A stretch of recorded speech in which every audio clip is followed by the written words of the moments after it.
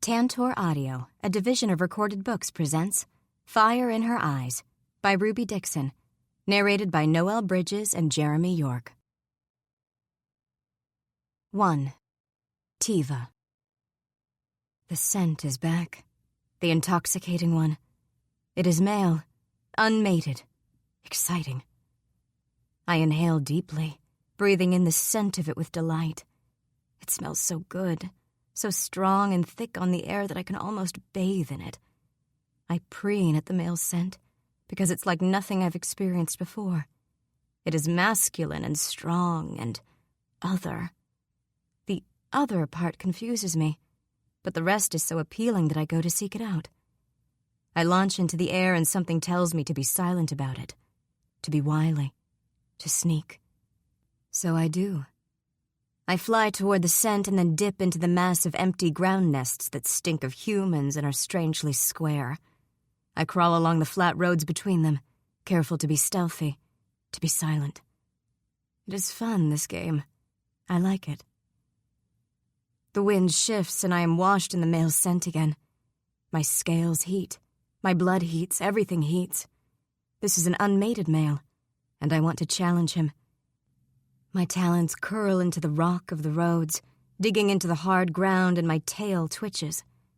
I need to have him claim me before another female tastes his scent on the air and decides he should be hers. He is mine. All mine.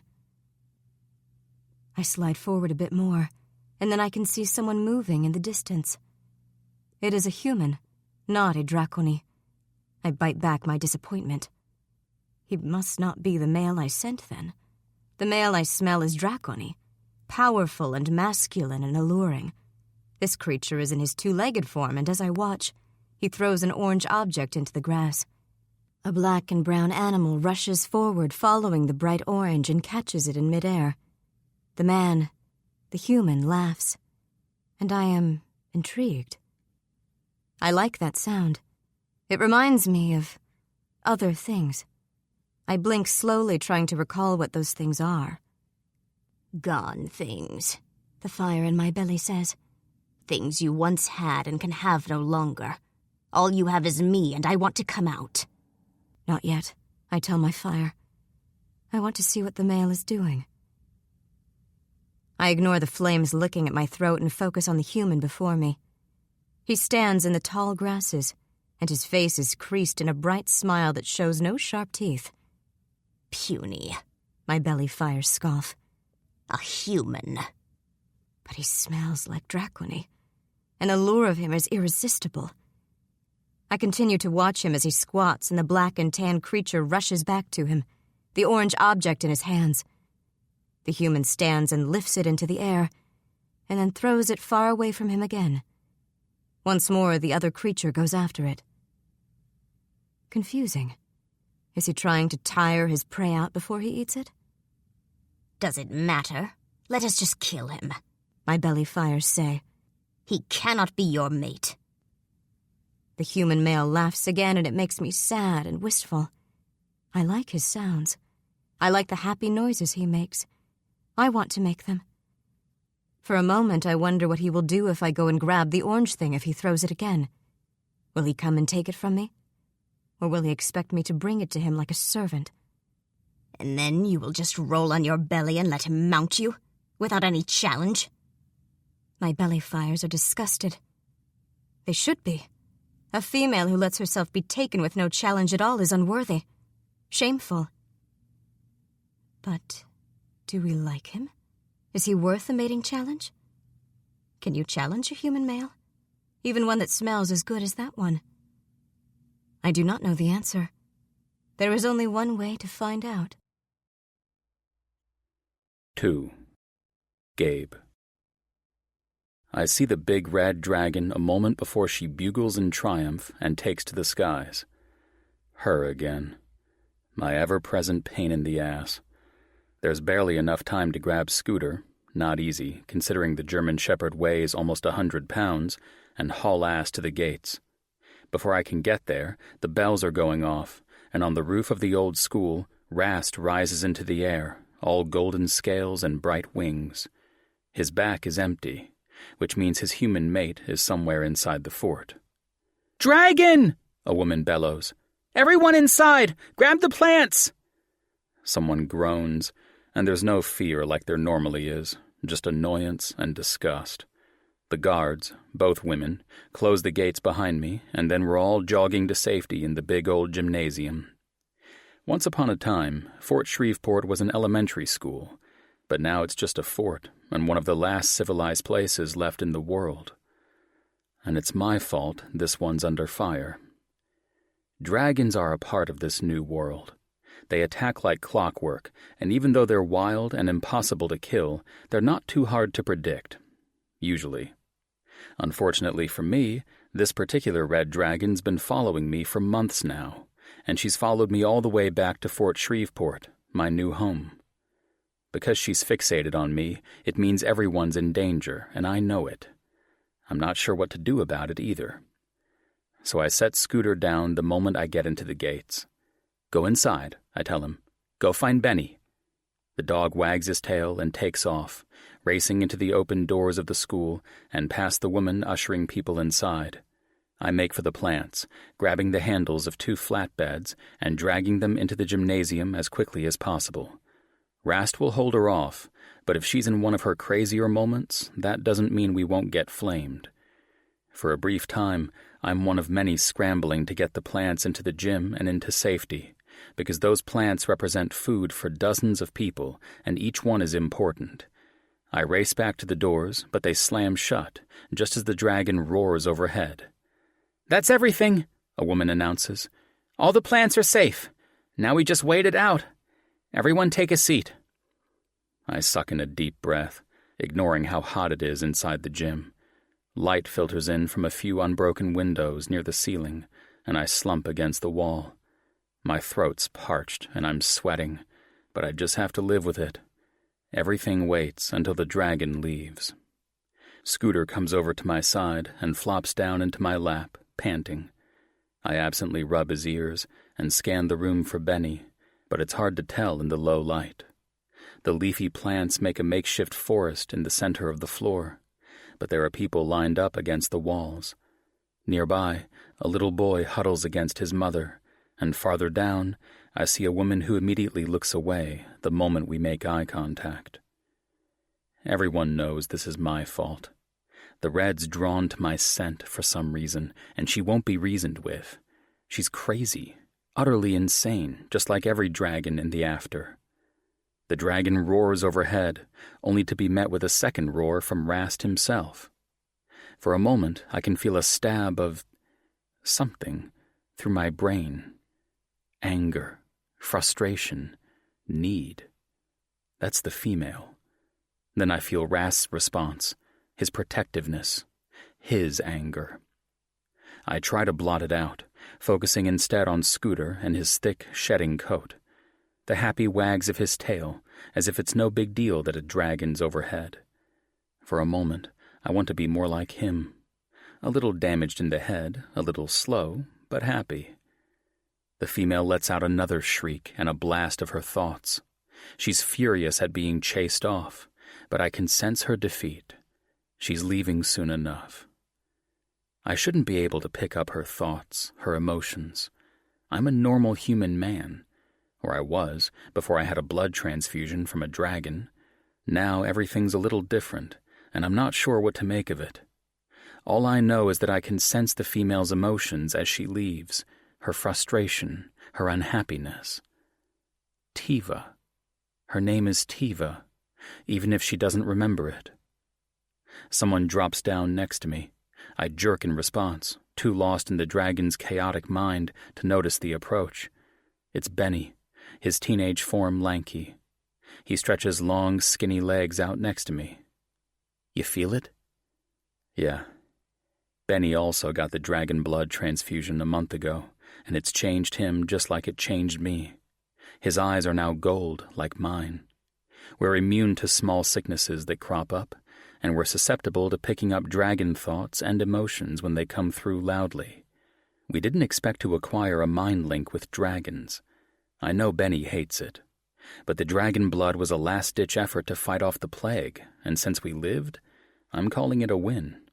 I just need to learn to live with the new noise in my head. Benny rubbed Scooter's head absently, his expression troubled. Katrina feels it too, but not as much as me. I grunt. Maybe because it's a girl she's calling out to guys. Maybe. He scratches the dog's muzzle. Scooter's the calmest one here. That's because he's dumb as rocks. I rub the dog's slobbery face and grin down at him. Aren't you, boy? Scooter tries to lick my nose, excited.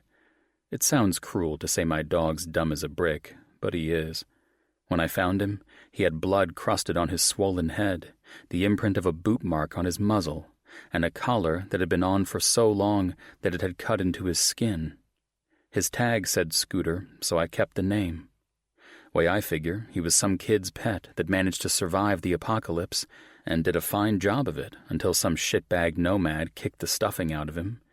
He's a big dummy, but a lovable one. I scratch at the thick ruff of fur on his neck. So is Katrina in here? Nah, she's sitting inside with Charlie. I just knew she's been hearing the dragons too, because she told me the last time the girl dragon flew close. All those crazy thoughts in her head scared her. I nod slowly, thinking. Katrina's strong and young. She'll learn to cope with the noise in her head. Now Charlie, that's another problem that needs solving. There's one last pulse of emotion, and I can tell Benny feels it too, because he goes stiff. It's a sharp pang of distress, and it makes me feel unsettled. I know she's looking for me, but I don't know why. Wish I could talk to her. To Tiva. To tell her that she's terrifying the kids and she needs to calm it down. To tell her that we just all want to live quietly in peace. She won't listen, though. Her sanity is completely gone. Rast and Liam have both tried to talk to her, to reason with her when she gets too close to the fort. All they got was a head full of gibberish and conversations that led nowhere. Just like all dragons that came through the rift, her mind has been torn apart by this world. They got her name, and that's about it. Tiva. I like the sound of it. Makes me wonder what a dragon woman would look like. Is she all red scales and big teeth? Or is she pretty and soft, like Rast's mate, Amy? Probably not. Amy's completely human. Tiva would be something different entirely. The bell clangs, indicating that it's all clear, and a baby immediately begins to cry. I look up, and the mother stares at me with accusing eyes, even as she opens her shirt to nurse her kid. Fuck. I can't even be angry. I know this is my fault, too. Guilty, I get to my feet. Everyone goes and grabs a cart handle, ready to pull the plants back into the sunshine for the rest of the day. I pull my carts out, then go back for more, even as my mind whirls. Benny's chatting with me, but I'm not listening. I'm too distracted. I keep thinking about Tiva, about the baby crying and the accusing eyes of its mother. I can't stay here if I'm endangering everyone. We can't live under a constant onslaught. One of the reasons Fort Shreveport is so safe is because Amy and her dragon Rast are here to guard over the people. Rast chases off the majority of dragons that head through our territory, but it doesn't feel right that Tiva's going to dive-bomb the fort over and over again just because I'm here. Thing is, I'm not sure I can go either. Men are few and far between, and I'm pretty much the only guy in the fort under the age of 60 and over the age of 15. I know more about the streets and how to get around than most do. I know how to trap, I know how to hunt, and I know what to find in the buildings from the before that a younger kid might not. I'm needed here. A month ago, I showed up with Charlie, Lester, and Major, and the handful of survivors from Fort Justice. I feel responsible for all of them, which means I'm the primary scavenger. I hunt. I go looking for drugs or medicine. Hell, sometimes it's just helping out around the fort. Yesterday, I tightened all the bolts on the toilets because no one could figure out why it was leaking, and there's no plumber. I feel like I'm needed. It's a good feeling, but I also hate that I'm endangering everyone. Fucking Tiva. If she'd just leave. or at least let me know what the hell she wants. I mop my brow once the last card is in place. It's hot, the midday sun beating down on the broken blacktop that just devours the heat and makes it worse. I notice that most of the fort folks already went inside, and Benny claps my shoulder like we're bros and points at a shaded overhang where a few people are lounging to get out of the heat. Come on, let's get a drink. It's hot as shit out here. I don't join him. The mom with the baby is there, and I don't want to see her accusing eyes. I'll catch up in a bit. I gotta do something first. He flops down onto the concrete in the shade, and someone offers him a battered plastic bottle full of water. I step over them and head into the school, where it's almost as hot. There's no breeze here, but the interior makes it slightly cooler. Only slightly, though. Inside, there's a fair amount of people, most carrying hand fans made of paper. I make a mental note to look for more of them the next time I head out, because that's one thing we can always use. I head down the main hall, past the stripped lockers and colorful flowers that have been painted on the walls. I know Benny's girlfriend Katrina wants to do some of her spray paint art, tagging inside, but she hasn't been able to because the fumes are too choking and there's elderly inside. That's one of the things that makes Fort Shreveport so welcoming, that they don't turn away the elderly. That's happened far too often in the last 7 years for my tastes. "Oh, Gabe, there you are!" I inwardly cringe as Kayla approaches me. Her eyes are big and frightened, and her long blonde hair is drawn into a braid that hangs perfectly over her shoulder.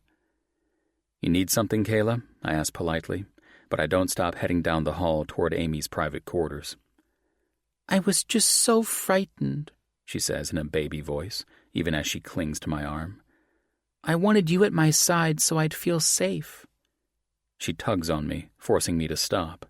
It's either that or knock her down and drag her along with me, and that isn't really all that polite. I force myself to stop, and she blinks her big eyes up at me. "It's a dragon," I say politely. "Happens all the time."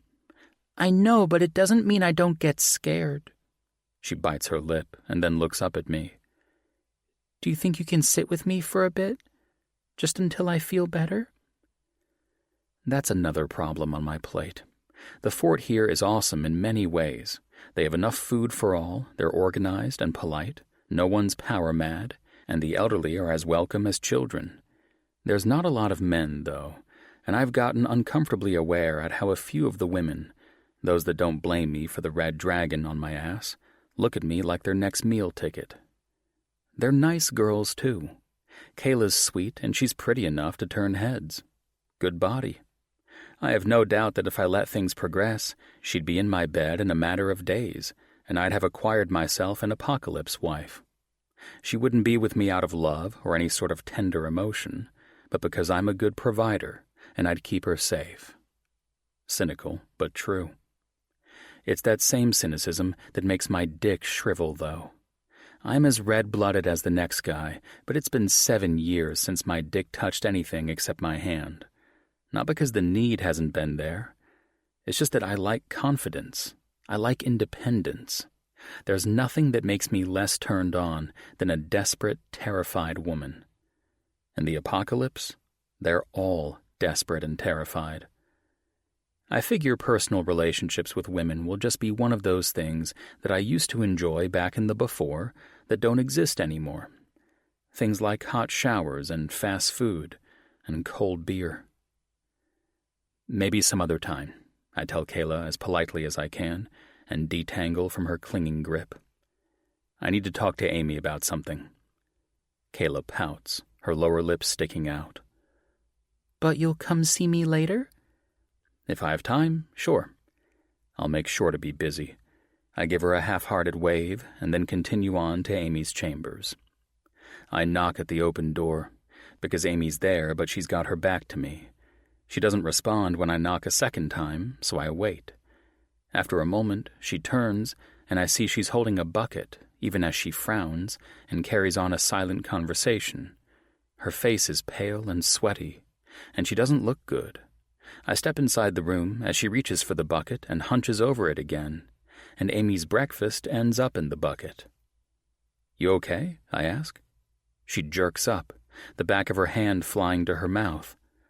"Oh, I didn't realize you were there. Sorry." She sounds off and immediately hunches over the bucket again, vomiting. I get a towel from a nearby stack of laundry and silently offer it. Amy finishes puking and sits heavily in one of the thick, padded chairs in the room. It's too hot to be enveloped in all that stuffing, but I know she's got a bad leg, worse than mine, and I limp every time I'm on my feet for too long. Amy limps all the time. She gives me a wan smile and takes the towel, and I search the room for a water bottle, then bring it to her. "Food poisoning?" I ask. "Should we be worried?" "No." "Morning sickness?" Her wan expression changes to a grimace. "Don't say anything, okay? Rast knows, but no one else. I have time before I have to spill the beans." Her fingers press to her mouth again, and she looks distressed. "You go ahead," I say. "I'll be right back." I head out of her room, jogging toward the center where the women do laundry. I grab a dried-up old laundry pot and a few sprigs of the fresh herbs they mix in to add a nice scent to everyone's clothes. Once I have those in hand, I head back to Amy's quarters and offer them to her. Clean scent helps. Her eyes widen. "What?" It's like a brain reset. Sometimes the strong smells can get to a pregnant person. Sniffing something clean and fresh helps. Lemon, lavender, something like that. She looks at me like I'm growing another head, and I give her a slight smile. I was a paramedic in the before for 2 years. We saw a lot of pregnant ladies that couldn't stop puking. My boss carried a potpourri satchel and made them sniff it to see if that helped. She always said it was the trick when she was pregnant. "Thanks," Amy says faintly, and lifts the sprigs to her nose and inhales. We're both quiet for a long moment, and I crouch a safe distance away, waiting. "I think that helped." She smiles and leans back against the thick cushioning of the chair. "Rast says thank you, too. He doesn't like it when I'm sick." I nod. "He's still following Tiva?" Her expression is immediately one of sympathy. "Yeah, he's chasing her off. Is that why you're here?" I spread a hand, since that's about all the answer I've got. We both know she's looking for me. "I'm still not sure why. She won't say anything to Rast." Amy gives me a tired look. "We'll figure it out. We always do." "It might be better if I make myself scarce for a while." She shakes her head. "We've always accepted everyone here, Gabe. We can handle a dragon that won't get the hint. I don't want you to stress about that." I rake a hand through my sweaty hair. "I just want to understand it." "It could be the blood," Amy says, and taps a finger to the corner of her eye, indicating my newly golden ones. "Maybe you smell like unmated dragon now that you've had some dragon blood." I shake my head. Except she's been following me before I ever had the transfusion. It's been months now. At first I just thought the area we lived in was unlucky, but then I realized she was following me. I don't like to admit that I liked it, that it gave me something to look forward to on my hunting trips. I'd look for the dragon everywhere, and it always seemed as if she was careful not to get too close, like she wanted to scare me but not kill me. Just like I enjoyed Scooter's company, I enjoyed hers too, and having a dragon that kept tabs on me was fine back when I wasn't living in a fort. Now it's a problem. "There's no logical reason I can think of," Amy admits. "Rast has tried prying information out of her, but she's disjointed and easily confused. She has entire conversations with imaginary things, and she claims she doesn't know who you are. It could be that she knows at a deeper level, but it's just not sticking." She shrugs. "The only things that make sense are if she thinks you're a particularly juicy bit of prey, or if she thinks you're her mate. And that would be really odd, no offense." I grin. None taken. She wouldn't be the only female I've run into recently with that idea in her head, present company excluded. Amy sniffs the detergent cube and then frowns over at me. "Kayla again?" What can I say? I don't want Kayla to be embarrassed, but she hasn't exactly hidden her intentions. I nod. The petite fort leader rolls her eyes and takes another sniff of the cube. Why is it that dragons are sometimes easier than people? They're simple in their wants. They want food, they want to let a little fire out here and there, and they want a mate to curl up with. That's it. They're also crazy. She chuckles. Got me there. She gives me a thoughtful look. Maybe Tiva'll get the hint if you stay inside the fort for a few days? No hunting? Or maybe she'll run off and go see Claudia's baby. Her expression grows wistful. I hear everyone picks up on her thoughts. I bite back my sigh, because Claudia's baby is half dragon, and that means another set of dragon thoughts that press on me from time to time. At least babies nap a lot. This one's silent until she broadcasts loudly that she's hungry, and then we all hear it. The baby's been around for 2-3 weeks now, and Tiva's not leaving. No, I guess not. We'll figure something out. I get to my feet. I'm not frustrated, not exactly. I was hoping Amy would have answers, but of course she doesn't. If there was an answer to Tiva's odd behavior, we'd have it by now, wouldn't we? Amy's mated to Rast, and Rast is a dragon. Rast can talk to Tiva. But Rast says she doesn't know me. Tiva's behavior proves otherwise. I just wanted to come by and say I might be going out on a longer hunt in the morning. Get away from the fort for about a week, see if I can find any goods. You have any requests? Tampons? She grimaces. There's always a need for more tampons in a fort full of women. And just any sort of medicine you come across. Anything you find, I'm sure we can make use of. I nod, making a mental note to look for pharmacies or hospitals. I'll head out bright and early. Give everyone a break from Tiva. You sure she'll follow you?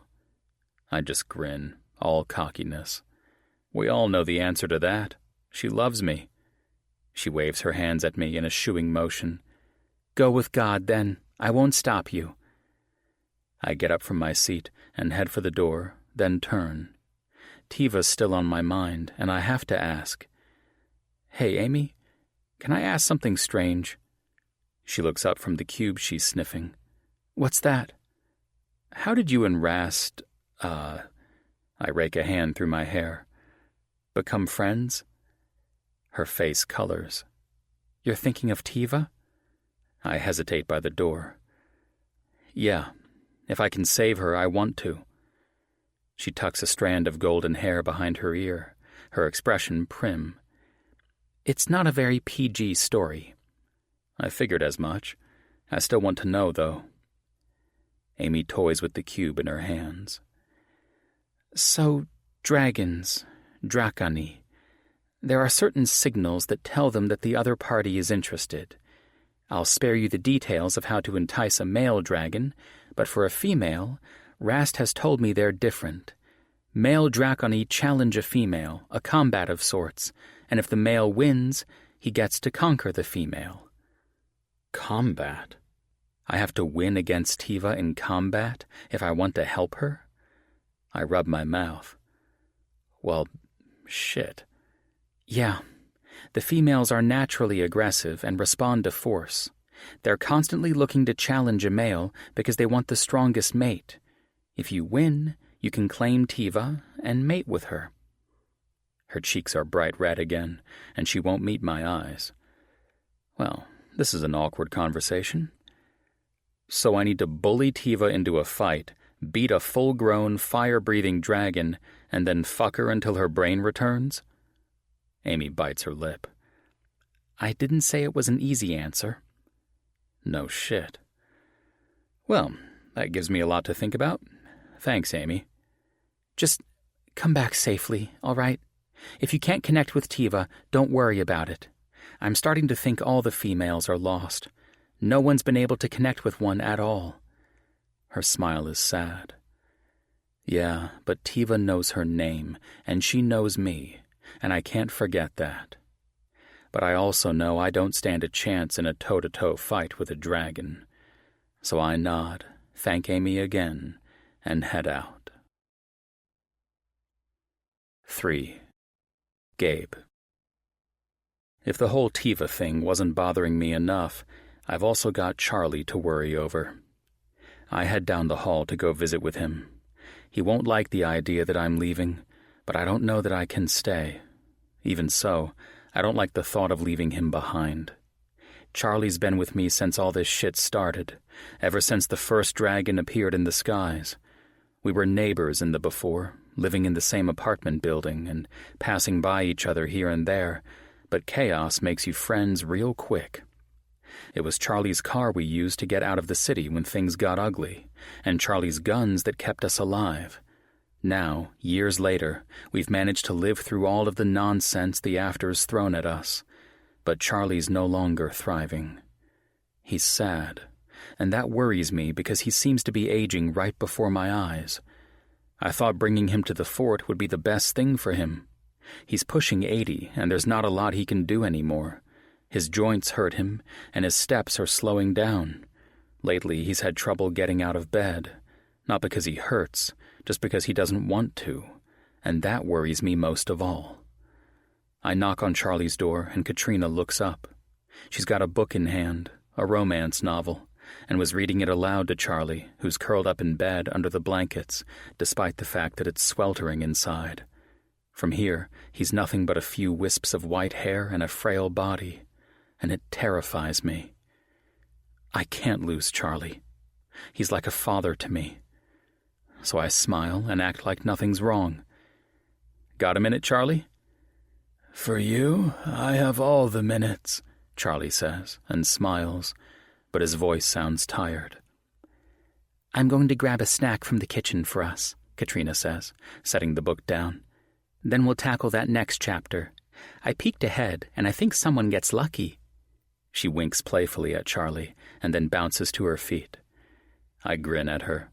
Katrina's a good kid. She loves doting on all three of the elderly men I brought to Fort Shreveport, but Charlie's her favorite.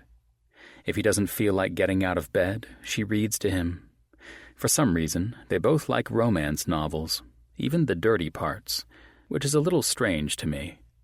Nothing like walking in on an 80-year-old and a 16-year-old reading 50 Shades of Grey, but if it makes them happy, it's fine with me. I take the seat Katrina vacates and peruse the book. To love a kilted lord, eh?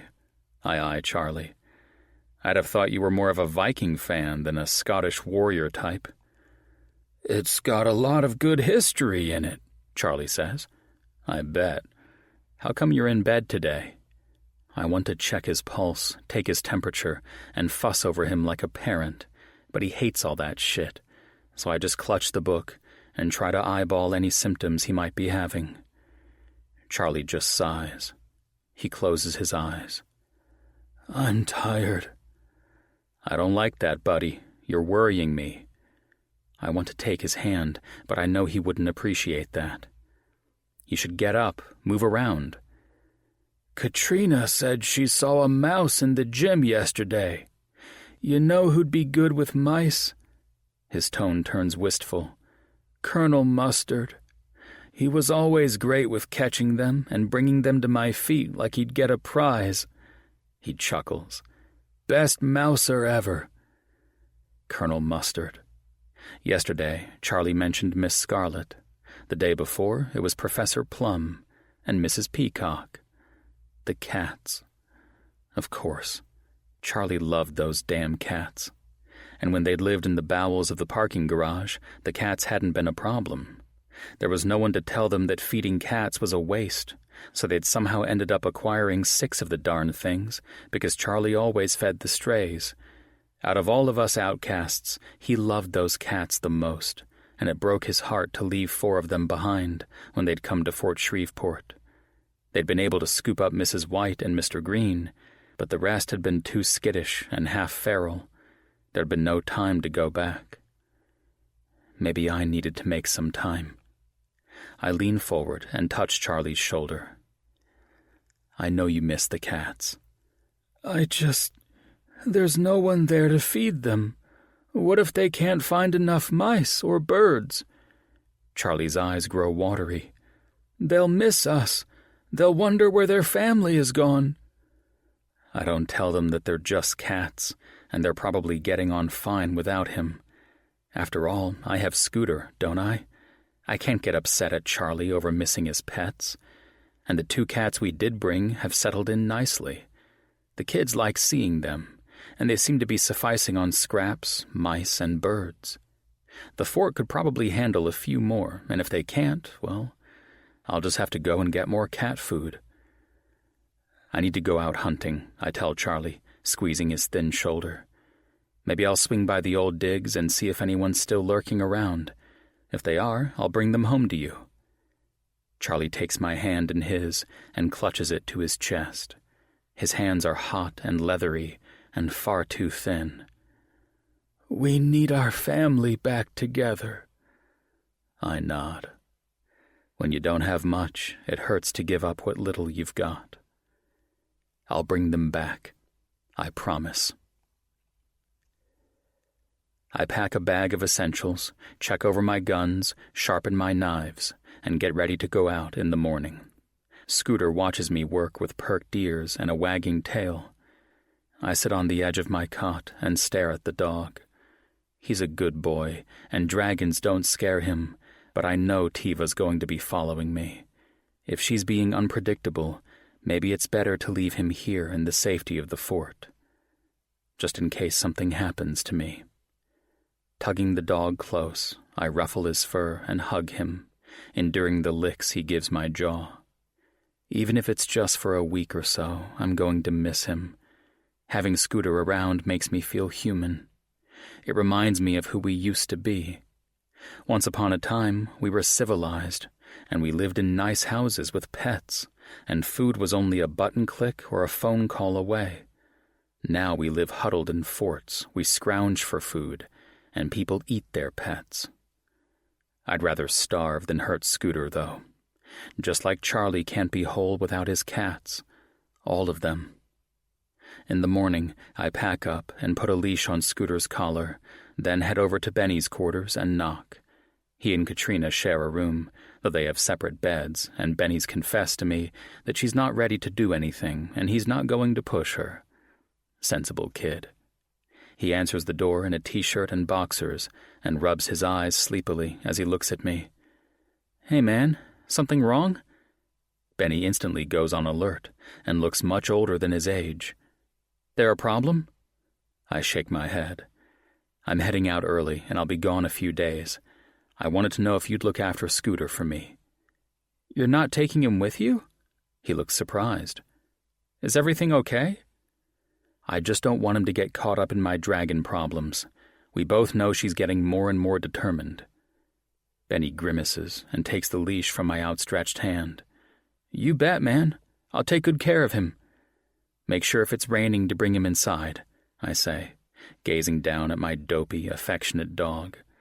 I know I'm fussing like a helicopter parent, but this is the first time I've had to leave Scooter behind. It feels a bit like leaving my kid behind. I swallow hard, stroking Scooter's ears. He's not bright enough to figure out that lightning is bad. He's not scared of dragons either, so make sure he's at your side when the bells go off. Try to play fetch at least once a day. He loves that. Got it. The cook makes him some mush out of the scraps in the morning, but at night you'll want to give him some of the kibble in the storage rooms. Just a cup, and pick the stuff with mold on it. Save the good stuff for people, just in case. Benny makes a face. Ew, really? The kid's too young to remember the early days of the after, I guess. Or his sister Andy took such good care of him that he was never starving. Charlie and I split a can of dog food many a time, and tried not to think too hard about what we were eating. Scooter doesn't mind a bit of mold, is all I say. He extends his other hand, and I clasp it in mine, then crouch to give Scooter a loving goodbye. I rub his silly face for so long that I almost change my mind, but then I force myself to stand up again. I'll be back in about a week. We'll be here, Benny jokes.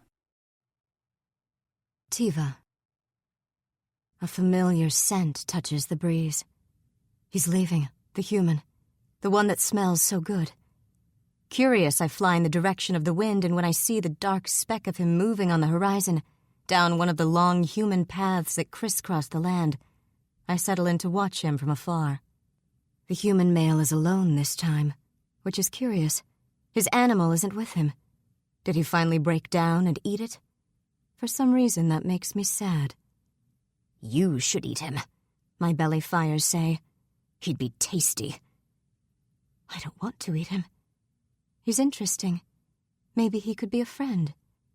You need no friends. He's probably why you're stuck here in this horrible place with the terrible smells. Oh, I do hate this place. I hate the stink of it, and the way the air feels on my wings, and the way everything makes my head hurt. I hate all of it, and I want to go home. Kill him, and maybe we can go home, my fires say. Maybe so, but I don't attack just yet. I crouch and watch, my tail flicking. 4. Gabe. Tiva's following me. Of course she is. I haven't been traveling for longer than a few hours when I saw her shadow in the distance, flitting through the clouds. I figured she would. I'm interesting to her for some reason, and she's going to try and figure out what the hell I am or what I'm doing.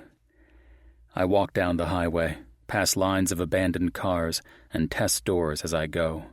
Every so often, one creaks open, which is good. Just in case Tiva gets it in her mind to attack, I'll have some place to hide. Sort of.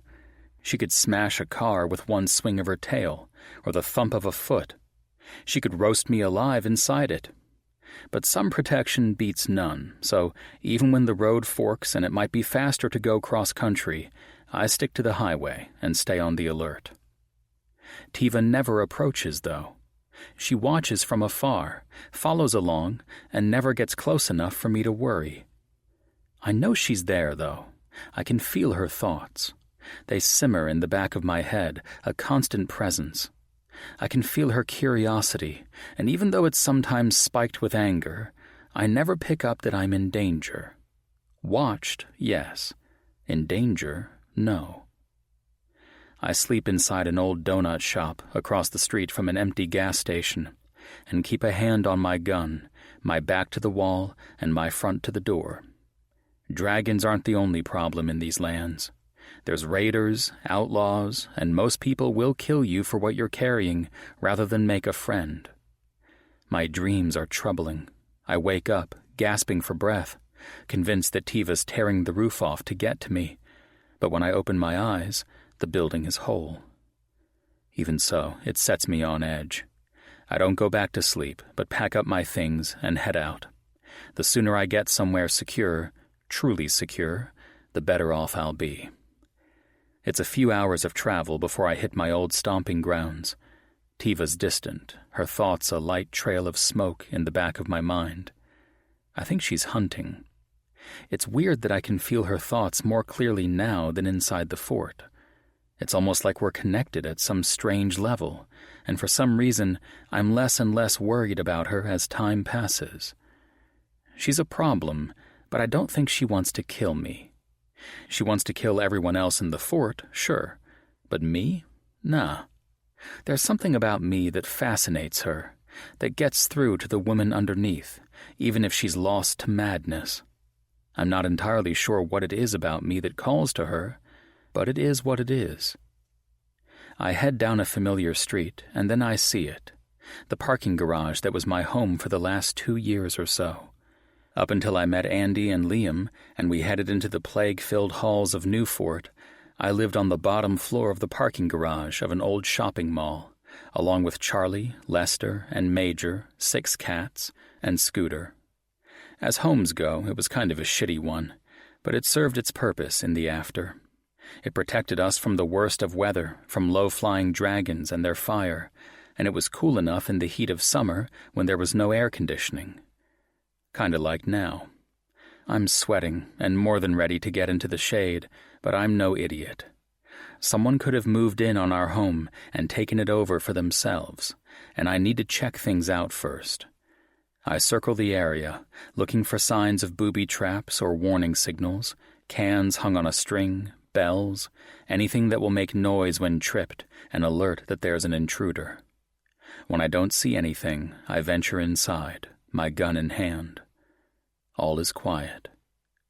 My footsteps echo on the concrete, and everything sounds deathly still.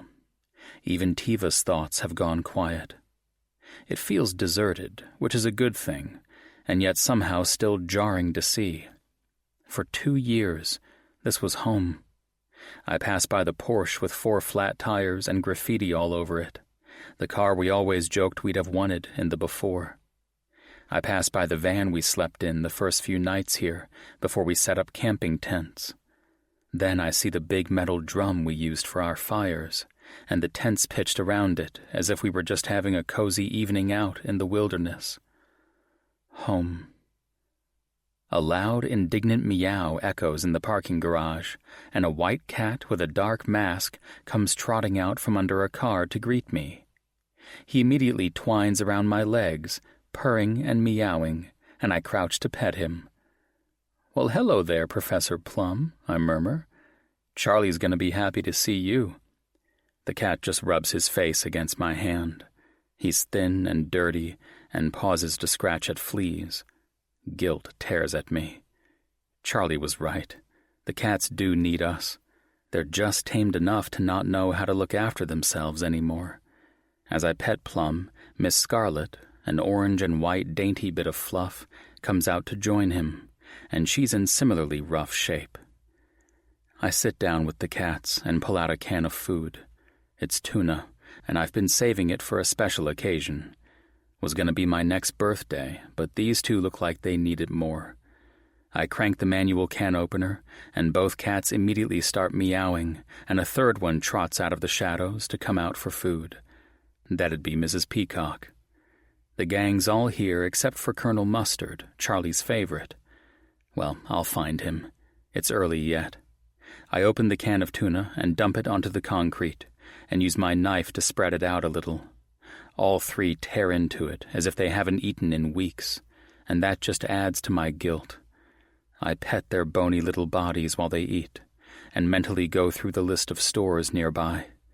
I've scouted this entire area and know it well. I know which stores still have some goods in them, and which ones have been picked clean. I'm going to need a couple of things before I leave here, I think. Cat carriers are at the top of the list, because there's no way I'm going to try and carry 4 mangy cats in my arms for miles and miles down the highway. Pet food, if there's any to be found. Flea collars.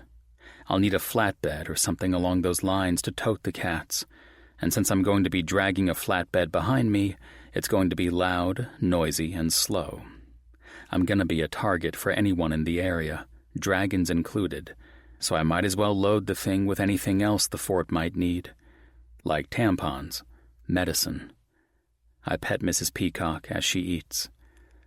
Lots to do, and just one person to do it. Story of my life. But I don't mind it.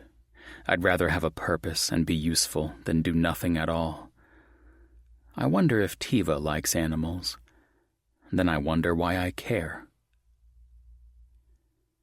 It's still early in the day, so I stash my gear in a hiding spot just in case someone wanders by, and then head out to go scavenging. Most of the buildings to the east of home are cleaned out, either by me or by scavengers from Fort Justice, which no longer exists.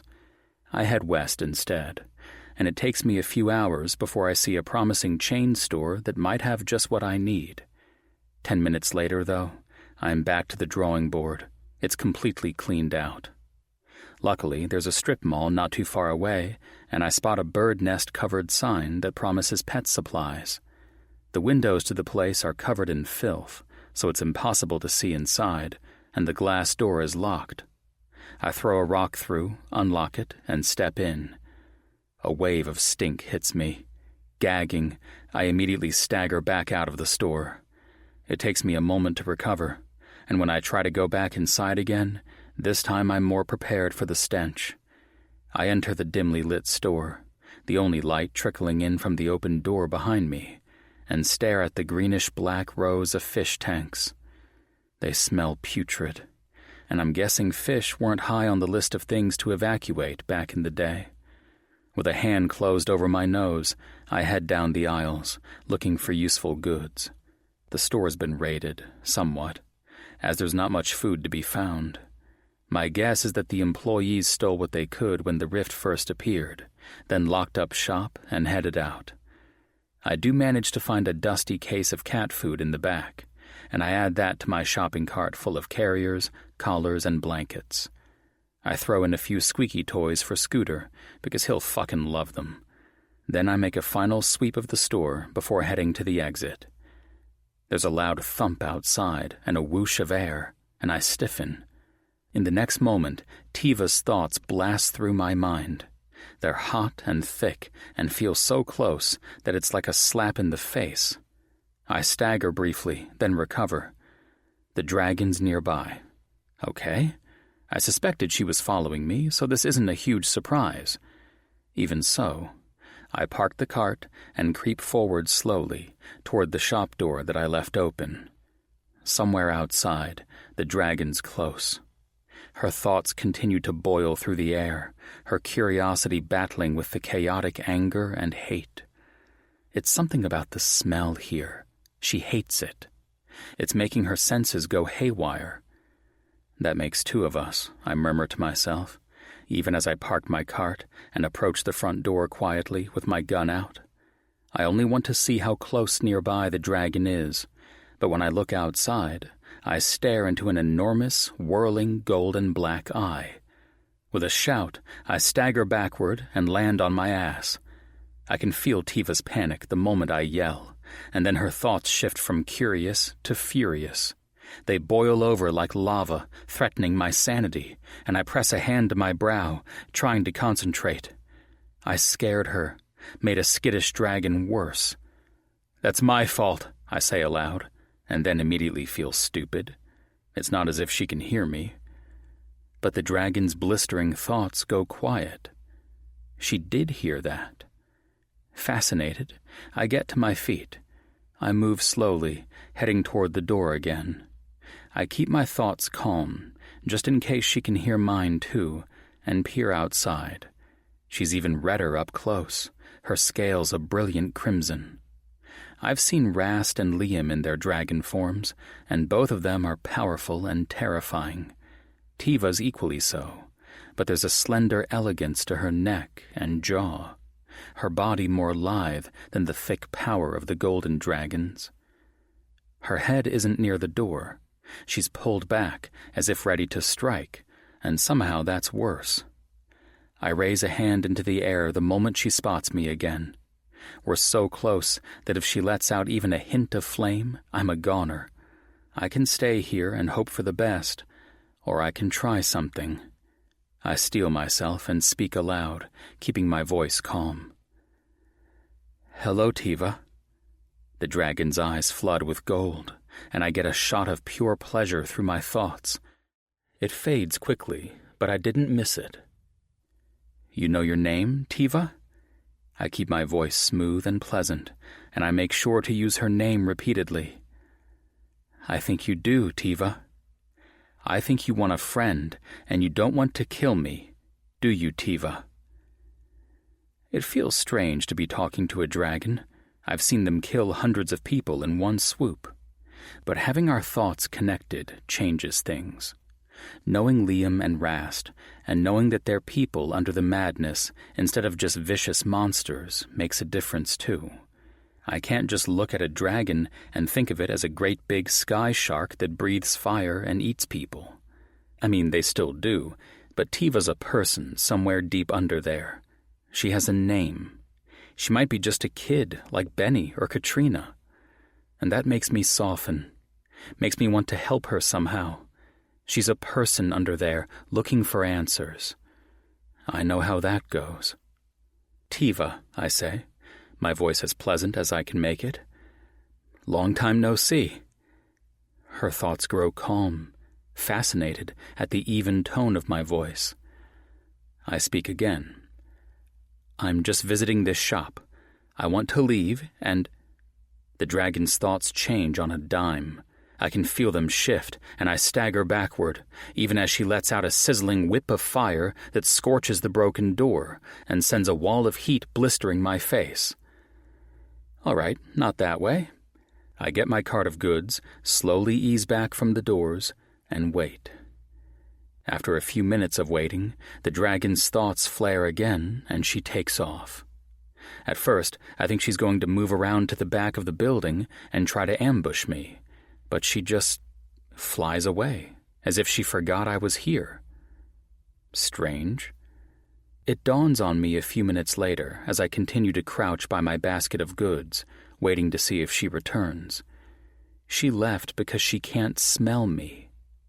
I think of all the scent tricks people have used to fool dragons in the past. Of course, it makes sense. I look at the back wall, where all the god-awful fish tanks are lined up. That stink has to be covering everything. And hell, surely I'm not going to have to slop that garbage on me to keep her distracted. I groan at the thought. 5. Tiva. He knows my name. The realization sings through me even as I fly away. He knows who I am. Someone out there remembers me. I exist to them. Who knows? My belly fires demand. Who remembers? My mate, I tell them happily. You have no mate. You only have me. I do? Suddenly I am confused. I lift my nose to the breeze, trying to scent my mate. Surely he would smell irresistible, would he not? But there is nothing in the air but stink. Oh, I don't have a mate? You have no mate. No male can conquer you. Oh, well, I like that too. I preen even as I fly through the air, and the scent of fresh prey catches on the wind. I automatically turn in that direction, heading for the four-legged animals with the chewy hooves and antlers. I am strongest. I am fiercest. I have no mate. I am no one and nothing. It is all so confusing. Gabe. I'm never going to get that goddamn stink out of my clothes. I can still smell it hours later, and the thought makes my gorge rise. Even after rinsing my clothes in a runoff stream and spritzing them with a much-appreciated fabric refresher, that grimy, disgusting fish sludge still feels as if it's in my pores. The cats don't seem to mind, though. They excitedly come out to greet me when I return, purring and wrapping themselves around my legs in the hopes of more food. I'm a soft touch, because that shit works on me. I open 3 cans for the 3 cats, and watch the shadows for the 4th. But there's no sign of Colonel Mustard. He's the biggest of the cats, a buff-colored Maine Coon, but he's always been skittish. I thought I caught a glimpse of his tail disappearing under one of the cars earlier, but he's not coming out for food. We'll give it a few days, I tell the cats as they eat. I lie down on the concrete, listening to the crackle of the fire I built in the barrel, and thinking about Tiva. Tiva, Tiva, Tiva. I have to help her. I can't stop thinking about the dragon. Her thoughts have been coming in, clearer and clearer, and I wish Benny was here so I could ask him if he feels the same, or if it's just me that's picking up her thoughts like this. There's no doubt that she's completely wild. Her thoughts race back and forth as uncontrollably as the breeze, and yet there was a real moment of clarity there. She knew her name, and just like I suspected, she recognizes me. I think of Amy and Rast, and how the dragon was completely lost until Amy connected with him. I think of Liam and how he seemed utterly normal, a good guy really, until he shifted forms, and then he went insane until Andy hunted him down and forced him back to reality. I know how they did it, too. The girls mate with the dragon, something I don't like to think too hard about, and through that act, some sort of bond is created. Since there's no way anything dragon-sized would fit into petite Amy, I assume that the dragon guy shifts form before he takes her as his, which would make sense. We had a moment when I talked to her. She heard my voice and calmed. listened to me. It didn't last very long, but it was there. So I need to create a bond with Tiva. I can help her. If she's a person just like Rast and Liam, she's lost and needs help. I feel obligated to try. She's fascinated with me, right? It should be me that pulls her out of the abyss and back into the world. I'm not attracted to her. She's a goddamn dragon, but I still feel like I'm responsible. Even so, I think about the appalling things that Amy told me about female dragons. They like force. They want to be challenged by a male, and when he conquers her, he's proving that he's fierce enough to be her mate. Clearly that won't work with Tiva. I'm a human man, and she's a big-ass dragon. Even so, I'm not keen on raping her just to try and shove her back into her mind. I'm not that kind of person. But Amy says they like aggression. So is it rape if she wants it rough? I rub a hand over my face and groan. So how do I be aggressive with a female and not traumatize her? How do I conquer a dragon so I can mate with her? How the hell am I going to be okay with fucking a stranger? How am I supposed to dick a woman until her brain falls in line? This is so fucked up. But that brings me back to square one. How does a man conquer a dragon that can't be injured by bullets or fire? And if I get that far, what next? Do I force myself onto Tiva, hoping that I'm helping her? She has to transform if we're to mate. Even if I were able to conquer her, she'll have to change into a human form, and it'll be easier to tell if she's reluctant. If there's even a whiff of apprehension, my dick's gonna shrivel, along with my soul. The alternative is walking away, forgetting that the dragon follows me, disguising my smell constantly, pretending I don't remember that she has a name, and that she remembers it despite everything, that there isn't a woman trapped in there. Fuck, this is complicated. I stare up at the ceiling of the parking garage, wishing that answers were easier, and that I were a different person. If I were, then maybe I could walk away from all of this, that it wouldn't matter to me that Tiva's just as real as anyone back at Fort Shreveport, and that she needs help, even if it could cost me my life. But since I am who I am, I try to think of a way to trap a dragon. When I was a kid, I had a board game called Mousetrap. It had a ton of fiddly plastic pieces that you had to set up on the board, and they were all part of constructing this impossibly complicated system to capture a mouse. There were nets and pulleys, and that's kind of my inspiration for my Tiva trap. I call it the Lady Killer. Except I hope it doesn't kill her. Maybe just makes her reasonable. And Lady Reasoner doesn't have the same ring to it.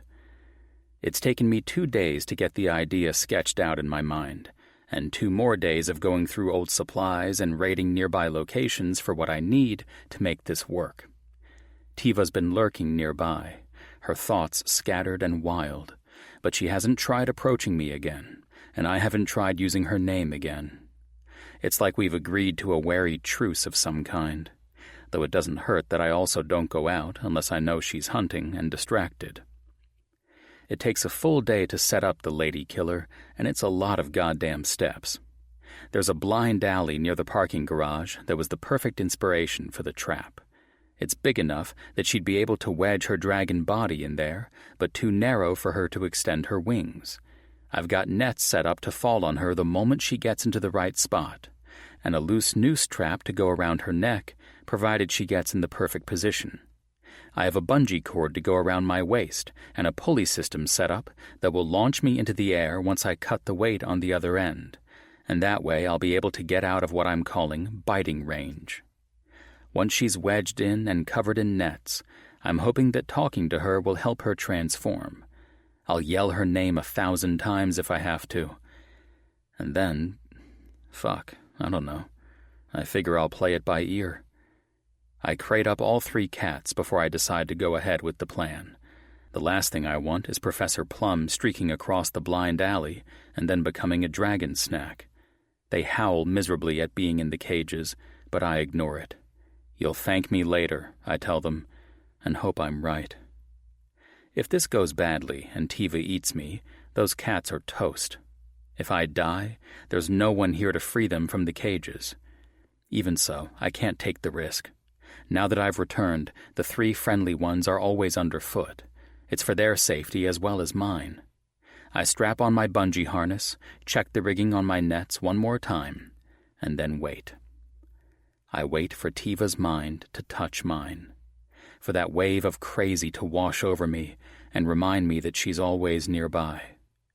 I move to different spots, always near the blind alley, trying to get my scent caught in the wind. I can tell the moment she picks it up, too. Her senses perk, and I get that wash of pleasure and memory that's quickly smothered by the angry part of her.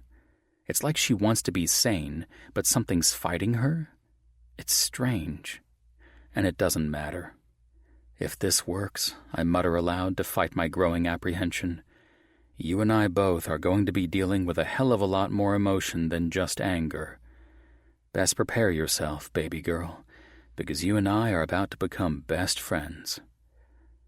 The dragon doesn't approach, though. She wheels about in the skies, her curiosity about my presence swamped by other thoughts. I can feel her start to grow distant and realize she's not coming after me. She knows I'm here, but she's still leaving. Fuck. That's not part of the plan. Tiva! I bellow into the late afternoon skies. I know you're out there! That gets her attention. Her mind flicks toward me again, and I can see the dragon veer mid-flight, turning back toward me. That's right, I mutter, then call her name again. Tiva! I'm here! The roar that pierces the sky is ear-shattering. No turning back now. I fight back the searing panic that threatens to overwhelm me. My brain knows that I should run from a dragon. They're predators. This makes me prey. But I can't run. Not only am I strapped to my pulley system, but I can't run if this is going to work. I stand in place, knife at the ready, the rope close by. I'm at the end of the alley, and once she squeezes in here to try and grab me, I'll cut the rope. That'll send my nets flying down to tangle in her wings, and without the counterweight, I'll go flying into the air and hopefully out of the bite zone. She flies overhead again, and I fill my thoughts with the alley and where I stand in it. I push the thoughts toward her as if it's a cart, and I'm straining so hard that my temples throb. I have no idea if it works, or if she can even hear me, but I'm trying to do everything I can to encourage her in this direction. Her thoughts get stronger as she flies overhead. The chaotic storm of her emotions fills my mind, distracting me, but I can also sense flashes of curiosity back and forth. She wants to know what I'm doing. Good. I keep calling her and sending mental images of the alley, hoping she'll pick up the message. She circles overhead twice more and then slows, extending her wings as she comes in for a landing at the far end of the alley, opposite of where I am. Perfect, I think. Now come toward me. I clench the knife in my hand, ready. The dragon tucks her wings close to her body and lifts her head into the air, nostrils delicately flaring. She's terrifyingly close and utterly enormous. I thought I was used to seeing dragons after being around Rast and Liam, but I'm not prepared for the sheer impact that an enormous, enraged red dragon has on me. She's huge, and the lizard part of my brain is screaming for me to run, that I'm in danger. Even so, she's beautiful.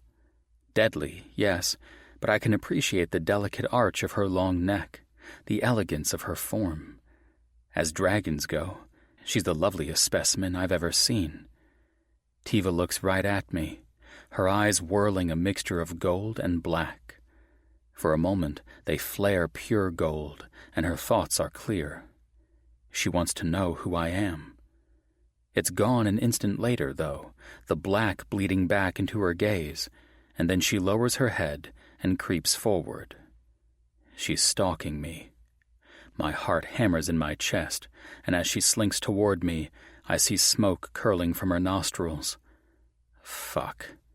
I forgot all about dragon flame in this grand plan of mine. She can roast me from here, and my stupid plan will never work. but I think she wants me alive. I hope.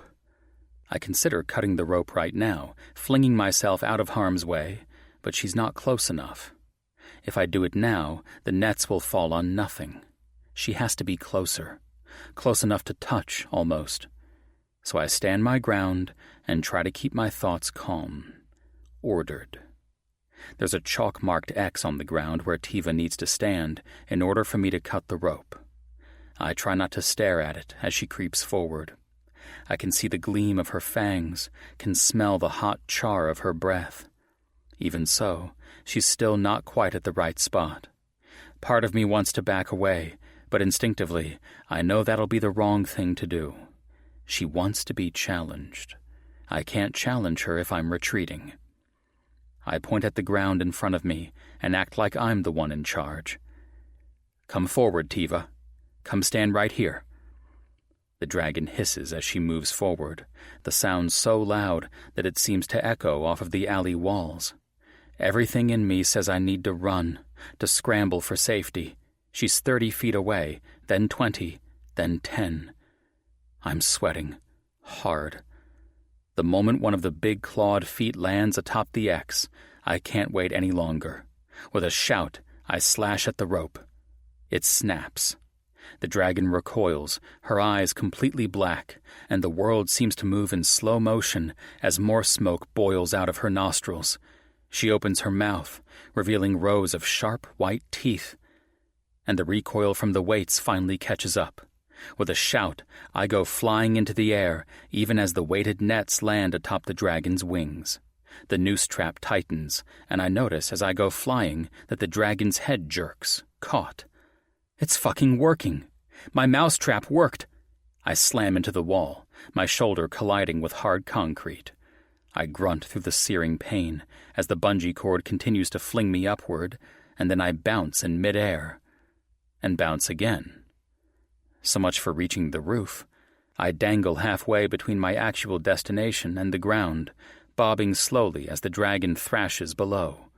She twists furiously, her wings fluttering against the nets as her neck whips back and forth and flame spits from her mouth. She's trying desperately to get free, and I can sense her panic, her terror. Fuck. This isn't what I wanted. I don't want to scare her so badly that she snaps her own neck. I just want to fucking help her. I'm here, Tiva, I call out. Just give me a moment. I consider the walls I swing helplessly between, then twist my legs in motion until it moves me close enough to one of the buildings. I push off of it, launching myself into the air and then bouncing to the other side as I watch the dragon struggle furiously below. Only one way to do this. Fuck, I say aloud, even as I bounce off the next wall and fling myself toward the dragon. 6. Gabe. I land on Tiva's neck. The dragon's thrashing immediately stops, though she continues to let out massive amounts of flame that could roast me in a heartbeat. She's trying to figure me out, and even though I can feel the panic in her head, it's almost like she's reassured that I'm here with her. I snag one of the horns atop her head and use it to brace myself. She can't flame me this way, at least. Tiva, I growl. Let's end this nonsense, okay? Those long teeth snap again, and she bucks her body, trying to throw me off. I can sense her anger and frustration, and the fear is creeping back in. Her mind is a seesaw of emotions, moving back and forth so quickly that it's hard for me to keep up.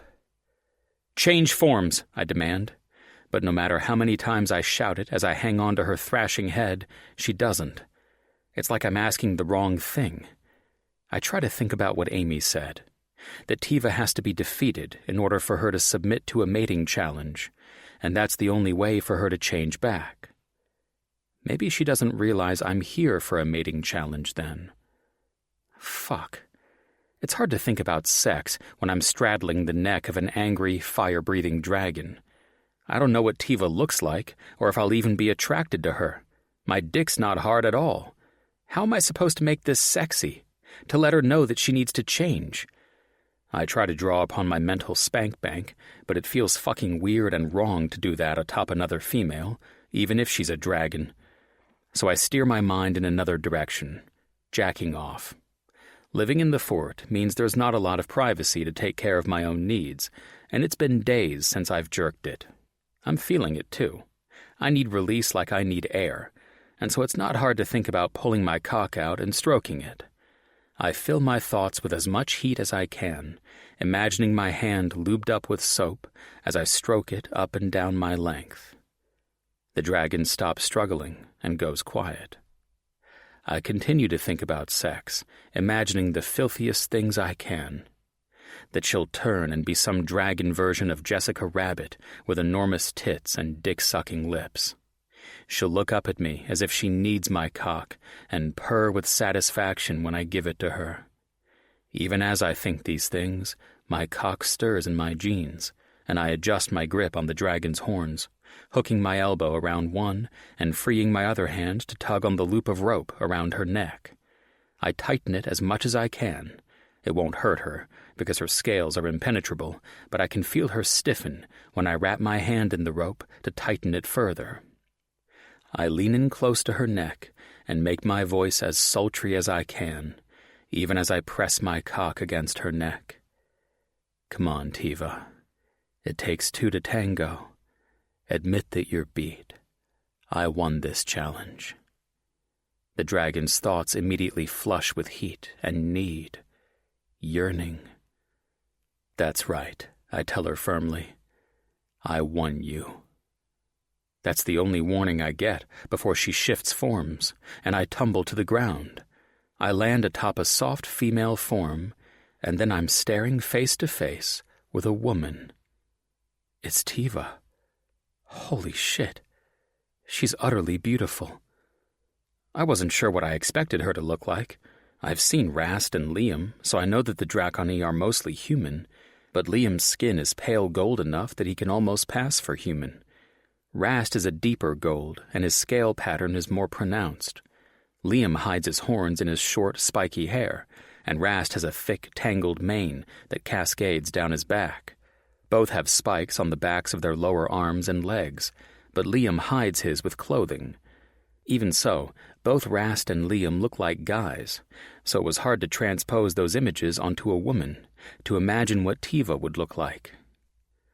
I don't think I could have ever imagined Tiva in all of my wildest dreams.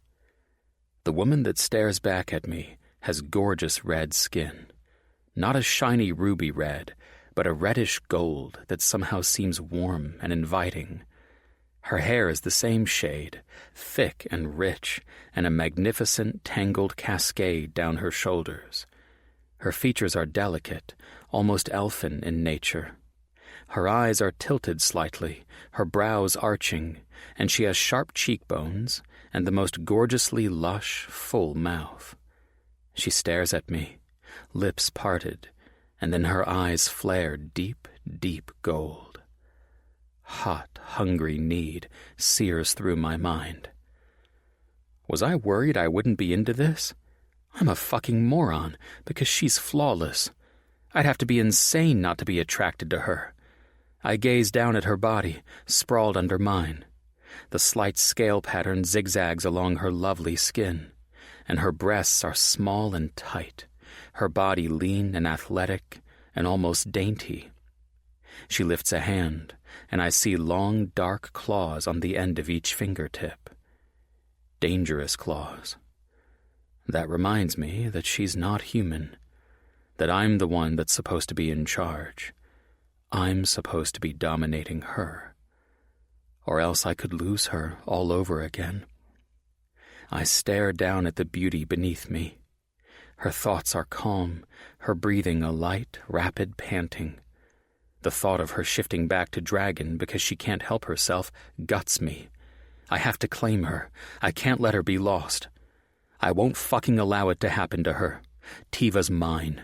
The vicious possessiveness I feel is startling, but it also feels right.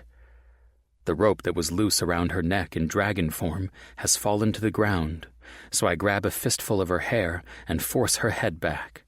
Her panting increases, her eyes watching me intensely.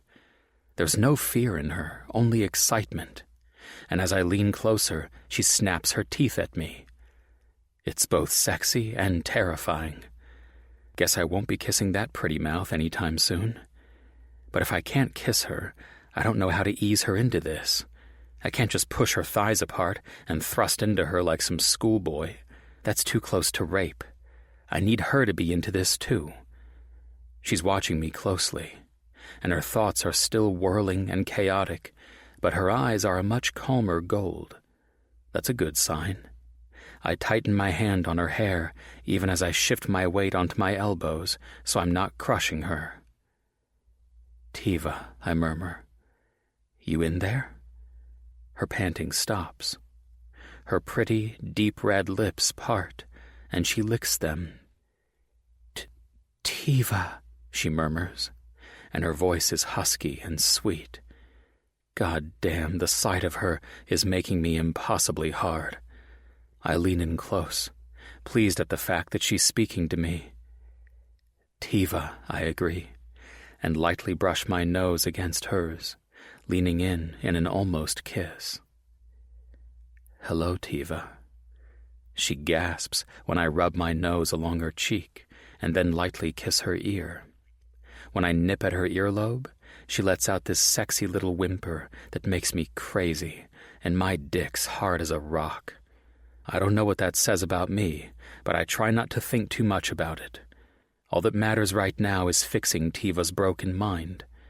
So I nip her ear one more time, and when she shivers against me, I carefully lift my hand and place it on her shoulder, caressing her skin with my thumb. Even though she looks scaly, her skin is soft and scorchingly hot to the touch. Tiva arches against me, as if asking for more. She wants more, then? All right, I'll give her more. I palm her breast, remembering that I need to be firm with her, in charge, dominant. I can't wait for her okay. I just need to watch her signals to make sure she's still with me. Her nipple is hard when I caress it, and she lets out this fierce little purr when I skate my thumb over it. And fuck, that's hot.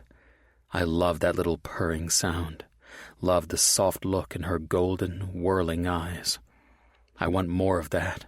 Hungry with need, I lean in and nip at her jaw, teasing her skin with tiny bites and licks, even as I clench my hand in her impossibly thick hair and hold her pinned against me. "I guess I'm taking without asking, sweet Tiva," I murmur to her. I give her lovely breast another squeeze, and then let my hand roam lower. I wait for her to push my hand away as it travels down her belly, but she simply spreads her legs, as if waiting for more, submitting oh so sweetly to my hasty caresses. A quick glance down makes me groan. Tiva's pussy is completely bare, the folds a bright, flushed red, and even from here I can see that they're wet. I nip at her jaw again, then press hot kisses to her neck as my hand steals lower, touching her lightly. She's fucking soaked. God damn. I was hoping she'd be into it, but I never imagined she'd be this needy. My cock jerks against my jeans, and I bite back a hiss. It wouldn't take much for me to come, just from touching that slick pussy of hers. But I can't resist, so I stroke a finger through those scorching wet folds. She makes a sexy little whimpering noise and bucks against my hand, as if insisting for more. Her thoughts are full of lust, hot and drowsy with need against my own. Even if I wanted to resist her, I'm not sure I could at this point, not with her mind sending me such hungry thoughts. Her hand steals up to my chest, and she pauses over my clothing. I can feel her confusion at my coverings, so I rip the front of my shirt open, revealing my chest.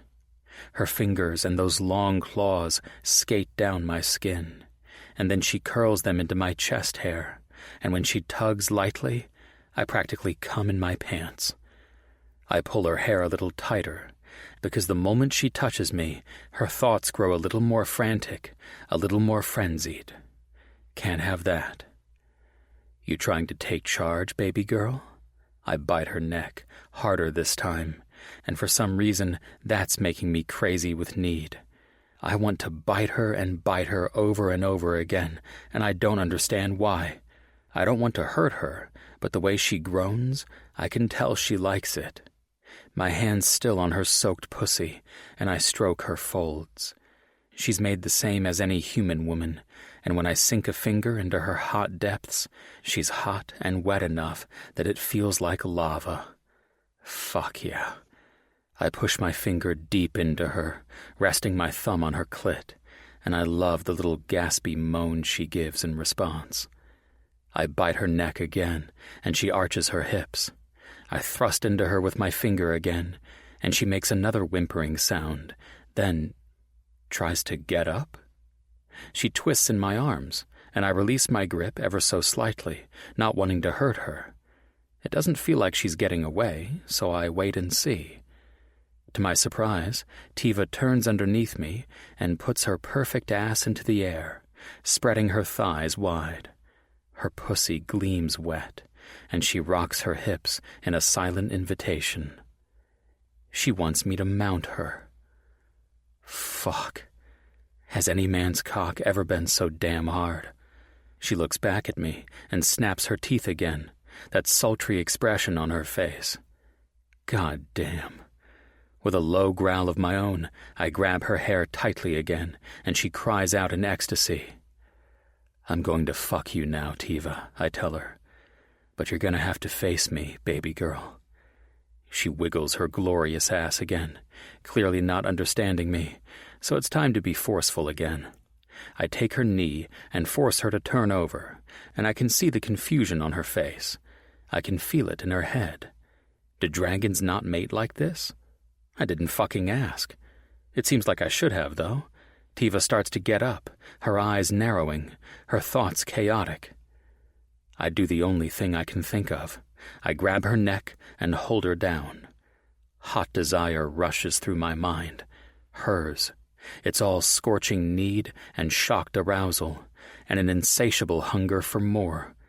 She doesn't want me to stop.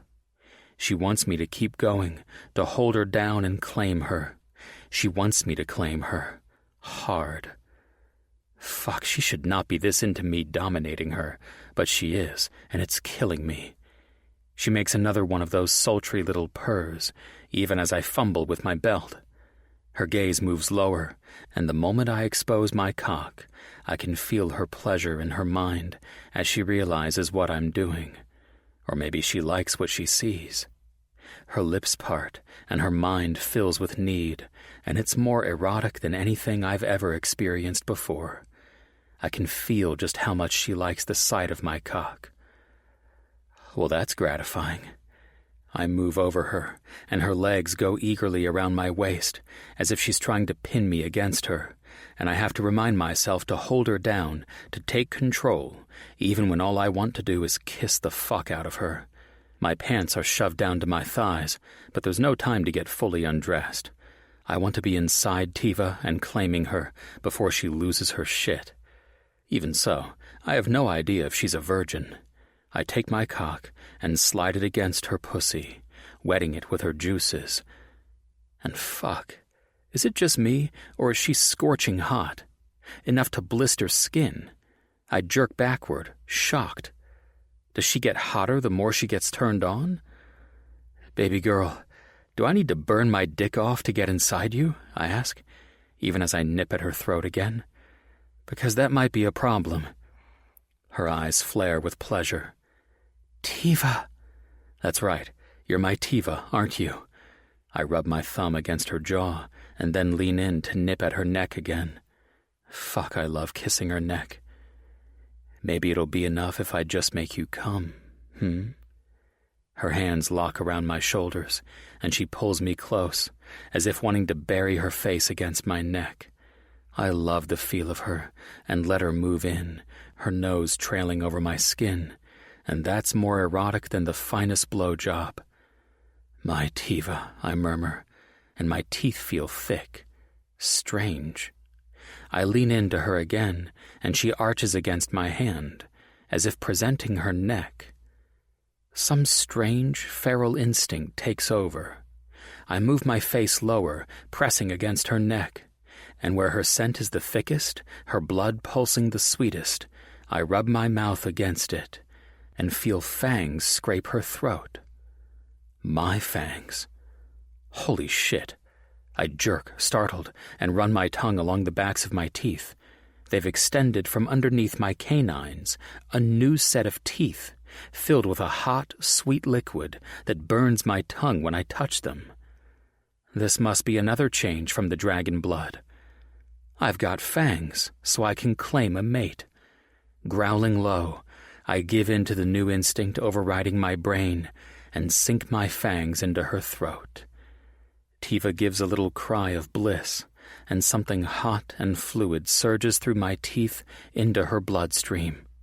Her hands grip me tightly, her long clawed nails tearing my shirt to ribbons as she writhes under me, but even as she does, I can feel her mind clearing. It's like dropping a bead of detergent into filthy water and watching all the grime disappear. Her mind is returning. The wildness is leaving her thoughts, and even though she's quivering in my arms, I don't know if she's conscious or not. Her eyes are rolled back in her head, and somehow I know that without lifting my mouth from her throat. It's like the strange connection between us is growing greater by the moment, and I thrust against her pussy experimentally again. This time, she doesn't feel quite so scorching hot. Is it because she's not turned on anymore? Should I get off her? Our fires. The sultry words float through my mind. I lift my head. What? My teeth retract back into my mouth like a snake, and I lick my lips. There's a spicy flavor to my mouth that wasn't there before, and all around me, I taste Tiva. She's in the air, on my lips, on my skin, and it's fucking amazing. I've never felt anything like it before. It's like the world around me has bloomed into color and scent, and it's all connected to her. It's almost overwhelming. Almost, except I smell the thick perfume of her arousal threading through the air, and that draws me back to her, back to my focus of the woman writhing underneath me. Our fires, she says again. You've claimed me as yours, and now my body is ready for you. Her leg hikes up around my hips, her heel digging into my backside. Turn me over and claim me, my mate. I lean in close again, liking the grip on her throat now, because her mind is in mine. She likes it, fucking loves it. Loves how heavy I am over her, how possessive. It makes her feel good to be conquered by such a strong male. I rub my thumb against the soft skin on her throat, reminding her that I'm holding her down, that I'm the one in charge. You like it when I hold you like this, Tiva? You're Tiva, she replies, and it's full of excitement and liquid heat. Make me yours. I'm going to take you just like this, then, I say, sliding my cock over her slick folds once more. She feels hot, yes, but it's a good kind of hot. Just this side of scorching, and I love it. I love the way she looks at me, too, the need in her mind that's so full of arousal and excitement, as if she can barely stand it. This is a girl that'll never fake an orgasm, that's for sure. You want me to come inside you, Tiva? She immediately goes stiff, hurt and outrage racing through her. You ask me? You would not come inside me? Her mind flares with panic, and I can tell I've fucked up. I change tactics immediately. No, I'm going to stuff you full of my cock, baby girl, I croon, and love the way she settles down. I'm going to pump you so full of my seed that it'll be sliding down your thighs. Is that what you want? She moans low. Yes, I want that. Please come inside me. Oh, I plan on it. I settle my cockhead at her entrance and thrust deep before I can fuck things up again. She hisses, but the sound's sexy as fuck, and I can feel her startled pleasure at facing me as I thrust into her. Her eyes go wide, and her gaze meets mine in pure gold emotion. That's right. You're going to see who claims you. You're going to look at me when I take you. You're going to see who's filling you with seed. I see you, she sends back. She picked up on my thoughts. That's something I'll need to get used to. I thrust into her again, feeling her greedy pussy clench tight around my cock. She feels incredible, her channel snug around my cock, gripping me like a vice. The only thing that feels better than the hot grip of her cunt? The pleasure rolling through her mind that tells me just how much she likes this, how good it feels, how needy she is. Her thoughts are so overwhelming, I know I'm not going to last long. I don't care. I've claimed her, and the lizard part of my brain is stoked. She's mine now. All mine. I can't control myself. I pump into her harder, faster, deeper. I lift one of her legs up and tilt her hips so I can bottom out, making sure she feels every fucking stroke. She wants to be taken hard? I'll give her hard. I want to make her see stars. So even as I fist my hand in her hair and shove into her with every hard, driving stroke, I reach between us and seek out her clit. When I find it, I push my thumb on it, letting the movements of our bodies do the rest. I can feel her confusion, her thoughts as they shift back and forth, quick as the breeze. She's mated before, but never like this. Why is he touching her there? Why does that matter? Why does it feel so good? All she wants is my seed inside her, but this is more. How can this be new to her? How can this pleasure be a first? I don't get it, and it makes me want to punch every dragon that ever touched her before me. Fuck them all for not realizing what a prize they had. It's now my goal to make her orgasm, and orgasm hard. I change the angle of my thrusts, trying different things and waiting to see which ones spark that flare of tension in her body. She's squirming against me, her breath coming in quick, sharp pants, and her claws dig into my skin through my shirt. Oh, something's happening. I've got you, Tiva, I tell her, and it takes me a moment to realize I'm not speaking aloud. Our minds are connected. She can pick up every stray thought I have, just like I'm picking up on hers. I'm tight, she tells me, confusion and wonder in her voice. Everything's getting tight. Stop touching me there. Not gonna stop, I tell her, pushing my authority as hard as I can. I want her to realize that I'm the one in charge.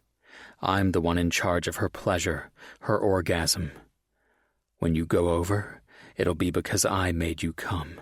It'll feel so good, Tiva. Go over? Trust me. I trust you. Her claws dig into my back again. But then there's nothing but sweetness as she gives herself over to me, waiting. There's so much fucking trust in her head that it's humbling, and I don't want to fuck this up. I rub her clit ever so slightly as I thrust deep, and I can feel her muscles jump. Let it happen, baby girl. Oh! Her muscles clench around me, and then her pussy goes so damn tight that she's choking my cock with her cunt. Her body quivers, and her thoughts explode with pleasure, even as she makes a high-pitched keening sound. She's filled with wonder, and I fucking love it. Her release makes mine rush to the forefront, and I barely have time to think before my balls draw up against my cock, and then I'm spilling into her with every forceful thrust, my dick wet with cum as I keep pumping into her.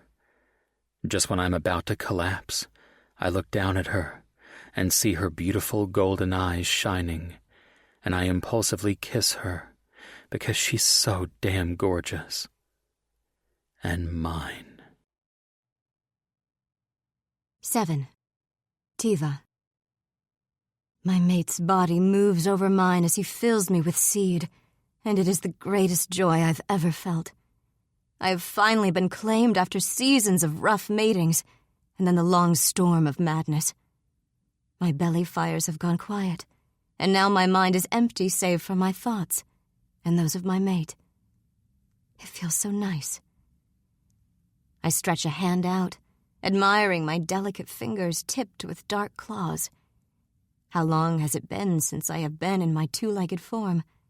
How many seasons have I been lost to madness, to the endless need to hunt and fight? That all feels so very distant now. My mate is here, and his thoughts are a bright, shining beacon that make me feel safe and anchored. Complete. I cuddle up against him as he lies heavily over me, and then he lets out a long, guttural sigh and rolls onto his side. Curious. His thoughts are exhausted, as if giving me his fires has sapped all of his energy out of him. I lean over him, staring at his unusual face. He is not gold like the males of my kind, but a light brown all over. And hairy. There is hair all over his jaw and on his chest. His mane is dark and cropped short to his head. I gaze down at him as he closes his eyes. "Are you all right?" I ask, curious. Tired. I can feel it in his thoughts. Weirdly tired. I shouldn't be this drained. "You spent all your energy giving me so much seed," I tell him smugly, delighted to feel it inside me and down my thighs. Maybe it had something to do with the teeth thing. That was a surprise for me. Giving me your venom so we could share spirits? Perhaps it did take much out of you. I touch his arm. I am most pleased with our mating. Rest. I will watch over you. He lifts a hand and reaches up for me as if wanting to hold me close. You won't leave? We are connected, you and I. We are forever. But I lace his fingers with mine, noticing that his talons are shorn. Curious. Never had talons. No? He smells different than Draconi. Human, of course. My mind is fitting together some of the pieces that have been missing. A strong human, I decide, if he was able to challenge a Draconi female and win. You must be their leader. I can feel his amusement. Not quite. Just a hunter, provider, protector. His thoughts are sleepy. Those are all strong, fierce things. What is your name, Protector? Gabe. It is not a Draconi name, but I like it all the same. Gabe, I repeat, tasting it on my thoughts. Yes, I like it. Rest now. He looks up at me with sleepy golden eyes, and I feel such pleasure. I stay beside him, watching as he closes his eyes and drifts to sleep. And when his eyes are closed, I study the rest of him. I am fascinated by my new human mate. I tilt my head as I regard the strange coverings on his body.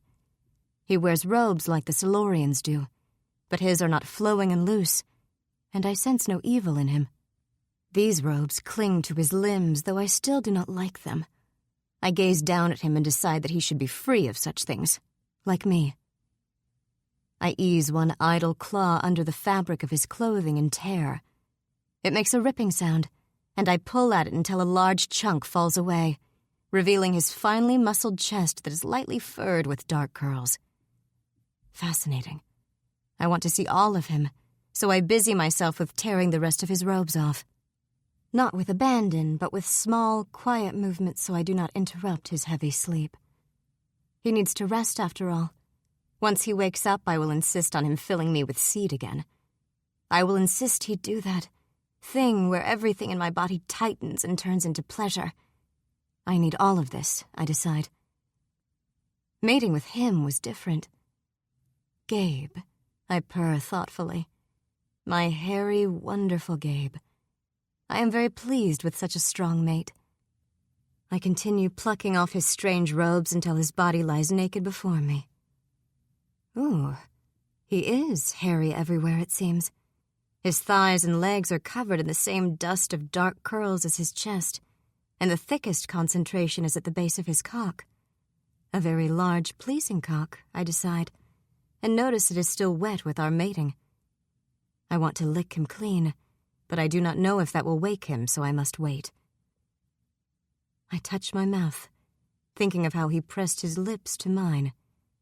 It was a surprising gesture, yet done with such tenderness that it clearly meant something to him. I do not know what, though. Mouth-pressing is not a dracony thing. Is it a human thing? There is so much I do not know about Gabe. I curl up next to him in the sunshine, watching him as he sleeps, and trace a claw over his skin. He has several red marks from my claws when we mated, but I like that. I like knowing I can mark him as surely as he marked me with his seed. I cannot wait to mate again. I lean forward and breathe deeply of his scent.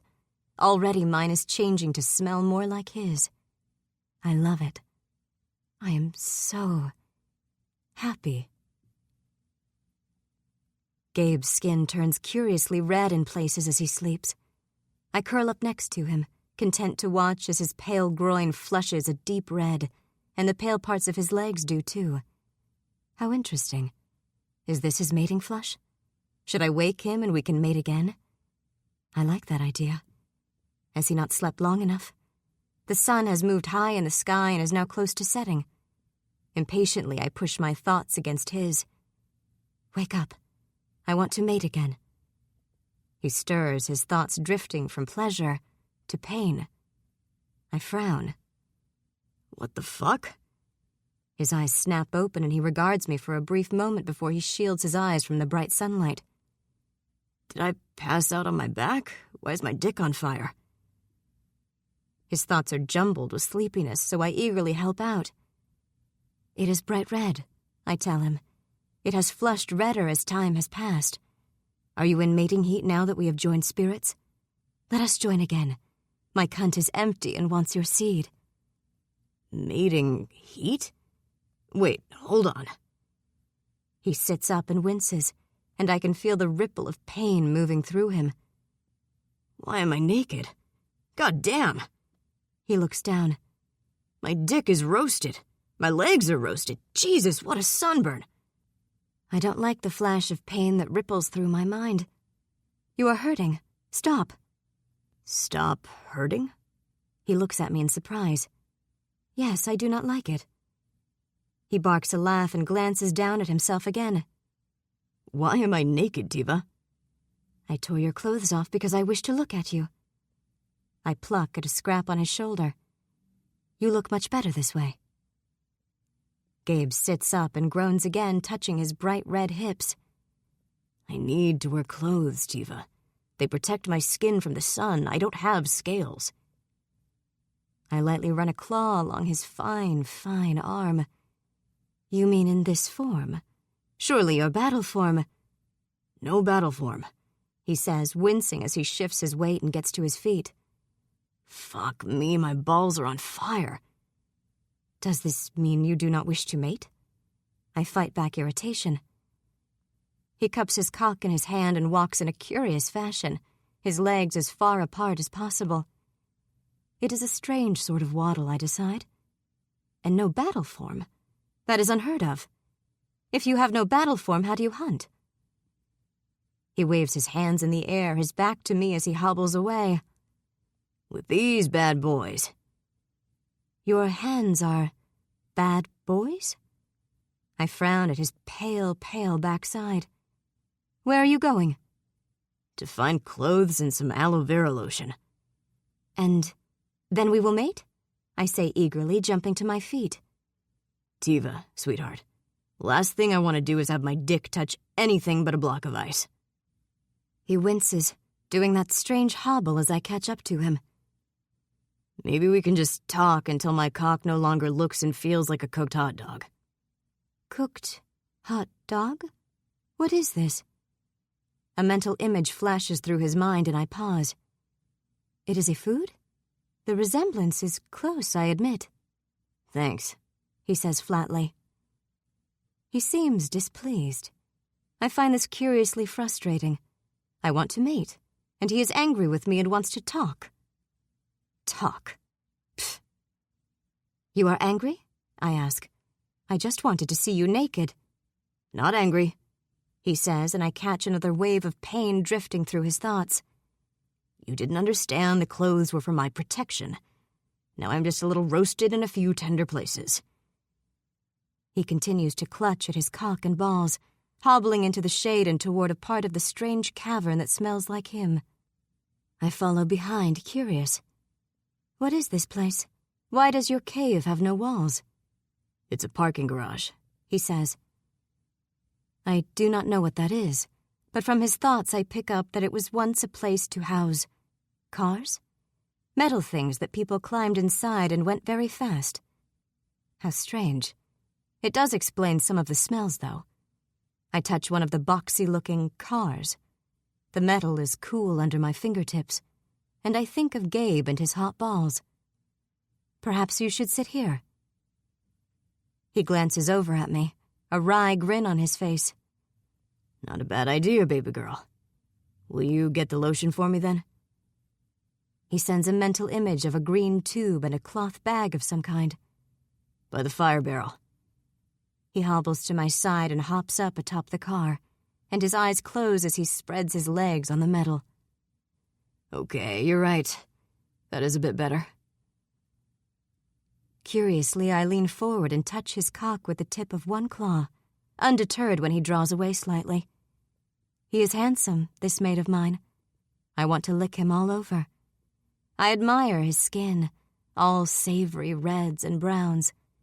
He is pleasing to look upon, and he makes my cunt slick. I clench tightly on nothing and think of how he filled me just a short time ago. Now we can mate? Allo, Tiva. Focus, baby girl. He sends me the mental image again. Oh, yes. I move over to the belongings, noticing that his scent is thicker here.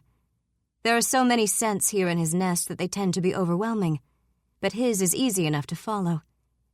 I want to pick through all of his strange belongings, to uncover more of his scent, and wonder at each object he carries with him. So many things.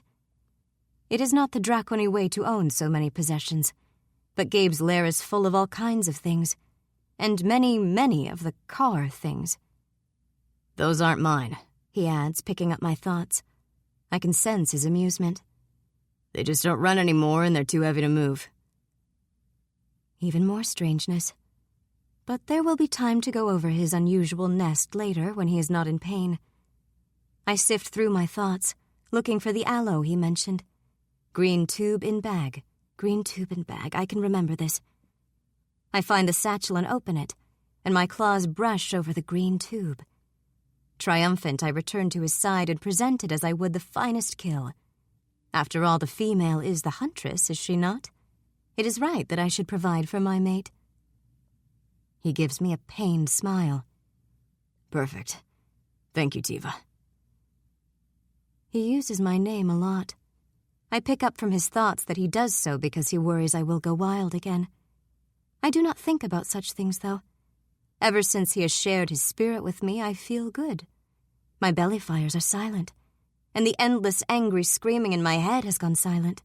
There is only his presence, and I love the feel of it. It has been so long since I felt another mind touch mine, and I adore it.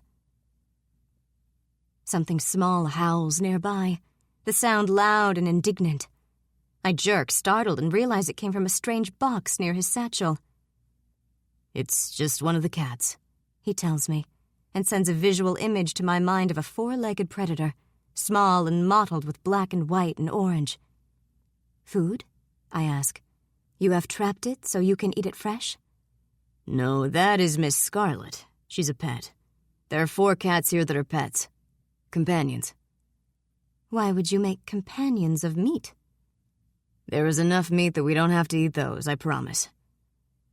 He takes the tube from my hands and his fingers brush over mine. Just that small touch distracts me, and I lean in, inhaling deeply of his scent. Just don't hurt them, okay, Tiva? It would make me really sad if you did. His voice is gentle but firm. I don't want him to be sad. I want him to look at me with delight and hunger in his eyes. I will find you other meat, I offer. What is your preference? He chuckles, the sound low and pleasant, and it sends a curl of delight through my belly. While I appreciate the thought, baby girl, right now the only thing I want is for my dick to stop burning. He takes one end of the green tube and flips it open, squirting a clear, thick fluid onto his hand. It smells strange, and I watch with fascination as he takes the fluid and immediately slicks it over his cock, sighing with pleasure. Fuck, that's much better. I press my cheek to his arm, leaning over him and watching as he carefully moves his fingers up and down his growing shaft. He's getting hard right before my eyes, stiffening despite the burn. I sift through his thoughts, wanting to know what he's thinking about that is arousing him so, and find that he's thinking of me. He is utterly focused on my nearness, the nakedness of my body as I press against him. Oh, my body heats, and I send a flurry of mental images to him, letting him know just how much I like that he is thinking about me in such a way. I like that he's thinking of me as he strokes his cock. I take the tube from where he has placed it atop the metal surface of the car and flip open the top like he did. I squeeze it, and the cool paste coats my palm. I move closer to him, pushing his knees apart so I can wedge my body between them. I want to touch you. Gabe groans. He wants that too. It's all over his thoughts. Just mind the claws. His spoken voice is raspy with hunger. I like the sound of it, but I like his thoughts more. I curl my fingers around the thick root of his cock carefully, noticing the flashes of both pleasure and pain that buzz through his mind. When the pleasure outweighs the pain, I carefully move my slimy hand up and down his length, watching his face. His golden eyes flutter closed, and he tilts his head back, as if my touch is too much for him to handle. He presses his palms against the car hood, leaning back, as if giving himself over to me. Even as he does, I can feel his cock growing thicker in my grip, and my strokes become more urgent, more excited. The scent of his need thickens on the air, and I can smell my own arousal, the muskiness of our scents impossibly exciting. Do you like this? I ask him even as I work my hand up and down his shaft. If I go faster, will that please you more? I squeeze just a little, and then drag my hand upward again. Hot pain rushes through him, but it's quickly followed by more pleasure, more hunger, more need. Damn, Tiva. Your hands, your thoughts. His legs jerk slightly, and he thrusts into my grip. You're killing me. Since his thoughts are full of pleasure and not death, I think he is lying. I laugh, and then there's a rush of delicious sweetness that bursts through his thoughts. It is the first time he has heard me laugh, and he adores it. I want to laugh more, just for him, just so I can feel that rush again. You are not telling me to stop, I say playfully, and give him another long, intense stroke, squeezing the head of his cock as I move my hands up. Gabe sucks in a breath. You're going to make me come all over those pretty hands if this keeps up. He sends me a mental image of my hands wrapped around his bright red shaft, the head spurting with his seed, and how much he likes the image. I am horrified. I release him instantly. I don't like that image. I don't like that thought at all. You want to give your seed to the air and not to your mate's cunt? Why? Hurt burns in my heart. Or perhaps anger. I'm not sure which is stronger. Have I disappointed you so much, then? Does my touch dissatisfy you? Confusion fills his mind and swallows up any pleasure that remained. Tiva? I hiss at him, furious. I just want to get away, and so I push back. I stumble backward, my steps clumsy in two-legged form. It is far easier in battle form when I have 4 legs and a long, powerful tail to catch me. No, baby girl. I flash my claws. I thought you were different, that you wanted your spirit connected with mine. Instead, you are like all the others, using my body and giving nothing of yourself back. I bare my teeth at him, growling. Is that why you will not mate with me? Why I touch you and you declare you will spill your seed elsewhere? Because you think me a child? I want to hurt him. I want to hurt him like he's hurting me. I should switch to battle form, because there I am less vulnerable. Nothing can hurt me when I am powerful, not this puny human. Tiva, stop. His mental snarl makes me pause, cuts through the chatter rushing through my head. I watch, blinking as he gets up and moves toward me. He grips my arms and holds me tight, leaning down and staring into my eyes. Yes, I am human, Tiva. I'm not a dragon. We're different. It's becoming clearer to me by the moment just how different. You're going to have to trust me, all right? He meets my eyes, shifting and locking his gaze with me even when I try to look away. I'm probably going to say or do things that you won't understand, or that will make you upset. It's not because I'm angry at you or I don't like you. It's that we're two different people. But instead of running away, we have to talk. You have to tell me, I'm angry at you, Gabe, so we can talk it out, okay? I glare at him. I am angry at you, Gabe. He lets out a slow breath. That's better. You want to tell me why? I try to jerk out of his grip, half-hearted. He doesn't let me go, his hands tight on my arms, and for some reason I find that comforting. My two-legged form is stronger than his, but I truly don't want him to let me go either. I want him to realize how insulted I am. When a male does not find a female worthy, he will not give her his seed.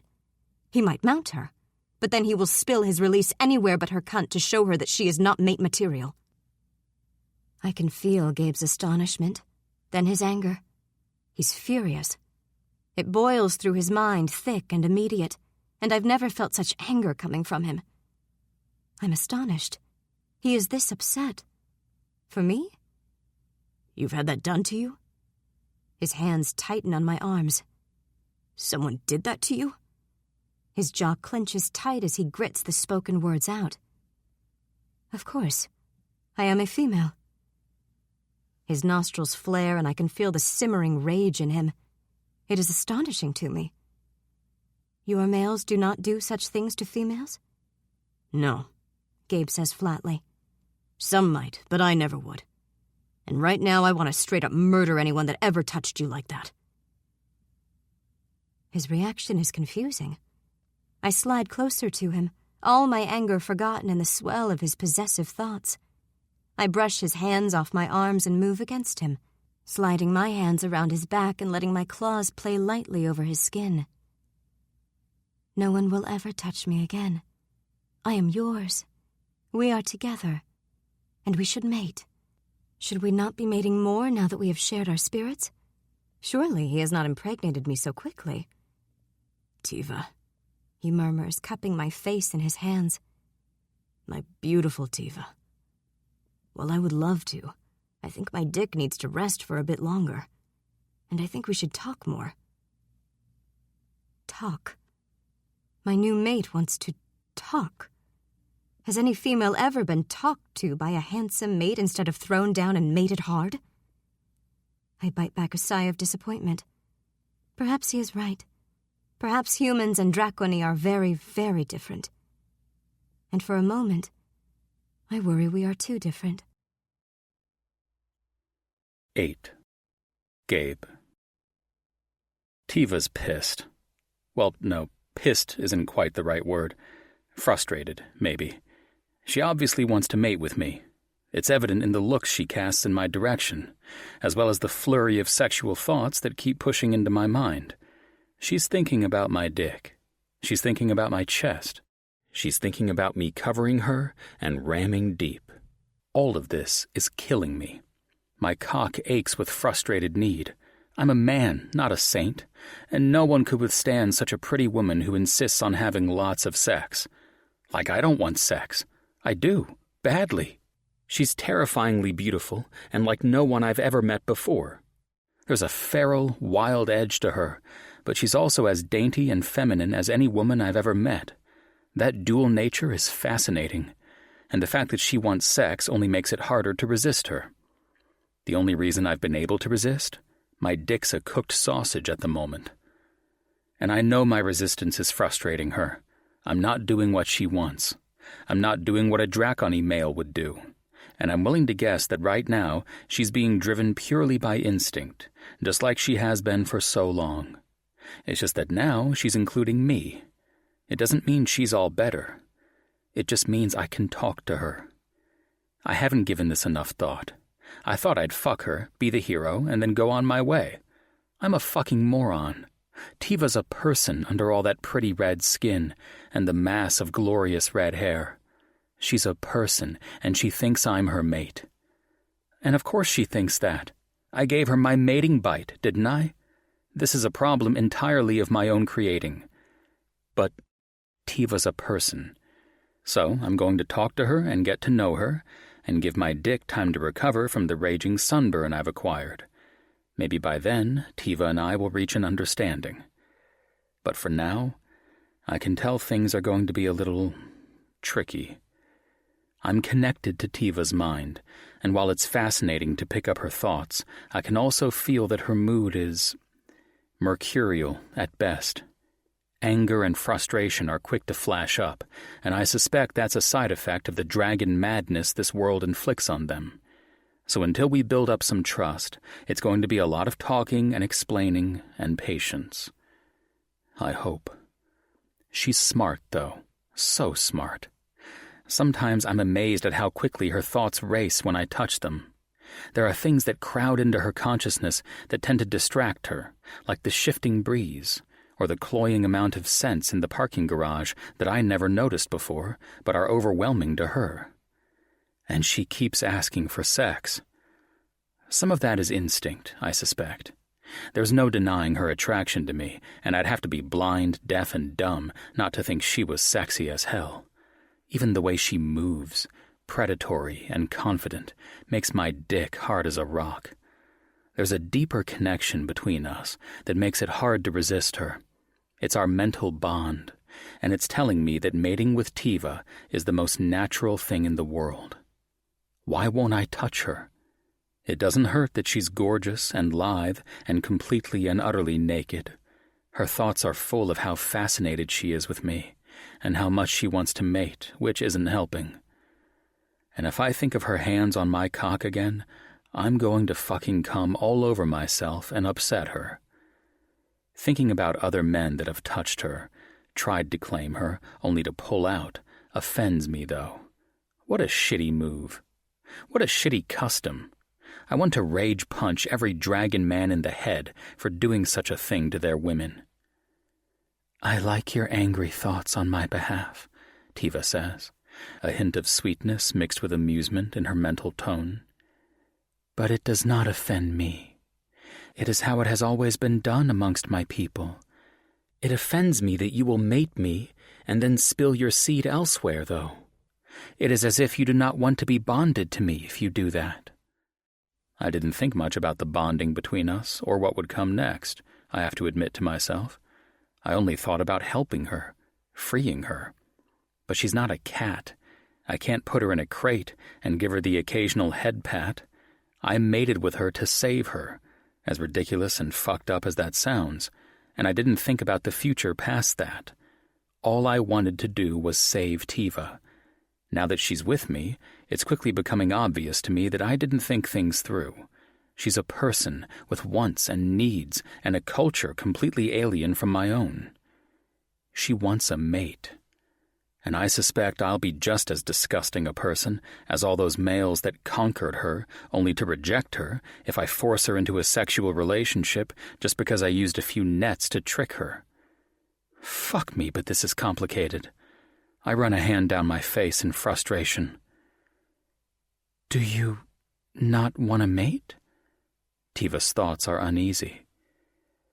I didn't give it much thought, I admit grimly. But you shared your spirit with me. We are one now. I can sense the brimming hurt in her. I cannot take another mate. You are it for me, and I am it for you.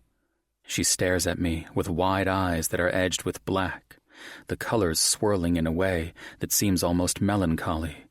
Her jaw is stubborn and firm, but I can tell my resistance is offensive to her. She thinks it's a problem with her, with our mating, and that bothers me. Tiva, hey, I didn't mean to make it sound like I'm rejecting you. I'm not, I swear. I just need to let this all settle in my head for a few. Remember what I said about being different? Her eyes narrow at me, so I take her hands in mine and pull her close, because I know she likes to touch. Hell, if I'm admitting it to myself, I like touching her too, far more than I should. We should probably start with the basics. I just don't know what those fucking are. She watches me with uneasy eyes, and I don't like that they're whirling darker by the moment. I can feel her thoughts crashing, as if her mood is somehow tied to mine. Then I feel like an idiot, because of course it is. Amy said Ras turned after they formed their connection, that he was lost before then. It's the same with Tiva. She needs me to keep her grounded, to keep her level. I take her hand in mine and press my mouth against her knuckles. We'll figure this out, all right? One step at a time. I brush my lips against her skin again, because she's warm and smells faintly of spicy Tiva and aloe, and fuck me, I am so weak because my cock's stirring even now. Let's start with this, though. You touching me and making me spill my seed? That's not an insult where I come from. It's a compliment. Her brows draw down, and her eyes flash dark for a moment. I can feel her doubt. You lie. It's the truth, I emphasize, using the mental speech she does to try and push my thoughts across even more. It means I found you so appealing and irresistible that I couldn't help myself, that I came far before I should. But what about babies? She pulls her hand from mine. Do you not want young? Right now, all I want is for you and I to understand one another. I will think about us today and babies tomorrow. Tomorrow, she agrees, as if satisfied with that. When your redness fades and your cock works again, yes? Tiva lightly scrapes her claws down my belly, grinning when I flinch as she crosses over my burned skin. And you wanted to spill because you liked my touch? I should pull away, because her claws are leaving painful welts on my sunburn, but I'm entranced by the playful gleam in her eyes. Not just heat, but a clever slyness that promises so much that I ache for her all over again. If she claws into my gut and pulls out my intestines, I still don't think I could move away. I like her touch far too much. Man, I have it bad. I consider the beauty that gazes up at me, her fingers toying on my burned skin. She makes my mouth go dry, but that might be dehydration. I use water as an excuse to move away from her, because as much as I'd love to throw her down on the ground and fuck the daylights out of her, I don't think my dick could survive it. And I still don't know if I even should. It feels like I'm using her just because she's pretty and eager for sex. It doesn't feel fair to her. So I pick up my canteen and offer it to her. Are you hungry? Thirsty? Tiva shrugs. She takes the canteen, sniffs it, and then hands it back to me. I do not thirst. I take the canteen back from her and chug most of it. I want to drink all of it, but I've been in survival mode for so long that I know only an idiot drinks all his water in one sitting. There's a decent faucet in a bathroom across the street that still works, so I'll refill later. For now, I dig through my pack and offer her some dried jerky. Hungry? This is deer meat, but it's still tasty. She takes the strip of meat from me, sniffs it, and then touches her tongue to it in a way that shouldn't be sexy, but makes my cock ache with need. She studies the food, and then licks it again as she gazes at me. You did this to your meat on purpose? I laugh. I did. Raw meat only goes so far, you know. I have to make sure my food lasts. Her chin lifts. I will hunt for you now. You need never worry about food ever again. Her fierceness is cute. I'm not helpless, Tiva. It's just different. I don't have wings like you do. I take another strip out, gesture at her, and then bite down. My hunting involves traps and bullets and lots of running back and forth. Then it is good you have a strong mate. Her thoughts are a sultry purr, and she rips into the jerky with sharp teeth. That makes my dick deflate a little. Her teeth are a predator's teeth, sharp and bright.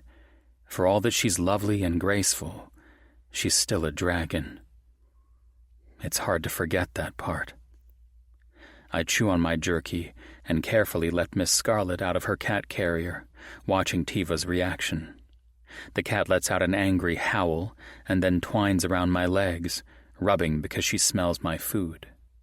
I glance over at Tiva, but the dragon woman only smiles and then holds out her strip of jerky.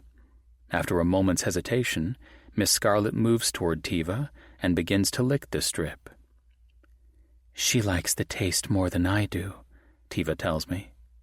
Her gaze flicks to mine, her eyes whirling a smooth, pure gold. "And you know I can pick up your thoughts, yes? I will not eat her. Not after you have said no. I am not a child." I laugh at myself, because I guess I am being pretty obvious. "Every thought?" "Most of them. Do you not want me to hear?" She cocks her head, her gorgeous, tangled hair sliding down her bare shoulder. "It's just another thing to adjust to. And another thing I forgot to consider when I was saving Tiva, that my thoughts would no longer be my own at all, but shared. There are no secrets between mates." "No, I suppose there aren't." I sit on the hard concrete, crossing my legs and trying not to wince when my sunburned skin flares with pain. I let out the other two cats, and they meow, hiss lightly at Tiva, and then continue to wait and watch me, as if I'm going to magically produce another can of tuna. I do have the cat food I found, and I know I'm spoiling them, but I open a can anyhow and watch them come running. "That smells better than what you eat," Tiva says, her nose wrinkling. She sits across from me, her pose mimicking mine. I laugh at her disgust. Trust me, the taste is not a good one. "And yet it is food, and you give them to animals when you could be eating it. Is this common among humans too?" "It used to be, back when we were a real civilization." Her golden gaze locks into mine, and I can almost feel her sifting through my thoughts. "Before dragons arrived." "Yep, there were billions of us on this planet. Now there's just a few handfuls."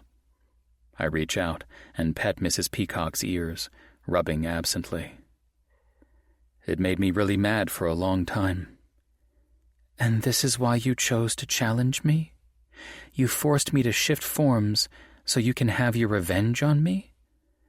There is no anger in her thoughts, only curiosity. I frown over at her. I wouldn't do that.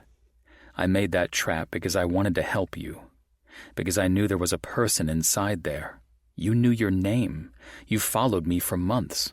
Something inside your mind was wanting to break free, but you couldn't. So I wanted to help. Tiva crawls forward to my side. She puts one hand on my thigh and touches my chin, forcing our gazes to meet from only inches apart. "That is not all truth. You were frustrated with me.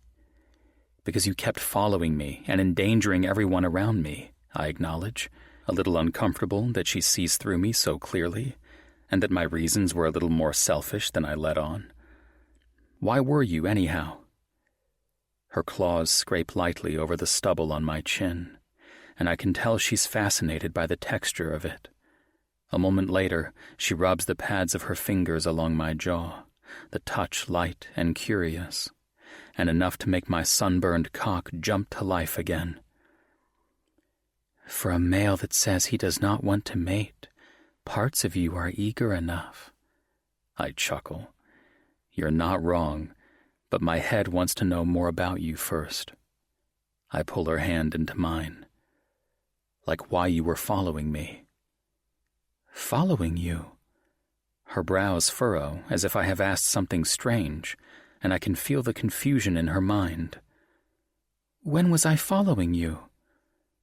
"I just asked you about that. You don't remember? All these months that you've been trailing after me?" I'm surprised, and I try to share all the memories that I have of her, of the red dragon constantly on the horizon, of the hunt she spoiled, of me constantly having to duck somewhere downwind so she'd lose my scent, of her presence outside the fort, always lurking in wait. She leans back, her expression thoughtful. Odd. I do not recall such things. Do you remember anything else? Of course.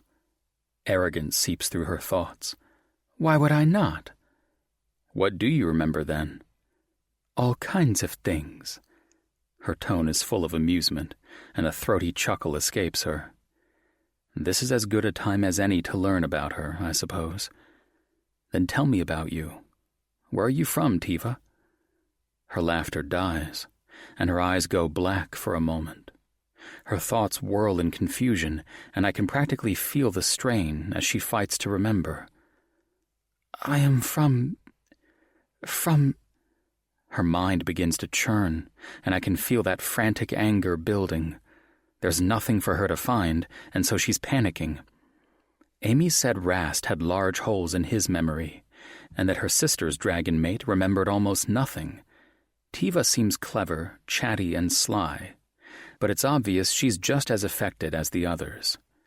Hey, I murmur, tipping her chin so she's forced to meet my gaze. It's okay. We'll figure things out as we go, all right? No need to get upset. She licks her lips, the pink tongue darting out briefly. It frightens me that I do not know. I pull her against me, ignoring the scrape of my painful sunburn. I'll live. Right now, Tiva is feeling lost and alone, her thoughts so empty and hollow and upset that I want nothing more than to comfort her. I tug her into my lap and cradle her against me, tucking her against my chest as if she's a delicate child, instead of a strong, fully grown woman. Cut that out. You know it's early yet. You've been lost for years. You've barely been yourself again, but for a few hours. Give it time. Years? Has it been years, then? Your people came to my world 7 years ago through the rift. Do you remember that? She shivers, and there's a cold sweep through her thoughts. I remembered loss, a feeling of loss, and then nothing but chaos.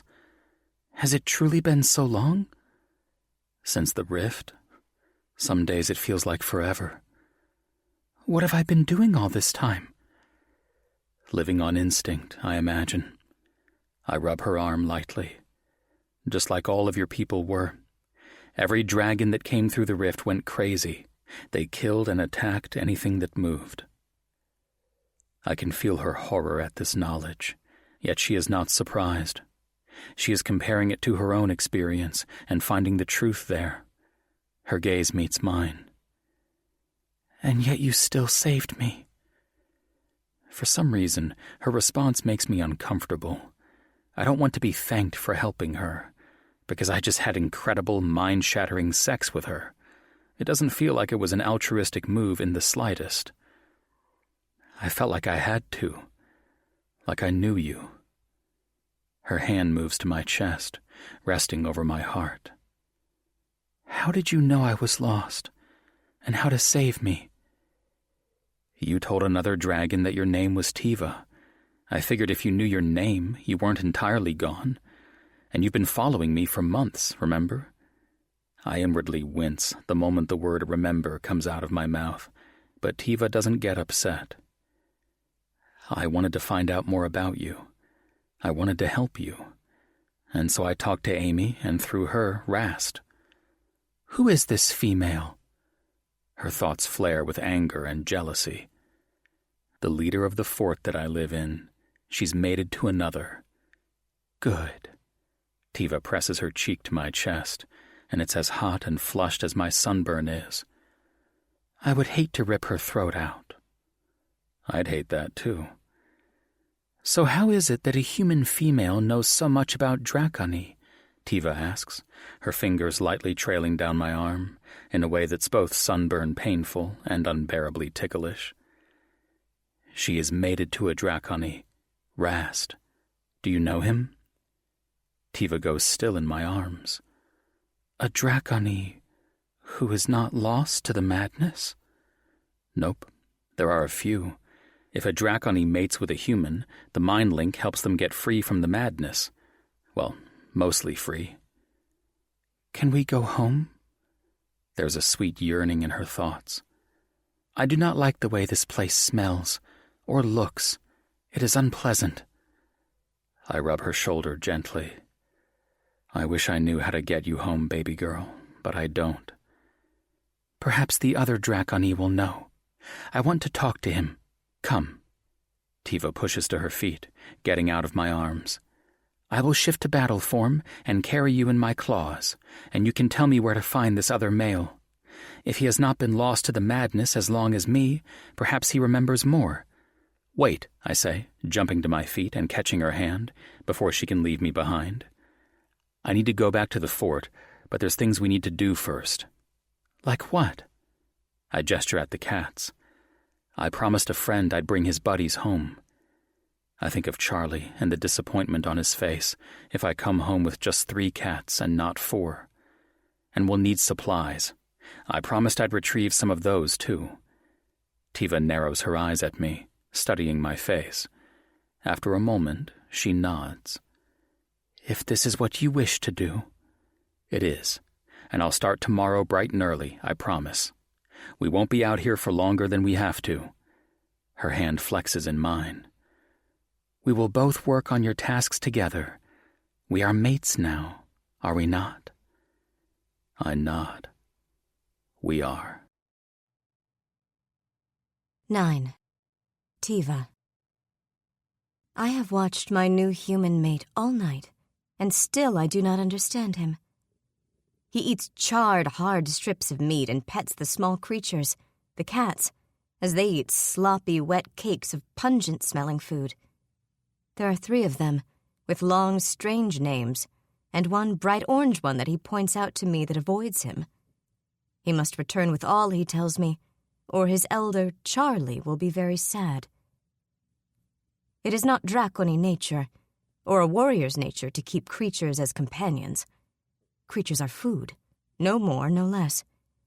It is like the body coverings, the hiding of skin from the warm sunshine. I do not understand it. But then again, Gabe knows this world. He did not go mad for 7 long years. 7 years. The thought is horrifying. I remember nothing but chaos and anger, nothing but wildness. And if I stop to think about it for too long, my mind threatens to tumble into darkness. So I try not to think about it at all.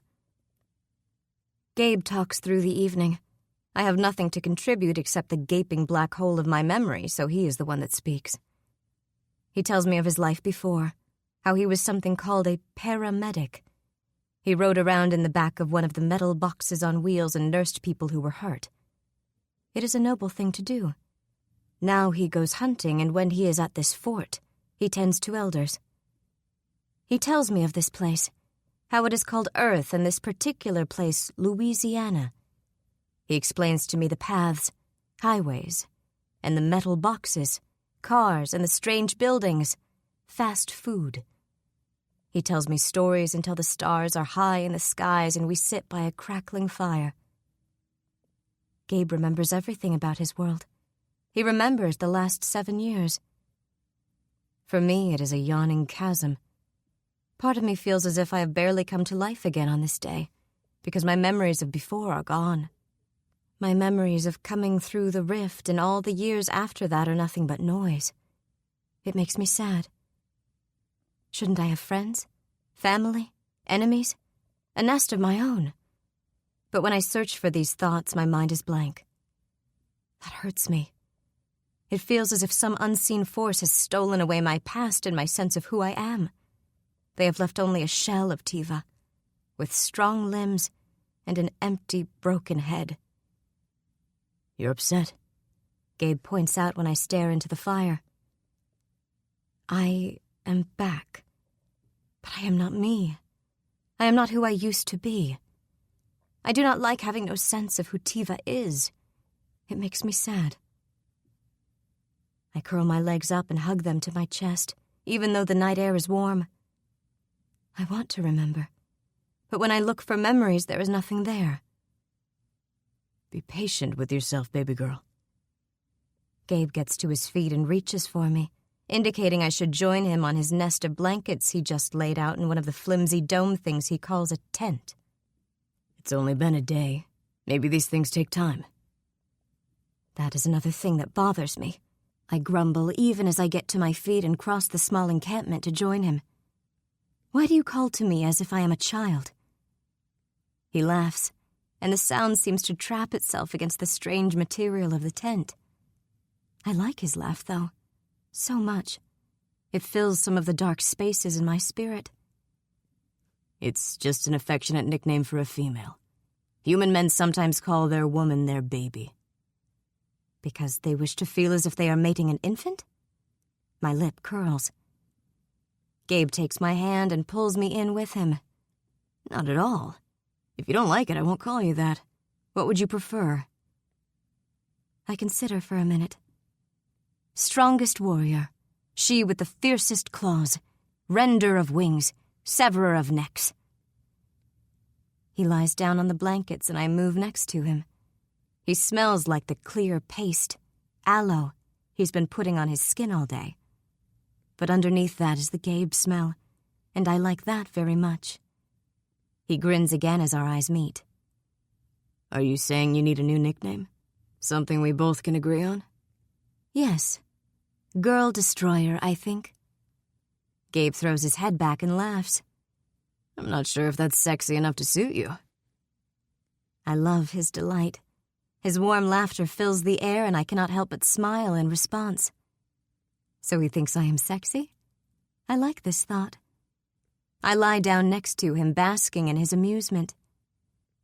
Is that not an appropriate name amongst humans, then? Not really. He starts to zip up the tent, but one of the cats comes slinking in to join us. To my surprise, it moves onto the bedding and then curls up next to my side, hindquarters pushing against my hip. I touch it gently, rubbing the soft fur as I have seen Gabe do, and it makes a thrumming noise of pleasure in its chest. Looks like Professor Plum likes you. Gabe smiles and leans on his elbow, turning to look at me as I pet the cat. A moment later, another cat joins us, and then before Gabe can say anything else, the third one approaches. The other two pass him and move to my side. You must be a lot warmer than I am, or you smell better. Or they want to tease me with their enticing meat scent. He chuckles. Should I kick them out? Are we going to mate? When he shakes his head, I scowl. Then they can stay. I don't think my sunburn could handle it, baby girl, Gabe says in a low, husky voice. Girl Destroyer, I correct. Girl Destroyer, he agrees, lips twitching with amusement. You say that name is not a good one, but it makes me ache, I tell him. And yet you will leave my cunt empty and my womb sad. He brushes a lock of my hair away from my face as he gazes down at me. More than my sunburn, Tiva? I don't want you to feel like I'm using you for sex. We are mates. I want you to touch me. But why? Is it because you want me or because I was the one that bested you? Gabe's expression is impossible to read. Why can it not be both? Because what if I bested you and I was not a nice man, Tiva? What if you didn't like who I was? Then I would take pride in your strength and the strong young we would make, and just fly away when you annoyed me. He laughs again. It's all very simple for you, isn't it? Why would it not be? Why, indeed, he muses. But I can tell he will not change his mind. So I pet the cats, mindful of the sharp curl of my talons, and watch as Gabe settles into the blankets. He is exhausted, my mate. I can tell by the heaviness in his eyelids and the way his movements slow with time. He wants to sleep, but instead he keeps watching me, his thoughts protective. One of the cats, a pale one, curls up on my chest and begins to knead, her paws moving gently against my breast. I look over at Gabe, the dark lashes of his eyes casting shadows on his cheeks. You should sleep, I say to him. There will be time enough to talk in the morning. Will you stay? With you? In the nest? Until morning? You won't leave during the night? Do you truly think I would? I brushed my knuckles over his face, still reddened from the touch of the sun. You and I are mated. We are joined in the spirit. Then I look forward to seeing you in the morning, beautiful Tiva. No, strong Tiva. Warrior Tiva. You like that better, don't you? I do. Beauty can be had by any fool. True strength is far more elusive. Then sleep, baby girl. Destroyer, I correct again, amused. He drifts off within moments, and I feel the touch of dreams in his thoughts. He's exhausted, and I did not realize how fatigued he was until this moment. I stroke the cats piled atop my body, listening to him breathe and drinking in his scent. A mate. I have a mate. A human mate. I listen to his thoughts, curious about his dreams, and I am pleased when my face flashes through his mind. He should dream about me, I decide. But I am puzzled when in his dream, I am wearing a flowing robe like a Silurian. In the next moment, the dream Gabe pulls me against him and strips the robe off, so he must not like it either. He bares my skin, and instead of throwing me down to the earth and fucking me, he pulls my face towards his and captures my mouth. It looks as if he is eating the dream Tiva. I frown, pulling my thoughts from his. Dreams can be strange, this much I know. Perhaps this is just another oddity. But I touch my lips and wonder. I do not sleep much that night. The animals are content to crawl over me, making their satisfied humming noises and pressing against my skin. Gabe is restless, though, his dreams chaotic, and they bother me enough that I get out of the tent nest and leave his side. The small beasts follow me as I do, making plaintive meow sounds and watching me expectantly.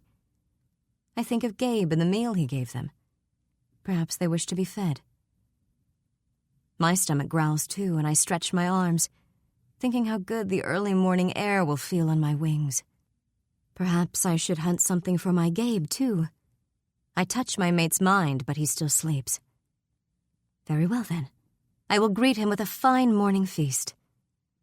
I pet one of the creatures absently as it follows me, and as I leave Gabe's nest, the parking garage, I see one of the beasts watching me, the one he has tried so hard to retrieve. It sits atop one of the cars and stares at me with unblinking eyes. I scowl at it. That small creature is the reason my Gabe waits here instead of taking me somewhere else. I frown, trying to recall why we are leaving this place, but my mind is empty.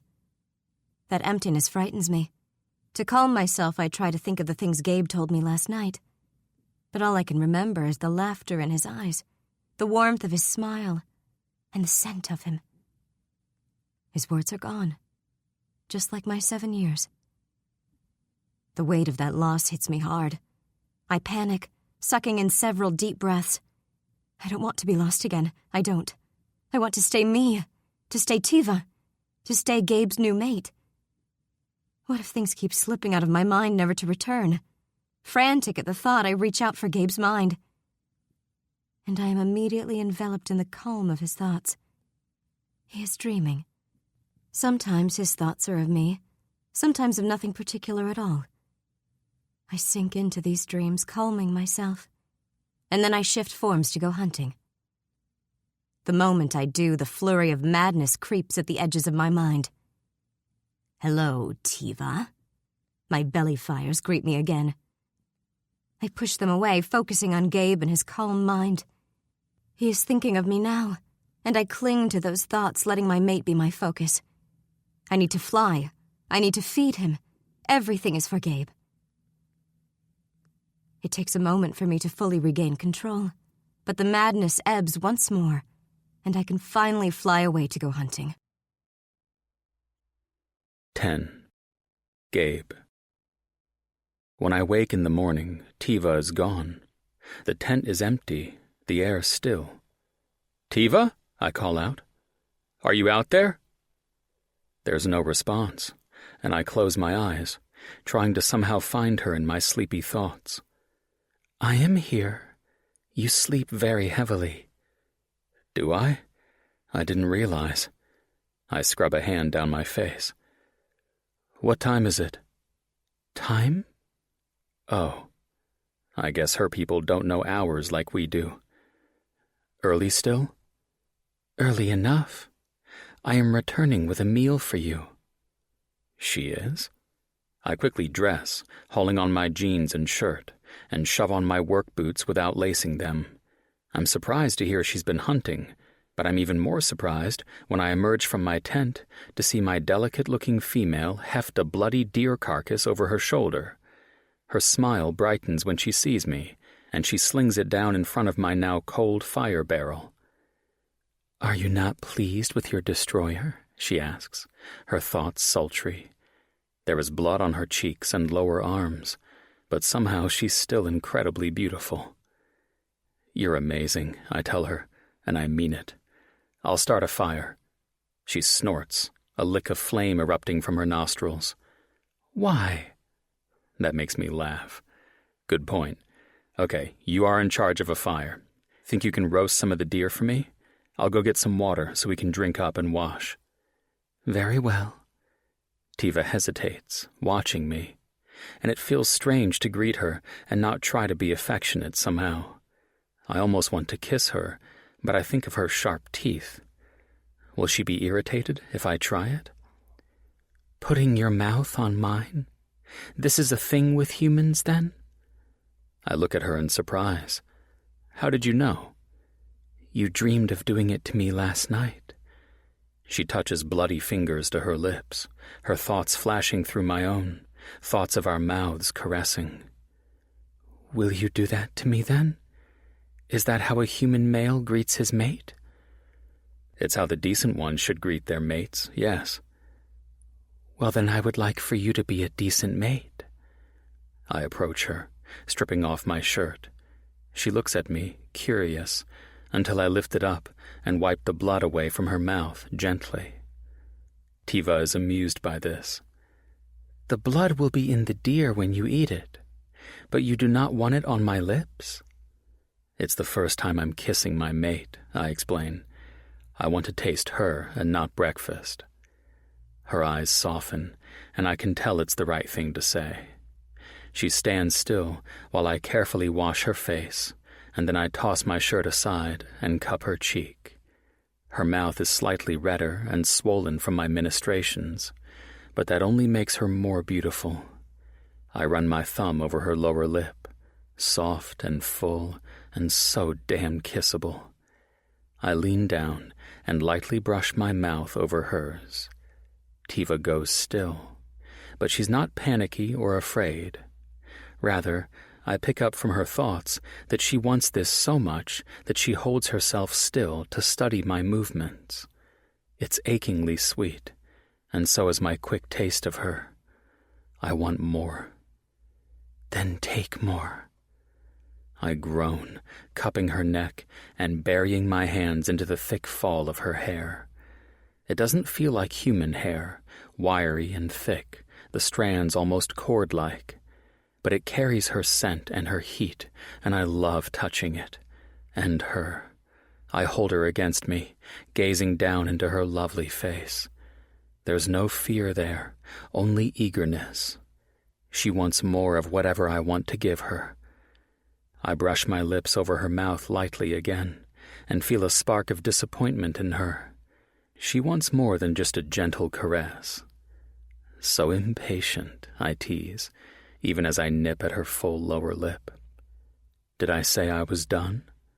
She sucks in a breath, her thoughts flashing with heat and lust.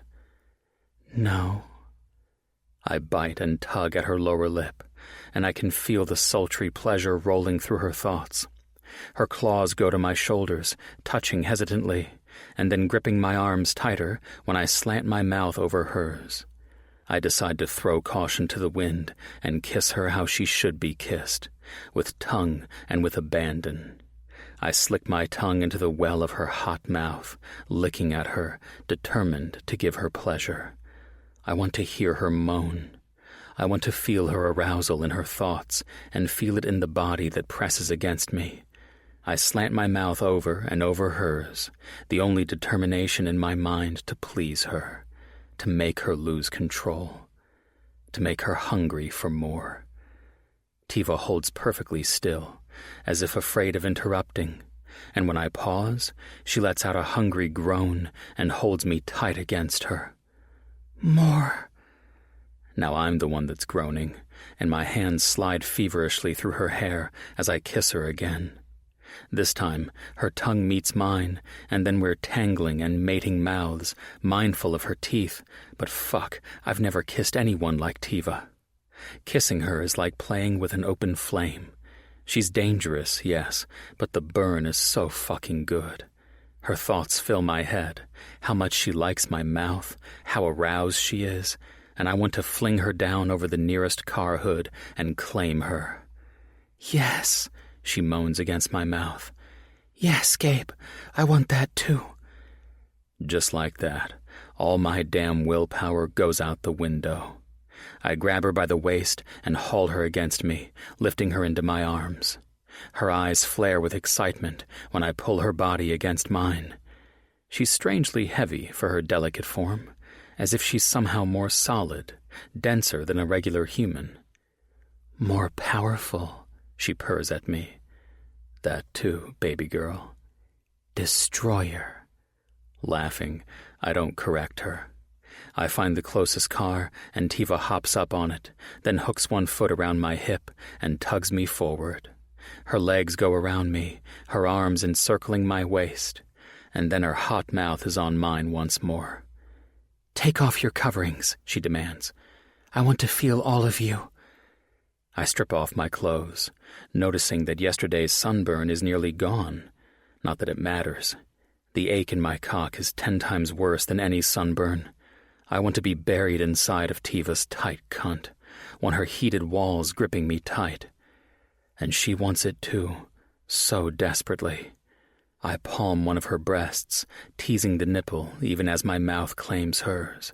She gasps in surprise, but her thoughts are speared with pleasure. Oh, I like that. Has no one ever played with these pretty tits, Tiva? No one, she tells me, fascinated. I was wise to let a human win my mating challenge. You are creative, my Gabe. I like this. I toy with the hard butt of her nipple, running my thumb underneath it as I release her mouth and then move lower. I'm going to taste this, I tell her, pinching the nipple lightly between finger and thumb, and I feel the hot skitter of her excitement. With your mouth? My mouth, my lips, my teeth. A little moan rises from her throat. Yes, give me all of that. I do. I clasp her breast in my other hand and squeeze it slightly, feeding the tip into my mouth. Tiva sucks in a breath, and I can tell she's just as fascinated by the sight of my mouth on her there as she is by the sensations. My girl's visual, that much is obvious. All right, then. Every time we fuck, I'll make sure she gets all the visuals she could ever want. Because while I initially saved Tiva because I wanted to help her, it's turning into something far hungrier than that. I want Tiva for myself in all those selfish ways. I want her in my bed, in my arms. I want her fascinating thoughts flitting through my own. I want to claim her like no one else has ever claimed her. I shouldn't, but damn, it's been a day, and I'm already obsessed. Then it is good we are mated, she tells me breathlessly, as she watches me tease her nipple. I like obsessed. I should have just let you go, I tell her, even as I nip at the tip of her breast, even as I press hot kisses to her belly. You don't have to be tied to me. You're free. Tied? You act as if I do not want to be here. And she boldly spreads her legs wide, inviting me to touch her cunt, gleaming with wetness, her folds flushed and dark. Do you not want to caress me? To fill me with your cock? I groan, because no man has ever been so damn tempted. I snag one of her thighs with my arm, hooking her hip over my shoulder as I kneel on the asphalt. I bury my face into the sweetness between her thighs and love the little gasp of delight she makes. A low, sultry purr starts in her throat, and then she puts a hand on the top of my head, her claws lightly scraping at my scalp as I tease her folds. Tiva's unlike anyone I've ever been with before. There's a ruthless boldness to her that is fascinating. Once upon a time, I might have gone for a woman that was a little more fragile, a little more needy. In an apocalypse, a woman that knows what she wants and isn't afraid to demand it, that's everything. I find the nub of her clit and coax it with tongue and mouth. She lets out another hiss, but I can feel the need ramping up inside her. I work her with my mouth, giving her everything I've got, and when I can feel her close to her climax, I get to my feet and line my cock up at the entrance to her cunt. Her arms go around me, her gaze dazed with lust, and I can feel the surprise in her face as I thrust deep, claiming her face to face once more. "Why?" she asks. "Why do you like looking at me as we mate?" "Because I want to watch you come." It might be selfish, but I love the pleasure that spreads over her beautiful red features.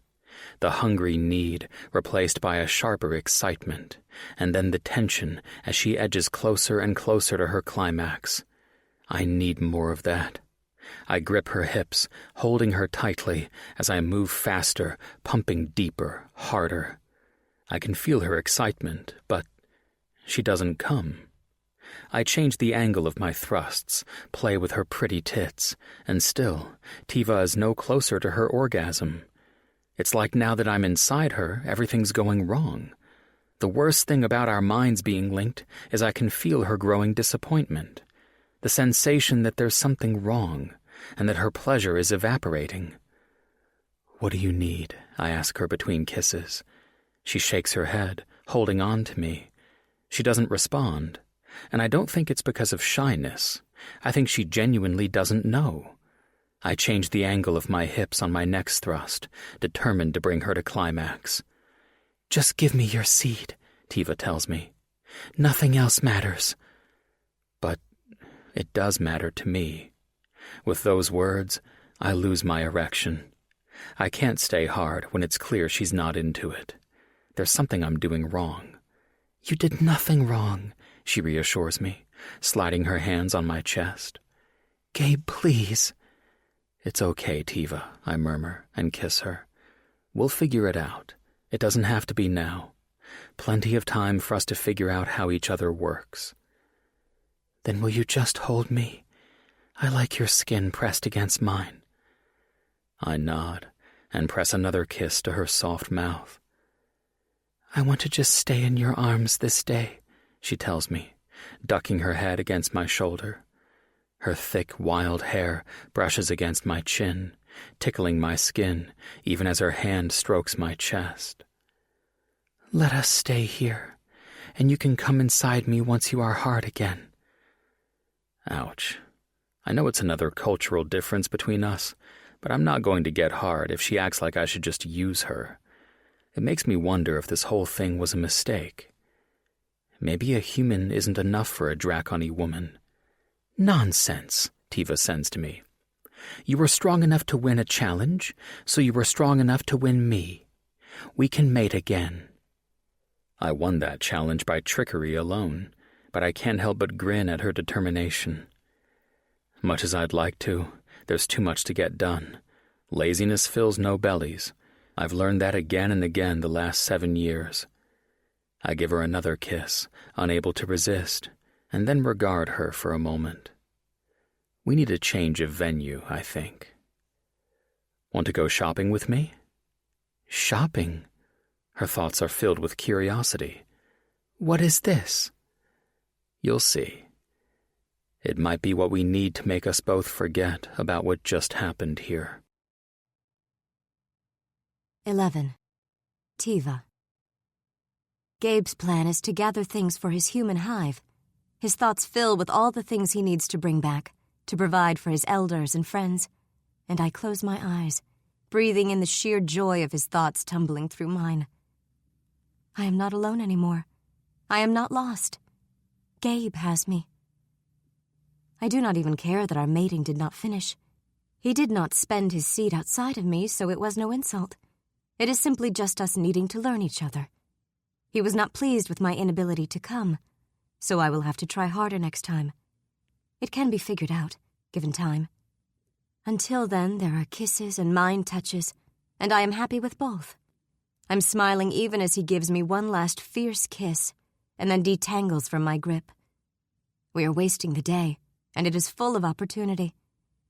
I watch as he quickly bathes and then puts his coverings on his body again, hiding his glorious cock from my view. I want to tell him to keep his coverings off, but then I remember how the pale parts of him turned bright red and pained him. Perhaps the coverings are wiser after all.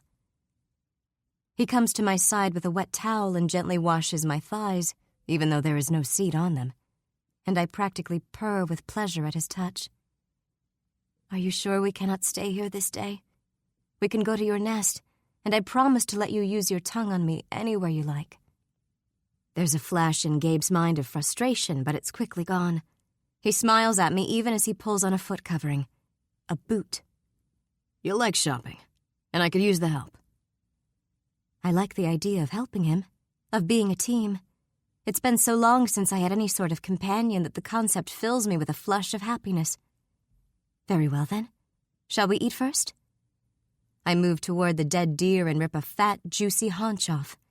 It is still warm with blood, and I hold it out to him, pleased to provide for my mate. The look on his face is not one of pleasure, though. He takes the haunch from me, and I pick up from his thoughts that he is surprised at my strength, surprised the deer hide is still attached to the haunch, and surprised that I expect him to eat it raw. This is bad? I ask. Do humans prefer their meat burnt? Not necessarily burned, but if we roast it, that gets rid of a lot of parasites and bacteria. I'm not sure if I have to worry about those anymore with the dragon blood, but it's still a good idea. Parasites. Bacteria? I sift through his thoughts, trying to understand what these are. Sicknesses? Bah, are humans so fragile? Gabe laughs and moves to my side. We're not fragile, just different. Perhaps fragile is not the right word. Perhaps weaker is right. He grabs me around the waist with one surprisingly strong arm and tugs me against him. His grip is tight at my hip and my breasts push up against his hard chest. Gabe stares down at me with a mixture of amusement and annoyance. Weak, huh? I am dizzy with his nearness. The mating need churns through me, and I gaze at his mouth with hungry awareness, thinking of how he'd touched me and gave me so much pleasure until it all went wrong. I love the strong arm that holds me pinned against him. No, he is not weak. Gabe is anything but weak. I have never met a male who overwhelmed me like this one does. Good, he tells me, and his mind is so strong that it makes me tingle. Now will you roast this for me? He holds the haunch back out to me, a gleam in his eyes. I turn my face up to him. For you, I will do anything. He gazes down at me with a curious expression, and for a moment I feel his concern at how quickly I have become attached. I want to tell him he is being ridiculous. We are mates. Of course we are attached. But he is still unsettled over how things are between us. So I simply take the haunch from him and roast it slowly with trickles of flame from my throat as he packs a bag. We have much to learn about each other, I think. Perhaps this shopping will help. A short time later, I am pleased when Gabe tastes the meat I charred, declares it delicious, and then eats large, hearty mouthfuls. The small creatures, the cats, meow pitifully as he eats, so he strips the bone clean of all meat, chops it into fine bits, and then spreads it on the hard ground for them to devour. He touches their heads affectionately and then glances around looking for a missing one. He hides from you, I say helpfully. His scent is nearby, but he will not come while you are out. We'll leave him a bit to eat then, Gabe says and prepares another handful of bits, setting it a short distance away from the others.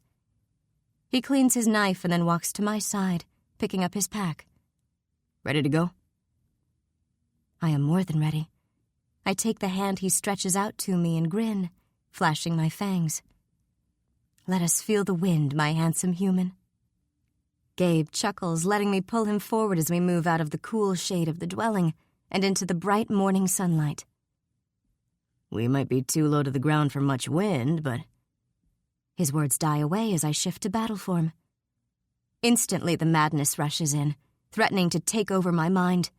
It is storms and chaos, smoke and flame. It is voices crying out, and it is utter silence in my spirit. It is all of these things, and I am overwhelmed. You are back, My belly fires say, the thought petulant. It is as if you do not want to be Draconi anymore. I am always Draconi. Are you? You have taken a human for a mate. I unfurl my wings as if to protest, but the moment I do, instinct threatens to steal the last of my thoughts from my mind. The wind shifts, pushing against the sails of my wings, and then I smell him. My mate, Gabe. Tiva? Your eyes are black. I look down at him. He stands a short distance away, hands on hips, a frown on his handsome, hairy face. He is calm, no fear in his body, but he does not like that I am struggling. His presence soothes some of the chaos from my mind. Talk to me, I ask him. Please. Are you okay? You seem strange. My head is loud. I shake it back and forth as if to clear it. It is because you are not the only one here. My belly fires tease. Go away, I tell them. I do not need you to talk to. I have a mate. I focus on Gabe, and even though my belly fires try to speak again, they fade into nothing, because they do not exist. They are part of the madness, but Gabe is real. I breathe in his scent, lowering my head toward him. He touches my nose. What do you want me to talk about? You can tell me how attractive I am, I say, teasing. I am already feeling better, though. His words drop into my mind like cool rain, and I feel better with every moment that passes. I uncurl my wings, stretching my strong body and reveling in the sensation. It feels as if it has been forever since I took this form again, and it feels good to be back in it, now that the madness is ebbing. Gabe shields his eyes and gazes up at me. Look at you, he murmurs appreciatively, and I can tell he likes the sunlight glinting on my scales. I am strong like this, and powerful, and he is not afraid. Instead, he finds joy in my pleasure. I forget all about the madness. It is silenced in the wake of Gabe's smile. Let us go, I say to him, and scoop my mate into my claws. The moment I have him secured, I launch into the air, thrusting us forward with my powerful hind legs. My wings flap hard, hard, hard, gaining air and moving us high with a few short strokes. And then I feel the pleasure of flight as my entire body is buffeted by the wind. There is nothing better than flying, save perhaps a quick and dirty mating with Gabe, one that ends with pleasure. Holy fuck! He calls from below me. I can feel his hands gripping my claws tightly as if worried I will drop him. How did you get so high so quickly? There's a hint of fear in him, but it's quickly overpowered by wonder. He, too, is enjoying the flight. Because I am strong, I tell him proudly. He laughs, breathless. You really, really are. Hot damn. I love his joy. I love that he loves this part of me, too. He has no battle form, but he does not resent mine. I can carry you all the time, I offer eagerly. You weigh nothing at all when I am in battle form. I hold him tight in my claws and tilt my wings, letting us circle lazily in the sky. There is no joy quite like flying. Think you could wear a saddle, a harness, so I could sit more securely? Even though his voice is ripped away in the wind, I can see the mental images he is projecting. A way for him to be seated upon my back, tucked safely between my shoulder blades. Of course. If that would make you more comfortable, I would happily do so. Man, I would fucking love that, Tiva. You're amazing. His thoughts are full of wonder. Look at how high we are. It's obvious from his thoughts that he never considered flying with me. This is a surprise pleasure for him, and it makes me equally happy that he likes it so much. I want to show off, so I do, flying high only to dive quickly again, twirling in the air, and acting like the youngest do when they first acquire their fires and the ability to shift. He enjoys all of it, the thrill of flight singing through his blood. Can you fly higher? He asks. I want to see where we're at. I do so, and turn when he instructs. He gazes down at the ribbons of road below us, noting a loop and a thing called an exit, where the road branches off into a different area. He knows this place, and he sends me a mental image. Can we go here? It's a store. A big one I've only been to once or twice because it's so far out. His mental instructions are clear. If we follow along the exit, it will take us to a big box of a nest that is filled with all kinds of things for him to take. This is shopping, apparently. I turn and head in the direction indicated, content to listen in to Gabe's thoughts as we pass over buildings and wrecked human settlements. He marvels over how fast we travel, and I can feel the hint of envy in him. I have just crossed in moments what will take him all day to travel, and he thinks of all the places we could go, the things we could see. Anywhere you want to go, I promise him. Draconi are territorial, but if you wish to see new places, we will go together. Maybe in the future. For now, I have obligations at the fort.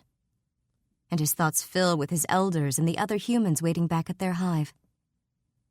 I sift through his thoughts and do not like that a female or two come to mind. I do not want any females to touch him, or to consider him for their mate. I do not want to think about him touching other females and making them come, or giving them his seed. Not after our last mating. It makes me feel possessive, angry. My belly fires threaten to rouse, as if they sense trouble and want to pounce. Gabe's hand strokes on the scales of one of my claws. No need to be jealous of anyone, Tiva. I'm here with you, not them. So he is. I fill my thoughts with pleasure, leaning in to nuzzle at the soft hair covering his scalp as I fly. 12. Tiva. We make it to the store in an impressively short amount of time. Gabe's thoughts are impressed at my speed, and when I go to settle on the roof, he directs me to the parking lot instead. It is full of more of the dead metal cars, but I find a clear area toward the back, where the grasses grow thicker, squeezing out between cracks and raising their heads toward the sun. In the distance, game bounds away, their scent thick on the air. More deer. Hungrily, I think of devouring one, or two. I did not eat this morning. I was too distracted by my new mate, and watching his beautiful mouth as he chewed. Set me down and go hunt then, Tiva. Gabe tells me, his hand on my scales. I can take care of myself. Will you be all right if we separate? Why wouldn't I be? I land gently and then spread my claws, placing him on the ground carefully so his boots hit first. He turns and looks up at me, his eyes studying me. He sees nothing but gold in my gaze, and that makes him relieved. This is still new to you. I don't want to lose you to the madness again. Gabe reaches a hand out. Automatically, I lean down and press my muzzle against it. His hand is small compared to my battle form, but his touch sears me all the same. Just talk to me while I am gone. I like the sound of your voice. It soothes my thoughts. I will. He looks up at me and then impulsively leans in and brushes his mouth over my scales, as if he can kiss my dragon mouth. The thought is amusing, and I give his face a lick, slathering his cheek with wet affection before I step backward and take to the air again. I will not be gone long, I promise him. Only to eat a deer. Perhaps two. I'm not going anywhere. His thoughts are amused, as if nothing ever truly bothers easygoing Gabe. In fact, it's going to take me a little while to find a decent buggy or two. As I fly away, he sends me a mental image of rusty metal carts with squeaky wheels. Most are scattered across the parking lot, and when he finds one, he normally finds one missing a wheel or two, and therefore unusable. Take your time, Tiva. We've got all day. Do you need the cart? I ask him as I soar through the air, picking up the scents again. There. My mouth waters with hunger as I fly higher, looking to go against the wind, and then trick the deer into thinking I've gone. If they see my shadow, they will run. And while I can chase them, I do not want to bother. I want to get back to my handsome mate. If this store is as full as it was a few years ago, I'd like to get as much as I can. The cart helps me carry things. He sends a mental image of picking items off a shelf and putting them into the square cart. I see. His thoughts continue on, talking of nothing at all as he checks cart after cart, and the occasional thread of a strange song or two twists in with his thoughts. He whistles and makes music as he works, eventually pulling out a tool and taking a wheel off of one broken cart to fix another. As he does, I hunt my deer down, managing to snatch one in my claws before the herd scatters. I devour it quickly, then rise again to chase a straggler and fill my belly. By the time I return to Gabe's side, he's heading toward the entrance, pushing the squeaking but whole buggy in front of him. He pauses in front of the entrance and shields his eyes again, watching as I land in front of him. I can feel his approval at the sight of me, his fear gone. Finished, Tiva? For now. I eye the door and stretch my wings one more time before tucking them against my body and then switching back to my two-legged form. I rise, moving to Gabe's side, and then push his hands away. I will control this. He laughs. All yours, then. I should be pleased that he lets me have my way, but for some reason, I am not. It irritates me, like sand against the skin, and I cannot say why. I shove the cart forward, and it squeals and creaks as we move into the store. It is a large, dark place, full of dust and old, terrible smells. The stink of thousands of human feet from long ago lingers, and I wrinkle my nose. And things. So many human things. Gabe looks around with interest. It seems to be untouched from the last time I came here. That's good.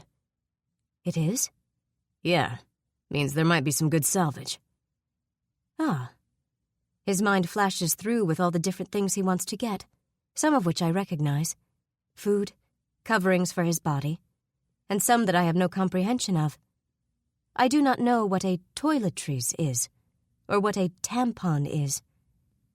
Gabe points at a section past a small row of islands with many carts parked in front of them. Old registers, his clever mind alerts me. Over there. I think that's our first stop. What are we getting? I give the cart another shove as it groans its way forward. We're hitting the pharmacy first, looking for any medicine that might be left. Then supplies for the women at the fort. Sanitary stuff, shampoo, and probably some toothbrushes and the like if we can find anything. I pause, and for a brief moment I want to shove the cart into the nearest wall. Or Gabe's head. You are providing for other females? He looks at me with a bit of surprise. You're jealous? You are my mate. Let their mates do such things for them. I scowl, a murderous rage rising in my belly. If I have to fight these other females to prove my dominance and my right to be at your side, I will. Do these females know I will tear their guts open if they approach you? Displeasure flashes in Gabe's mind. Tiva, there's nothing to be jealous of. It's a fort full of women with babies or elders. I'm not interested in any of them. His thoughts are clear and full of truth. That makes me feel better, but even so, I will growl out a warning to any female who encroaches on my territory. You are allowed to acquire things for elders and young, I tell him. Nothing for any other females, though, or they will regret it. Hey. Gabe turns to face me. He puts his hands on my face, tilting my chin up so I meet his gaze. I'm here with you. I want to be with you. There's no need to be jealous. I bare my teeth at him and bat his hand away. I am not jealous. I am territorial. There is a difference. They're elders, Tiva. Elders and women with babies and no protectors. The look he gives me is exasperated. It would upset me if you attacked them. Would you attack elders and children at your home? My scowl lessens. I just want them to know you are mine. I touch his chest. If you wore my scent, it would be easier. Wear your scent? When two draconi mate, their scents mingle as their spirits do. You fill me with your seed and you share your fires with me, so I wear your scent. It will grow stronger every time we mate. But you do not wear mine. I slide my claws up his coverings to the bare skin on his neck and the bristles that grow on his chin. We need to mate more often. His thoughts fill with our bad mating from earlier, when his cock did not fill with seed and my body did not clench with release. He feels regret, and it permeates his mind. Do not think about that, I tell him. I still like your touch. We just need to mate to cover you with my scent. Later, perhaps. What if you bite me? Can you share your scent with me that way? Ooh, it's an intriguing thought. You would let me do so? When we get back to camp, you can plaster me with your scent any way you like, Tiva. My eyes flare with heat, and I send him my thoughts full of molten need. I like that idea. Let us hurry. He laughs, then leans in and gives me a fierce kiss, showing I am not the only one full of need. We'll hurry, yes. I follow behind him with the cart as he heads down the aisle, looking at each object left atop the counters. Some of them have been destroyed over time, contents spilled, and some completely dried out. Even so, he fills his cart with objects, pleased at what he finds. We fill the cart up and he goes to the front to grab another, and I pass by a stand with people on it. Flat people. I pick one of the flat people up and poke at the face. It is not really a person, but it looks so real. What is this? I move to Gabe's side and hold it out. Who is this person and why can I not smell them? He puts a handful of small packages, toothbrushes, into the cart and glances at the object in my hand. That's a magazine. It's not a person, it's a picture of a person. An image of them captured and put on paper. Oh. Some of his words make sense, but some do not. I touch the picture again, fascinated. The female on the cover has dark brown skin and purple lips, and a bushy, thick wave of hair that springs outward from her head. She wears a brightly colored covering that makes her body look so lovely, and her skin glows. She is the most beautiful thing I have ever seen. I touch her face again. She is wearing strange coverings. Gabe pushes the cart down another aisle while I trail behind him, staring at the picture. It's a fashion magazine. They all dress a little strangely. I like it. But why does she wear it? Does her skin need protecting like yours? It might, but most people just wear clothes because they like the way they look in them. Makes them feel good about themselves. Plus, you shield your private parts from prying eyes. That is curious. Shield your body from others? Why? Gabe's expression grows serious. Sometimes men aren't very nice to women. Sometimes they take without asking. The females do not challenge? No, there's no challenge at all. I narrow my eyes at him. Your females allow that? Why do they not rip the throats out of any male that dares to make them feel like less? He flashes me a hint of a grin. That'd make the world a simpler place, wouldn't it? But look at my hands, my teeth. We're not equipped for that sort of thing. I gaze down at the picture, at the lovely woman who must wear coverings to hide her pretty breasts and cunt from other men, because the males here take without asking. How very awful it is to be human. Sometimes it is, yeah. You would not do such things to a female? I am amused at the disgust that fills his mind. God, no. I'd lop the balls off of any man that tried to hurt a woman in my presence. His violent, firm thoughts send a shiver of pleasure through me. There is nothing but truth in his mind. He would hurt a male that harmed a female. Good. I will help you. I hold the magazine and touch the woman's face again. I think of Gabe's dream, of the Tiva in his thoughts that wore a dress like this. He stripped it off of her as if she were a special treat, something to be savored. I want that, I decide. I want to dress in coverings like a human woman and see the look in his eyes. Not because I have anything to hide away, but because I want to have him peel the clothing off of me. Gabe pushes the cart and we pass by a large section in the center of the store full of racks of soft materials. I touch one and realize it is clothing, just like on the magazine, but in different colors and shapes. Gabe doesn't pause but continues on, and I pick up from his thoughts that he is heading towards something called sporting goods. I want to look at these, I tell him. You go ahead. I touch the fabric of the nearest blue covering and find it has a curious texture. He pauses and looks back at me, and I can feel the worry on his mind. Stay close. I don't want anything to happen to you. I am amused at the thought.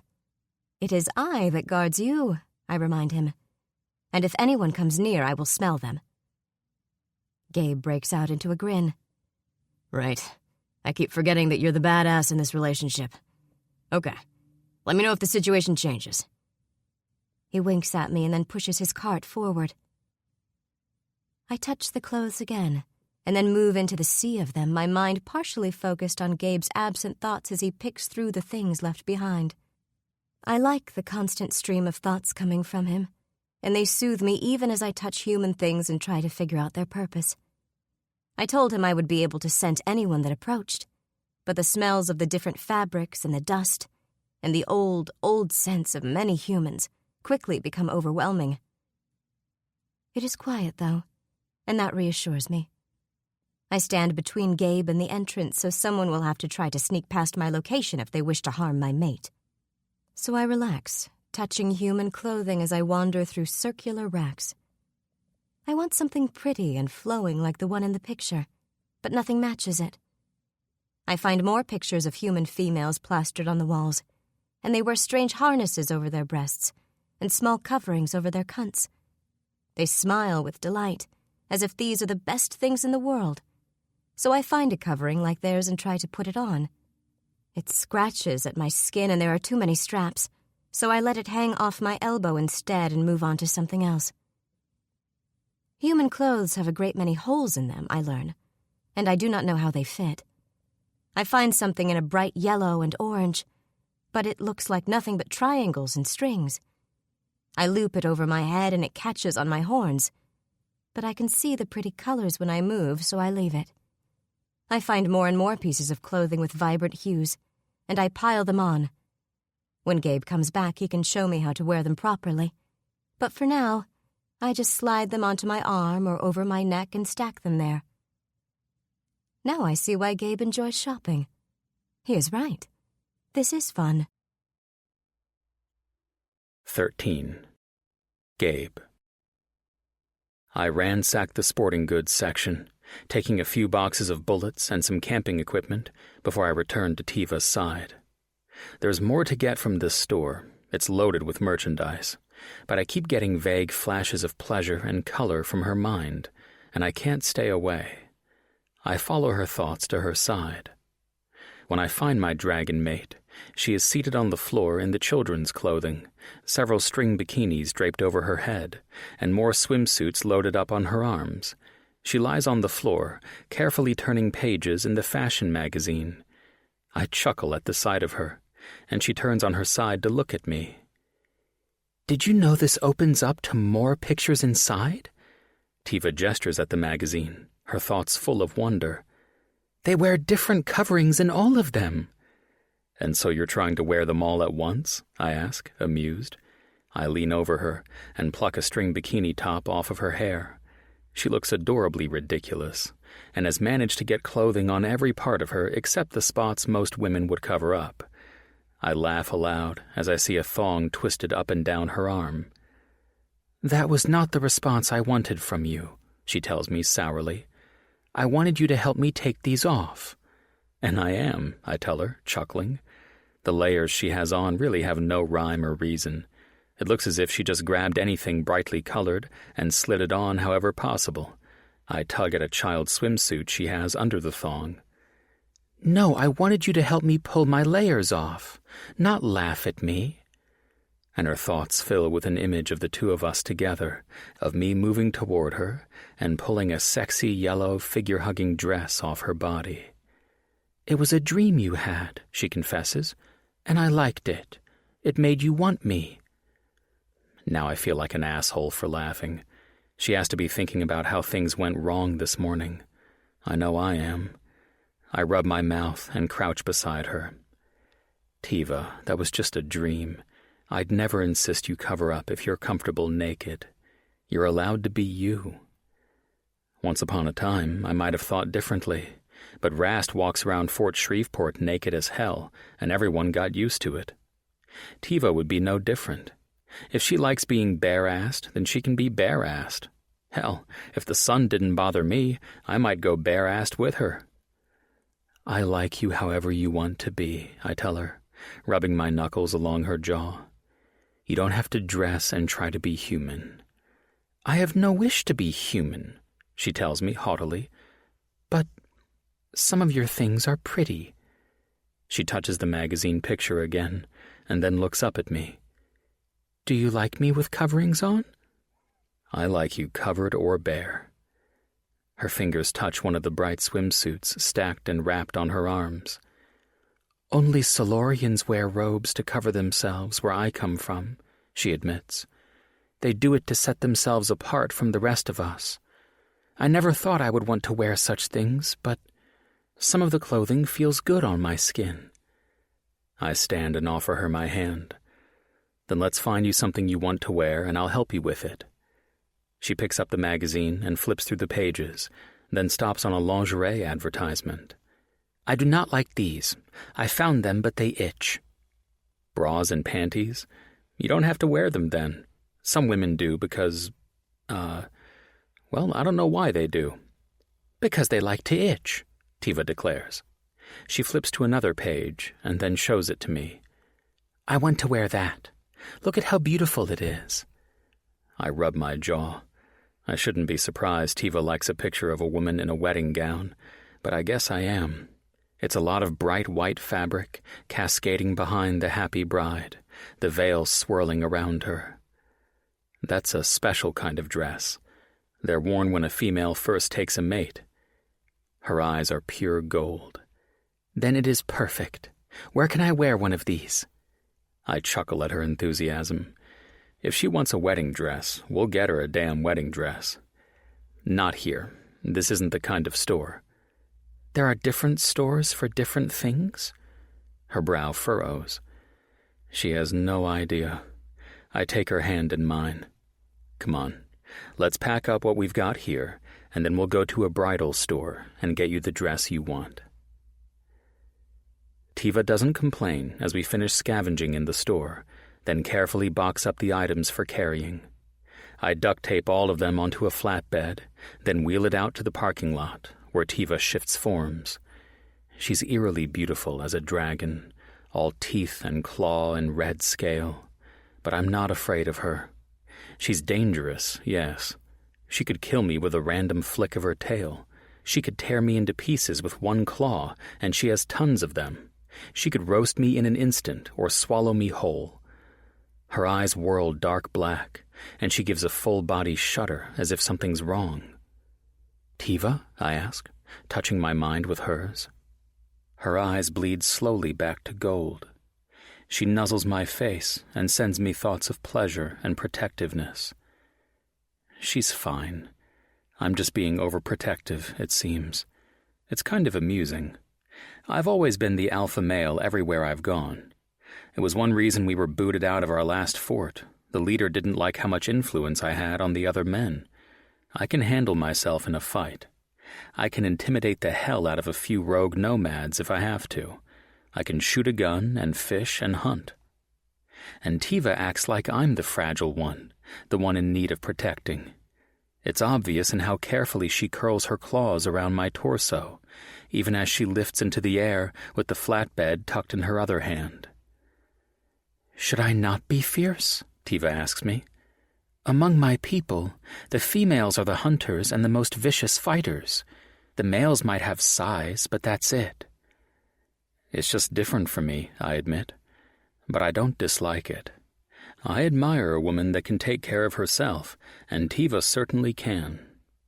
Now, if we can just figure out the sexual dynamic between the two of us, things will be great. I'm still stuck on that pride-destroying encounter between us, but I shove it out of my mind quickly so she doesn't pick up on it. Time to dwell on that later. "Come, Gabe, let us go and get my dress." Her excitement is as palpable as it is girlish. I laugh, caress her scales, and scan the world below for a dress shop. I thought it'd be easier to find a bridal gown store, but the part of town we're in doesn't have much like that. We end up doubling back and flying toward a different part of the city, and I spot a small place that looks promising. We set down in the parking lot, Tiva gently setting me on my feet, and then releasing the flatbed. It rolls away and thumps against a nearby car. I consider staying out in the parking lot to watch over it, but I promised I'd help Tiva. Even more selfishly, I want to see the look on her face as she goes through the dresses. I didn't realize how jaded I've become until I felt her bubbling enthusiasm. For all that she's a killer and a monster, there's a sweet innocence to Tiva that is refreshing.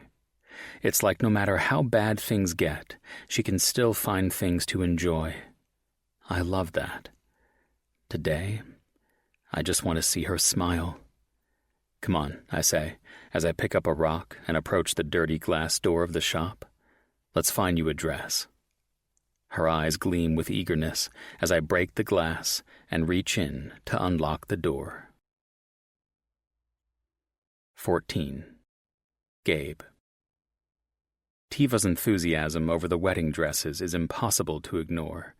She touches each one with joy-filled reverence, her thoughts racing as she examines dress after dress.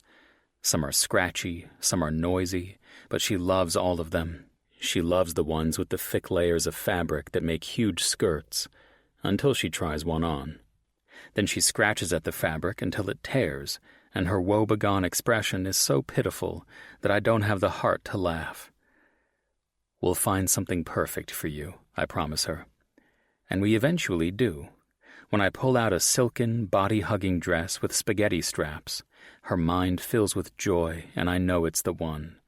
It's got some girly shit going on in the front, weird little tucks right under the tits, but the skirts flare out like a bell, and it's soft to the touch. I help her pull it over her head, and then zip her into it, and it fits as if it was made for her. Tiva turns to look at me, her eyes shining molten gold as she touches her breasts. "Am I pretty?" I have a huge knot in my throat at the sight of her. She still looks wild and untamed, my dragon girl, but fuck, is she ever pretty. Her thick hair cascades over almost bare shoulders, and the dress pinches in, highlighting her small, high tits and the nipples visible through the fabric. She looks dainty and delicate in the dress, but more than that, the sheer joy in her eyes is enough to kill me. "You're beautiful. Come on, let's find you a mirror." I take her hand in mine and lead her to the back of the store, where the dressing rooms are, and as we pass other dresses, she touches them, her thoughts filled with happiness. It makes me want to grab one of everything off the rack and bring it with us, even though I know it's impossible. We need supplies way more than we need 30 wedding gowns, but damn, I love seeing the bright smile on her face. She twirls in front of the mirror like any bride, and I laugh at her delight when the skirt bells out around her. "You look perfect, Destroyer." "I do I not?"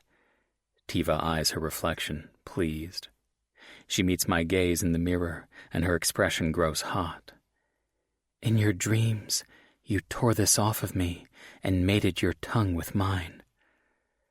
I groan. It's impossible to ignore the heat her thoughts are filled with. "I wouldn't want to ruin your dress now that you've found it," I tell her, moving closer. My cock's an aching bar of heat already. It takes no time for this woman to turn me on and make me crazy with lust. I grab her by the hips and haul her up against me, then carry her to the nearest countertop. Her eyes light up with pleasure, and she clings to me. But it doesn't mean we can't have fun. and I push her skirts up, exposing her bare pussy, as I think about going down on her. Tiva gives a throaty little gasp, her thoughts full of heat. I like this idea. She puts her feet on my shoulders, her expression enticing. You will mate my cunt with your tongue instead? Is that a problem? I like the taste of you. And maybe I just rushed things last time. Maybe I should have taken more time to get her off before I shoved my dick into her. She obviously needs more, and so I want to give it to her. I press my mouth to the inside of her thigh, gazing up at her from the ripples of white silk that flow over her hips. I'd keep my mouth here all day if you'd let me. Just make you come over and over again. Her thoughts flood with heat, and she arches on the counter, even as I press my mouth to her sweet pussy and find her soaked with arousal. Do humans mate in their special dresses? She asks. I chuckle. I bet a lot of them do. I bet something slams outside. Tiva stiffens, even as I reach for the gun at my belt. I put a hand up and indicate she should stay behind, creeping forward to the windows of the shop. We didn't notice anyone around when we left our supplies outside, but we've also been in here for a while. If someone was in the area and saw a flatbed full of boxes, they'd come and investigate, looking for something to scavenge. And I've left it out in the open, like an idiot. Tiva moves to my side, a snarl on her face, and her eyes whirling darker.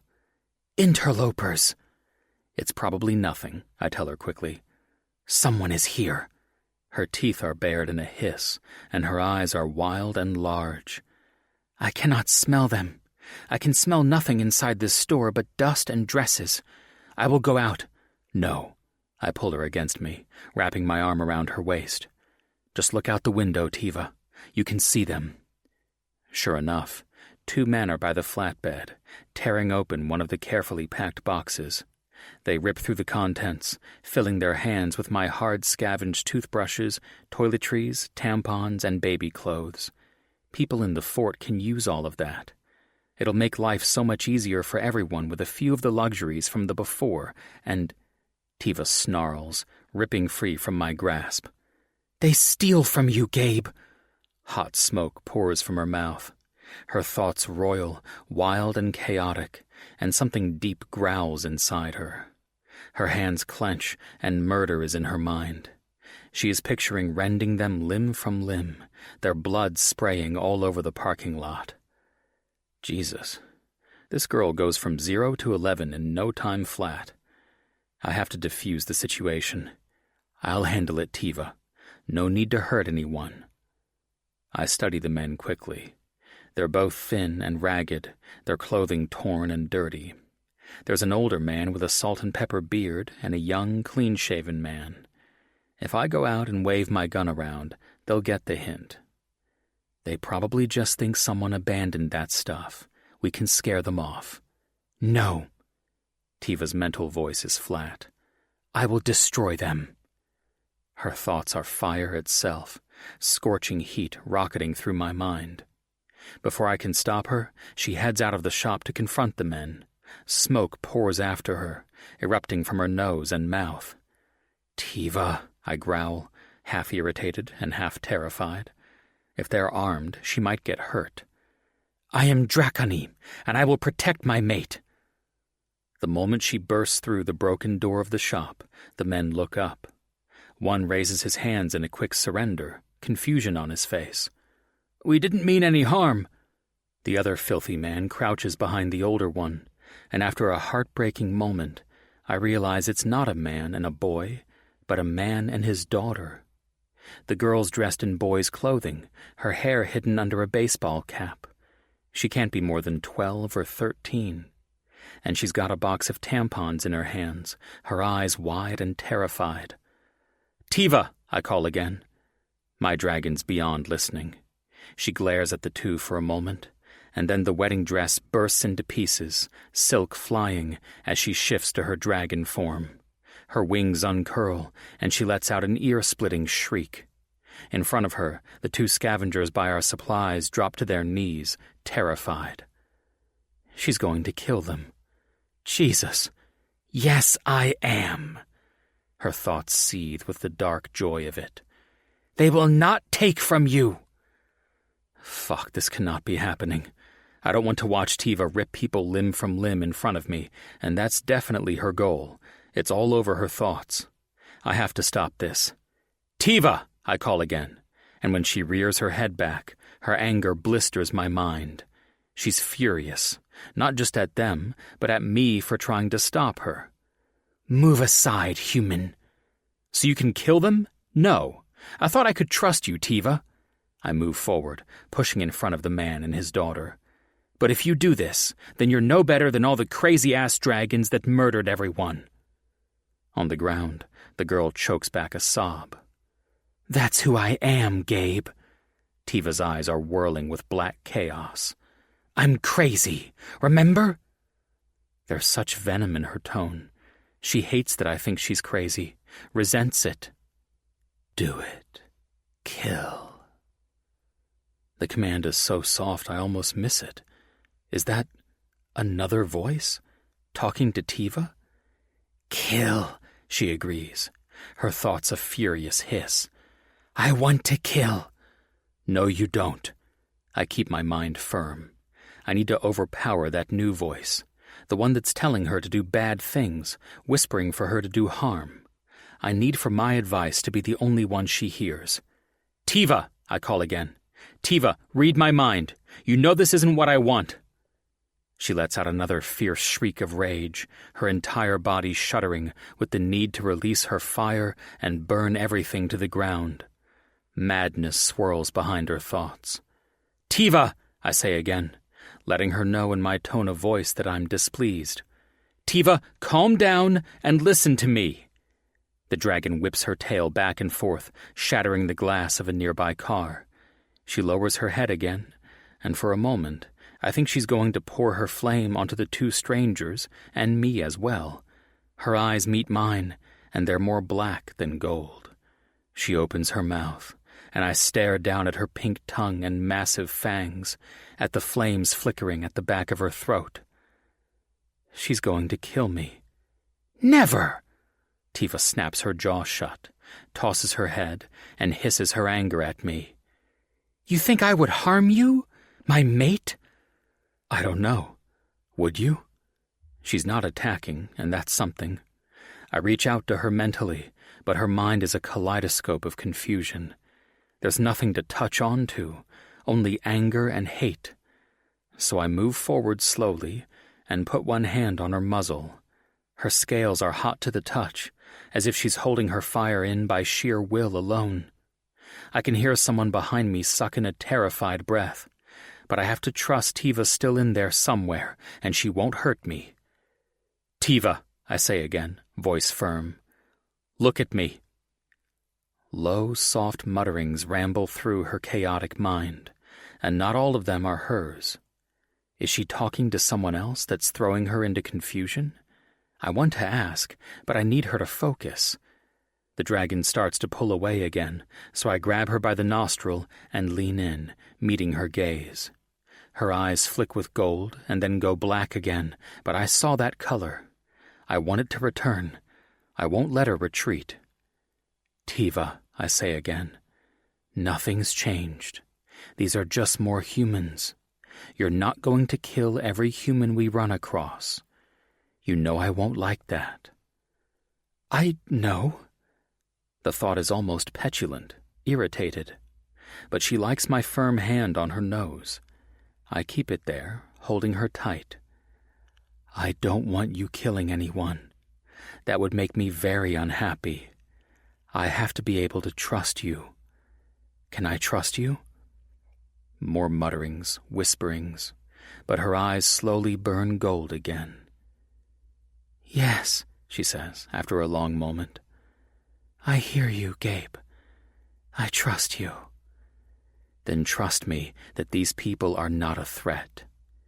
I let go of the tight hold on her nostril and brush my hand over her scales instead.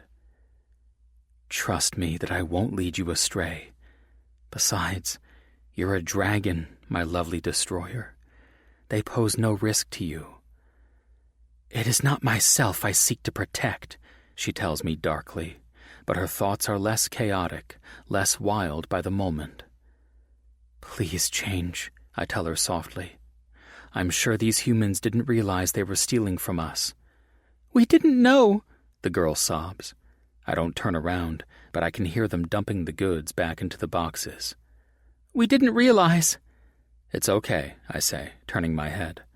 "But my maid is very protective. She would prefer you leave." "Of course," the man says. "Come on, Morgan." Morgan. A man or a woman's name. It's obvious they're hiding her identity for her sake. Skinny Morgan and her equally skinny father aren't predators like most nomads, which means it's impressive they've managed to last this long without a fort. I feel a bit of sympathy for them. "If you're just trying to scrape by," I offer, not taking my eyes off of Tiva as I stroke her nose.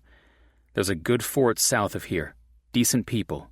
Go up the highway about 2 miles or so, and then take the marked exit. Follow the signs. You can get there in about a day, maybe 2 if you walk slow. It's safe there." "We'll leave," the man says. Tiva shifts forms, and then she rises from the ground, tossing her thick hair behind her as she struts toward me. There's a mulish look on her pretty face, as if she's unwilling to concede that she overreacted. "It's okay," I reassure her. "They are interlopers in our territory. They should know better." "Maybe they should," I agree, pulling her against me as the 2 nomads hurry away. They don't even look back at us, far too frightened. "But we're all in this together. Is a mistake worth killing someone over?" "Yes," she says firmly. "No." Tiva sighs. "No, then." She slides her arms around my waist, and then glances down at something on the ground. It's a long piece of fabric from her destroyed dress. Her thoughts grow sad, and she scoops it up, rubbing her cheek against it. "And now my pretty coverings are gone." I take her hands in mine. The good thing about human stores is that they usually carry several of the same dress. I bet we can find another. We'll grab one, and I'll hold on to it while we fly back to camp. Sound good? Her smile brightens, and it's like the sun coming out from behind the clouds. But I worry things are going from bad to worse. 15. Gabe. There's one more dress just like the one Tiva destroyed, so we scoop it up and repack our boxes, then head back. I try to keep my thoughts peaceful, but I'm disturbed at how quickly Tiva lost control. It was like a switch flipped in her brain. I don't know if Tiva can ever be around people if that's her reaction. She can't murder people for making bad decisions, and if she can't be around people, then it means I'm in exile too. Normally I wouldn't care that much about exile. I've been exiled before. But I've got Charlie, Major, and Lester to take care of. I've got the survivors from Fort Justice to think about. They're all depending on me and what I can bring in. The fort's been low on food for the last few months, and more people keep showing up.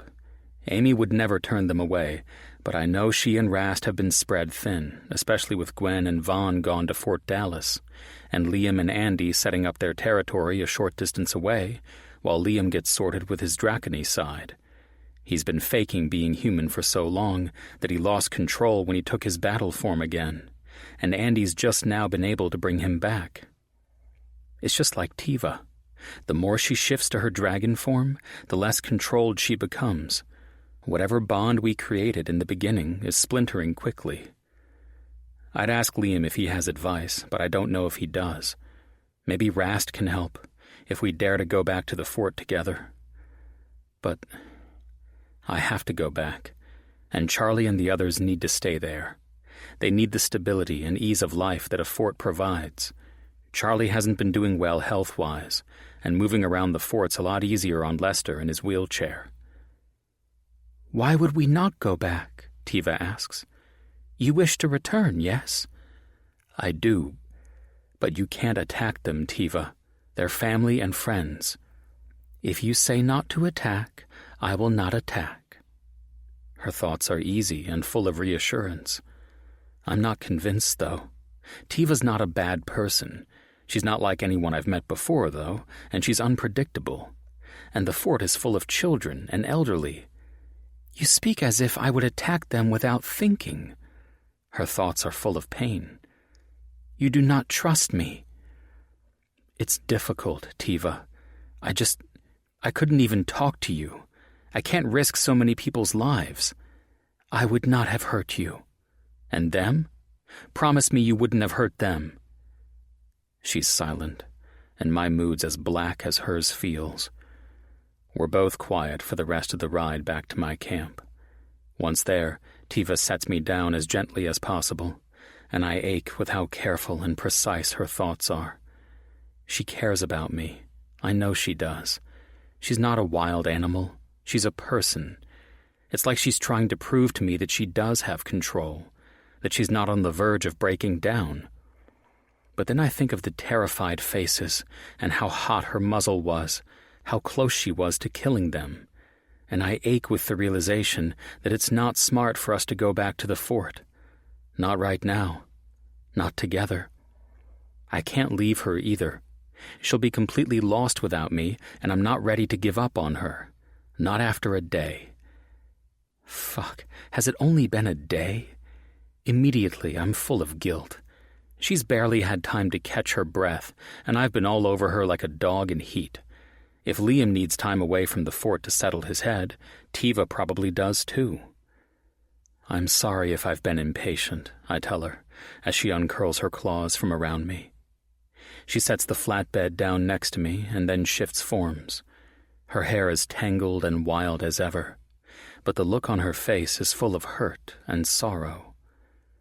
I want you to trust me, Gabe.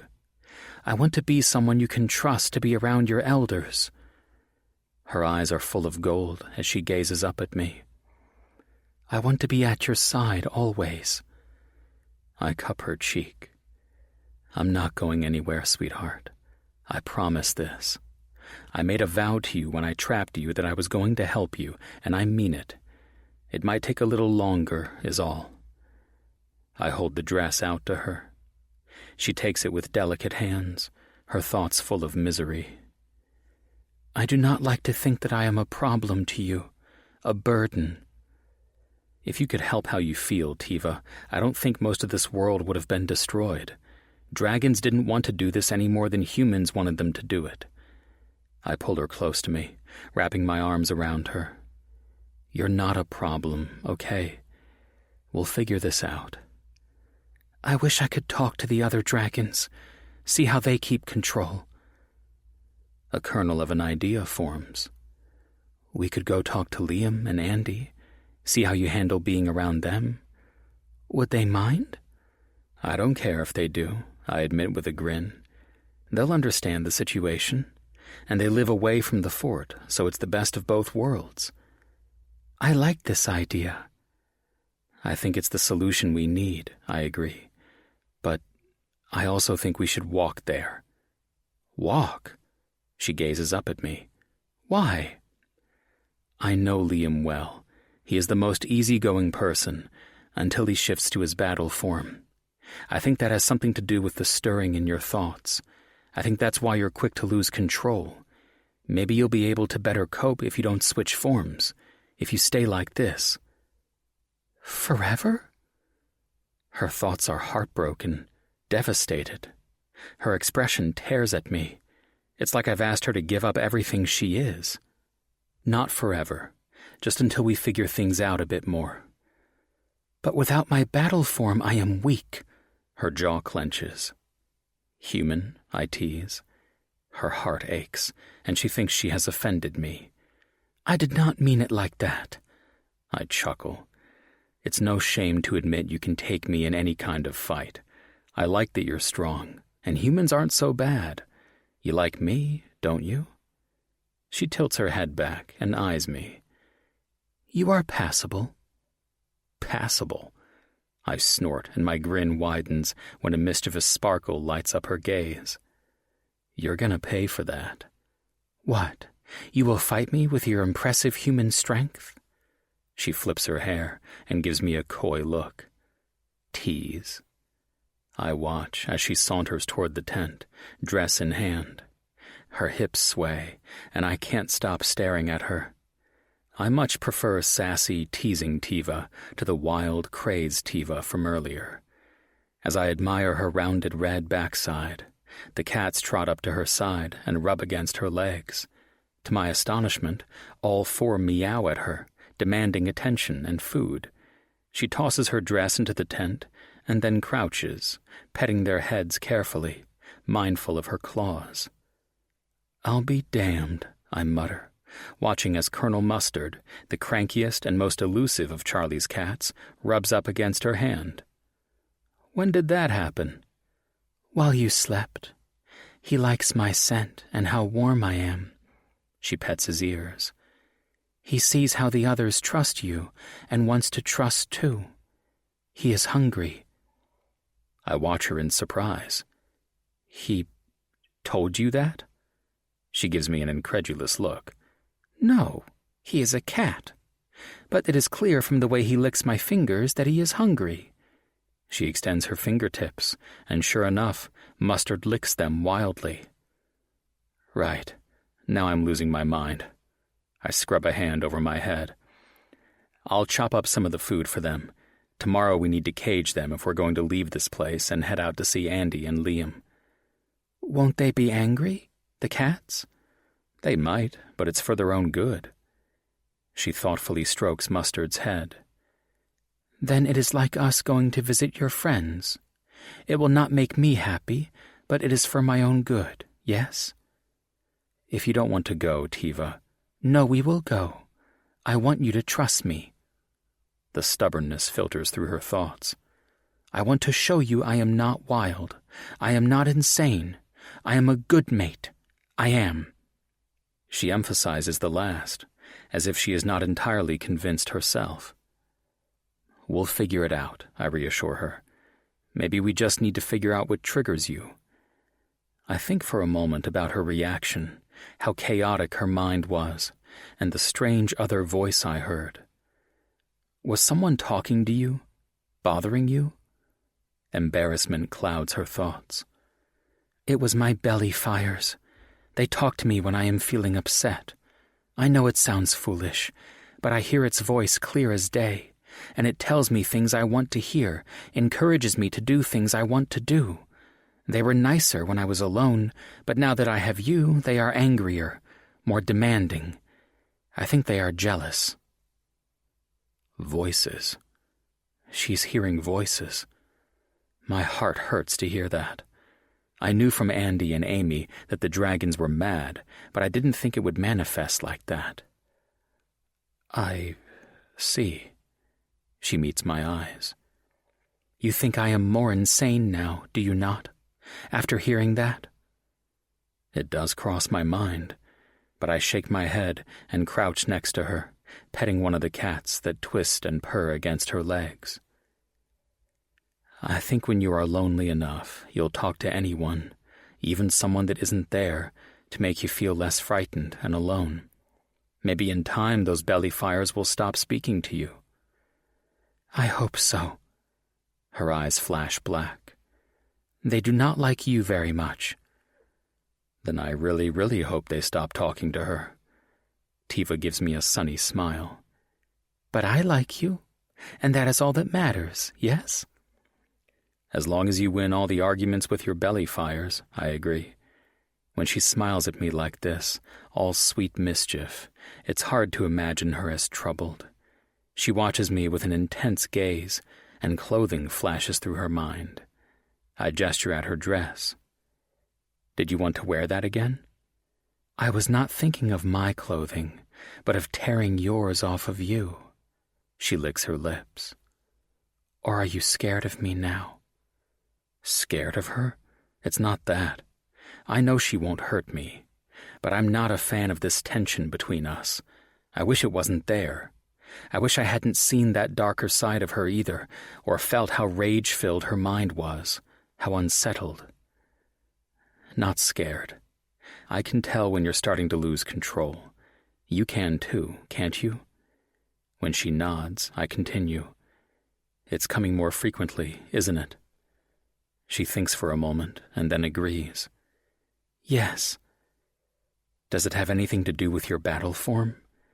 I remember how dark her eyes flare each time she changes. I can feel her grow mutinous at the suggestion. She does not want to think it is connected. Tiva glares at me, saying nothing. I give up. Just promise me you'll say if the belly fires speak to you, all right? Give me a chance to argue with them. She laughs. I shall. Does this mean I get to rip your clothes off, then? Her eyes gleam with excitement. Clothing is hard to come by, so ripping is a bad call.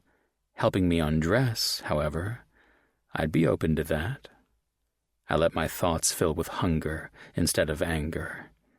Tiva sizes me up. I will share my wraps with you if you like. You can wear them any time. I picture myself in her flowing wedding dress and chuckle.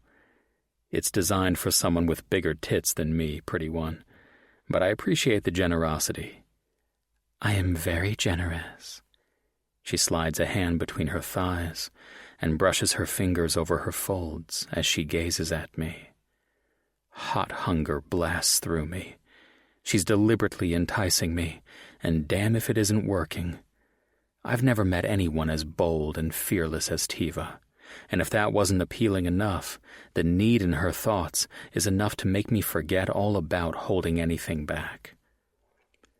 I want you to hold nothing back. Her fingers stroke the soft folds of her pussy. I want your mouth here instead of my hand. I want your cock inside me, and this time you will fill me with your seed. This time we will finish. Then get in the tent, I tell her, getting to my feet. My cock is tight and aching against the constricting grip of my jeans, and I drag my hand over the front. Her gaze goes to my groin, and I can feel the pleasure in her thoughts. For a human, you are very big in certain areas. You make it sound like I'm puny everywhere else. Her thoughts are teasing, goading me. I laugh and move toward her as she steps into the tent. This time, I'm the predator. You think I'm not strong enough to take charge of you, my sweet little destroyer? That I'm not big enough to give you the pleasure you need? Am I wrong? She teases. Prove it. She lies back on the sleeping bag I have spread out, her eyes bright with excitement. This time, it'll be good, I think. This time, I'll make her come so hard she sees sparks. But a half hour later, I'm forced to admit defeat. Tiva gets excited when I touch her, and she's wet with need. But no matter how I kiss or lick her, she doesn't come. It's frustrating for both of us, and my erection fades when I realize I can't get her off. There's something about this between us that's wrong, and I don't know how to fix it. Just like I don't know how to fix the sadness in her eyes or the yearning in her heart when I roll off of her and walk away. 16. Tiva. I have not shifted to my battle form in over 3 days. I did not think I could last so long. The need to shift itches against my spirit, but Gabe does not want me to. He worries it affects my mind. So I remain in my weaker two-legged form, walking when I should fly and remaining on the ground when I should be in the air. Oddly enough, it grows easier as the days pass, because as they do, I feel more and more settled in my skin. My temper does not flare, my anger does not betray me, and my belly fires are silent. The only voice in my head is my own, and Gabe's. Even now as we walk down the quiet highway that is lined with abandoned cars, his mind touches mine. He scans the area as he tugs the flatbed of goods behind him, the entire thing harnessed to his chest so he can use his weight to pull it along instead of his hands. We will not leave behind anything that can be used by others, and our own supplies rest atop the numerous boxes. Trapped inside their small cages, the cats howl and screech their protests. They have been angry for several days now, but Gabe will not let them go. It is for their own good, he promises me. And every time we stop, he spends time petting them and appeasing their frustration. He has a special tent set up just for them, so they do not run away when we stop for the evening. We sleep in a different one because he says they do not need to watch as he touches me. Not that he is touching me tonight. He has not touched me since the last time we tried to mate and he could not make me come once more. I glance over at my mate.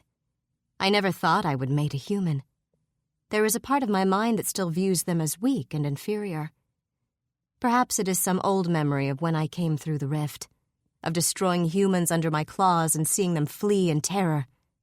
A Draconi never flees, after all. But Gabe has changed my mind on these thoughts. He is steady, my mate, and unfaltering. When I raged at the human interlopers, he stepped in front of them and grabbed my muzzle, forcing me to pay attention. His thoughts were connected with mine, and he wasn't afraid for himself. I could have killed him in a flash, but he showed no fear. And in the days that have passed, he continues to show no fear. He thinks only of others, dragging the supplies and animals over the long, winding roads. He is a fierce mate, my Gabe. I am pleased he is mine, even if we cannot give each other release. I will not think about the lack of pleasure in our aborted matings. I will not. It was so good the first time. Surely it can be that good again. Do you smell them? Gabe asks as we walk, interrupting my thoughts. His mind fills with an image of the 2 humans I almost killed, the ones stealing from us. Did they come this way? I lift my head and breathe in the air, pleased to help Gabe in this way. There are old scents here, layered over one another. The smell is strong and foul, but I am trying not to let it bother me. Instead, I focus on Gabe's scent. It is strong and thick, sweat and musk, and has an underlying sweetness that makes me think of my home. Laced between the bad scents and Gabe's more pleasant one are newer scents, but that of deer and nearby wild animals. I do not smell humans here, I admit to him. Not recent humans, anyway. Excellent. Gabe seems pleased by this. Is it? It means that if they came this way, they took the exit to Fort Shreveport instead. I hope they'll find help there. Your human hive? Yes. We'll go back there, later. Later. After I have seen the one called Liam and we have talked to him about how to better control the rage that sweeps over me when in battle form. It seems like a distant problem because the weather is nice, my mate is at my side, and my belly is full. I am surprisingly content, even without the strength of my battle form. How much longer until we reach your companions? I ask Gabe. Walking? With this crew? He gestures at the flatbed, and as if on cue, the cats howl with irritation. Another day, maybe more. I don't know the exact location, but I suspect when we get closer to Liam's territory, they'll find us. I nod. And then what? Then we pick each other's brains. The mental image of that does not seem right. We are going to kill him and tear his head apart? That is very bloodthirsty of you, my mate. Gabe laughs, flashing a smile at me. It's a human saying. No one's brain is getting picked apart, not really. We're going to compare information. Ah, I see. I consider this as we walk. Sharing information sounds nice, but it also does not sound very Draconi. The male might not welcome us. You are a male that barely carries my scent. It is a sore spot with me, the fact that no matter how often we touch, he does not smell like he is mine. I hate that. Reluctantly, I add, I carry yours, so I am no threat to her, but he might feel you are looking to pursue his mate. That makes Gabe pause. He gives me a speculative look. Is this a hint that we should pause so you can put your scent on me? It is not a bad idea, I confess. The more you smell like me and the more I smell like you, the better off we are. And the happier you are, Gabe murmurs, unhitching the harness on his chest. He drops it and loops an arm around my waist, pulling me against him. I wear no clothing or wraps, because I prefer to let the sun and the air caress my skin. But my soft dress is ready to put on when we meet the others. It is a dress for newly mated females, and I want everyone to know Gabe is mine. Since they cannot touch my mind, I must show them. I slide my hand to the back of his neck as he pulls me close, and admire the bite marks dotting his golden brown skin. He puts a finger under my chin and tips my face so he can claim my mouth in a deep, scorching kiss. I love kissing Gabe. Kissing always turns out well, after all. Kissing tells me that he wants me, since there is never a challenge between us. I keep waiting for one, but he is gentle and his caresses are achingly sweet, and his mouth touches mine in ways that make me hungry with need. Even so, I can't resist challenging him just a little. I nip at his lip, and I meet his tongue with my own in a slick battle of wills and mouths. I let him win, but not until he wraps his hand in my hair and licks me so hard and deep, I feel it between my thighs. I moan against his lips. Let us pause here, I tell him, and cover each other with our mating scents. No one will doubt you are mine then, or that I am yours. He chuckles, breaking off from the kiss to nip at my jaw with his square, strong teeth, and that movement sends little sparks of pleasure careening through me. I think you're just using that as an excuse for us to stop. As if I need an excuse. We kiss all the time, Gabe and I, but he hasn't claimed me in days. It's like kisses are safe between us, but anything else goes horribly wrong. I'm tired of waiting, too. I'm tired of the yearning ache deep inside me, desperate to be filled. So I push our twined hands toward my front and move them over my pussy, using his fingers to caress my slick folds. You want to take me as much as I want your touch. There is no battle necessary. In this, we both win. Gabe groans and he takes control of the touch, pushing 2 fingers together and then rubbing them hard over my clit. Is that what you want, Tiva? It is. I close my eyes, sinking into the sensations. His fingers are slick with my arousal, and they move faster and faster over my clit. The scent of my need hangs heavy in the air, and I want to paint him with it, to cover his skin so other females know he is taken. I pull him close and run my fangs over his neck, clinging to him as he works my cunt with his fingers, driving me relentlessly toward release. I want you inside me, I tell him as I bite lightly at his neck. Never hard enough to make him lose the edge of his arousal. Never hard enough to make him stop. Just enough to remind him that he's all mine. I can feel the need coursing through him, and even as I rub my face against his neck and lick his skin, I send thoughts to his mind. Mental images of how he should turn me over and push me against the nearest surface, claiming me as his own. Claiming me as his own. And then my body not responding, his disappointment crashing through my mind. I do not want to think about such things. I squeeze my eyes closed and shut my mind to him. Gabe does not realize it, though. You want me to take you, Tiva? He murmurs, fisting a hand in my hair even as he drags his fingers in little circles over my clit. Fuck you so hard that you're screaming for release? Hearing him say those things ignites the fire inside me again. He's never been so fierce, and I love it. Oh, I want that. I want that so badly. I love his rough hand in my hair, the gruffness in his voice. I want him to make me come so hard. I'm so desperate for it. Please, Gabe. An infant's cry rings through both his head and mine, along with an insistent urge. Hungry. I gasp even as we break apart. The child. Yeah, I hear her. Gabe sounds annoyed at the interruption. Kid has the worst timing. She is a baby, I say, and my thoughts are no longer on mating but on the young child whose mind touches mine. I reach out for her, but the distance is too far for her to hear my thoughts. I savor the feeling of her, though, closing my eyes to remain with her just a little bit longer. For the last few days as we traveled, the child touches our thoughts now and then. Most of the time she is kept skillfully muffled by her parents, as all Draconi children are. But every so often something breaks through. I am impressed with the child's strength and the ferocious name she was born with. Salavatri. It is an impetuous, arrogant name, and that means she will be a great warrior. Of course she will. Is her mind not great enough to cross long distances? Is she where we are going? I asked Gabe. I want to see her. I want to hold her. My yearning for young of my own courses through me. I, too, would like a child. One with Gabe's golden eyes and his soft, dark hair.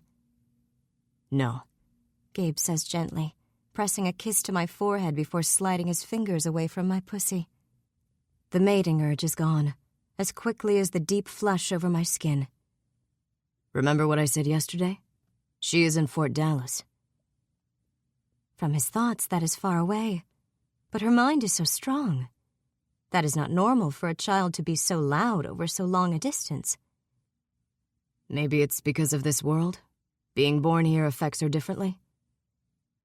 Perhaps, but I am not entirely sure. If that were the case, she would be able to hear me respond to her, and yet she never does.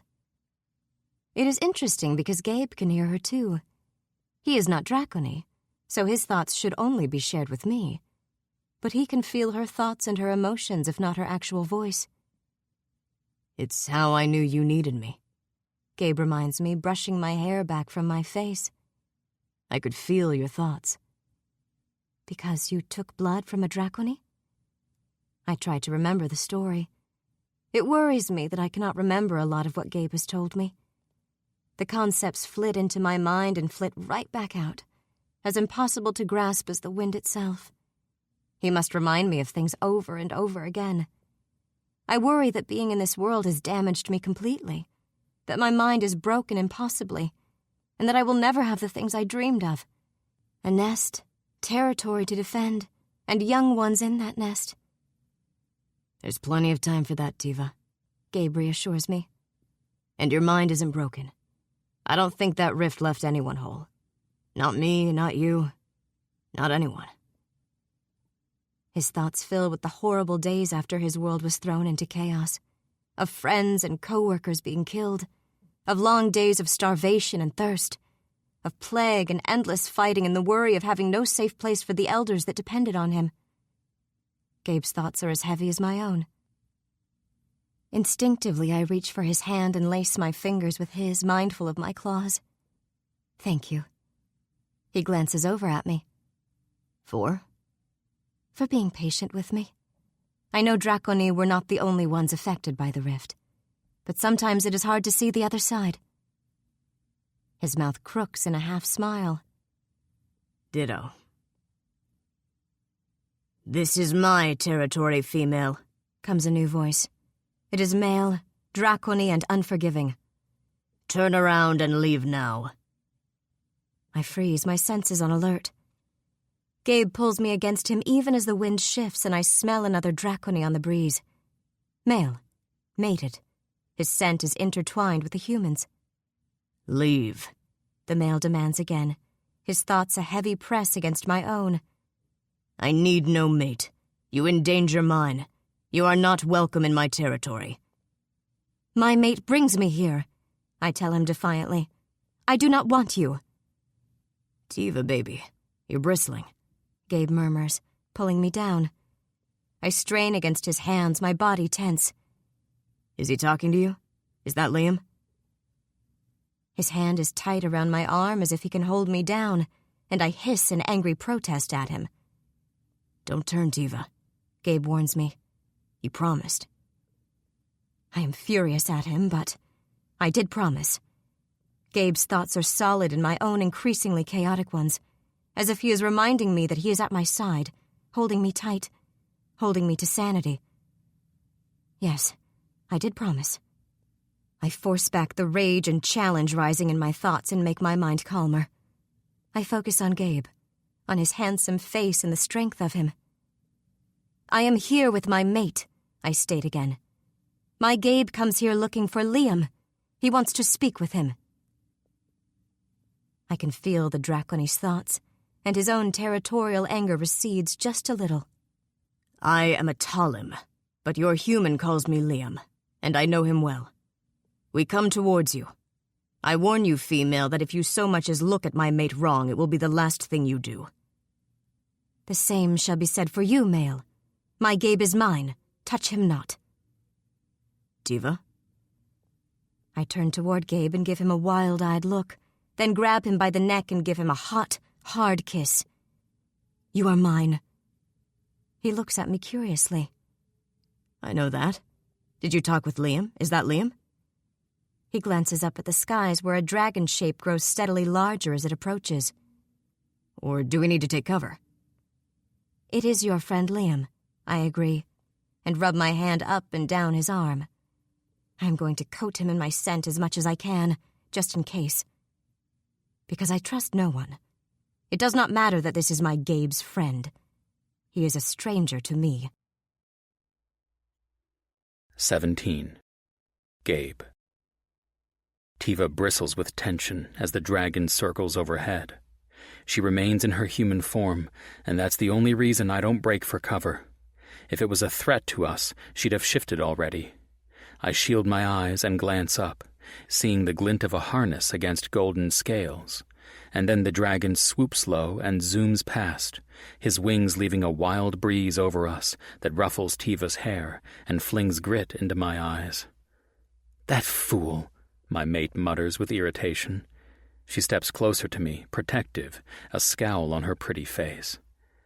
I put my hand on the back of her neck and press ever so slightly, trying to exert my will over her and remind her where she's at.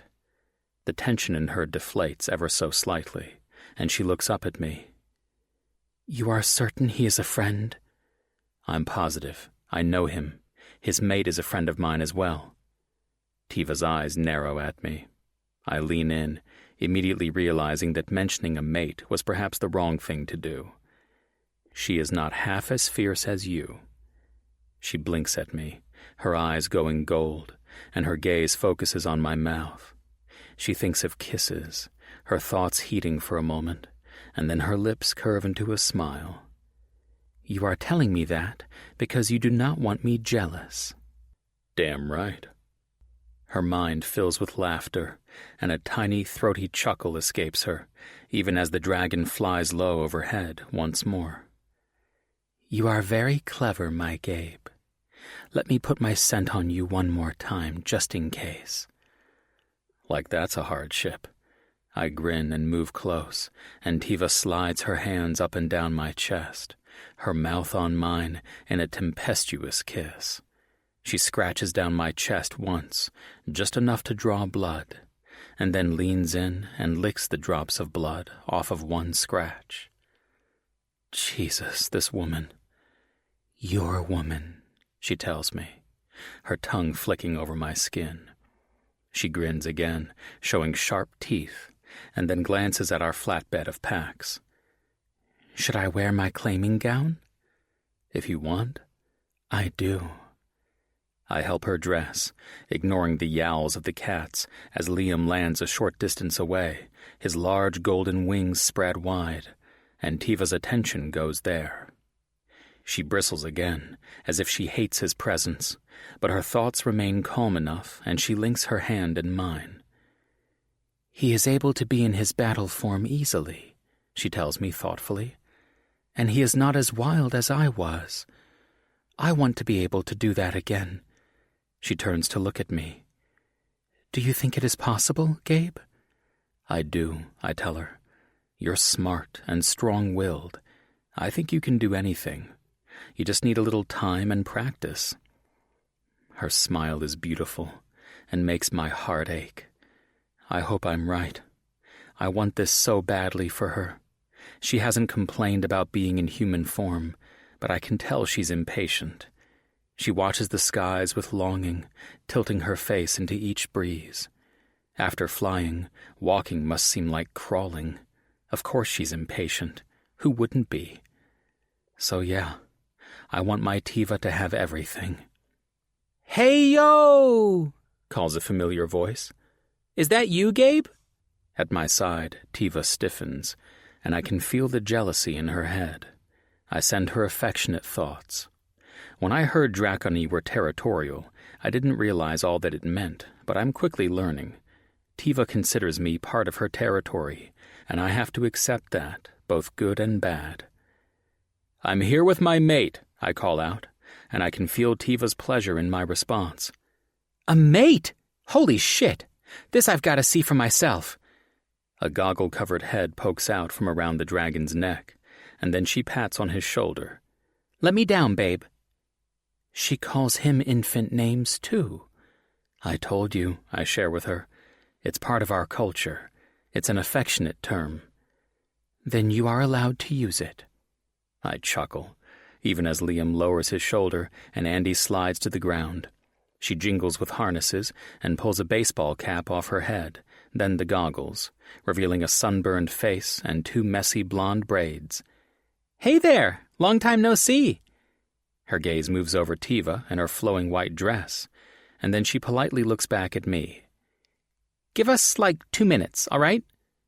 Sure, I say, and I'm curious when Andy holds up a finger. A moment later, she pulls a backpack off her shoulder and pulls out a pair of shorts and a shirt. A moment later, Liam is on the ground, all pale golden scales and short hair. The thick harnesses and saddle, so small on a dragon, fall around his body and land on the ground with a clink. Andy holds the clothing out to him as he straightens, and he pulls a shirt over his head and dresses as she stands in front of him, blocking his nudity from our view. It seems that my Tiva isn't the only territorial female around. Amused, I squeeze her hand. You look beautiful. Did I mention that? Tiva looks down at her flowing dress, the wind whipping at the fabric. I like the way it feels against my body. It feels almost as good as you. I laugh. This woman has a one-track mind. Andy jogs up to us, Liam at her side, and her eyes are bright with enthusiasm. Long time no see, she says, brushing loose strands of hair off her face. Her gaze moves to Tiva, and then she looks at Liam before glancing back to me. How's Scooter? He's in Fort Shreveport with Benny at the moment. I had to retrieve Charlie's cats. With my free hand, I gesture at the flatbed and its howling occupants. How is Charlie? And Benny? Liam asks, his accent ever so slight. Tiva stiffens next to me. He speaks your human tongue? I can feel a surge of her envy.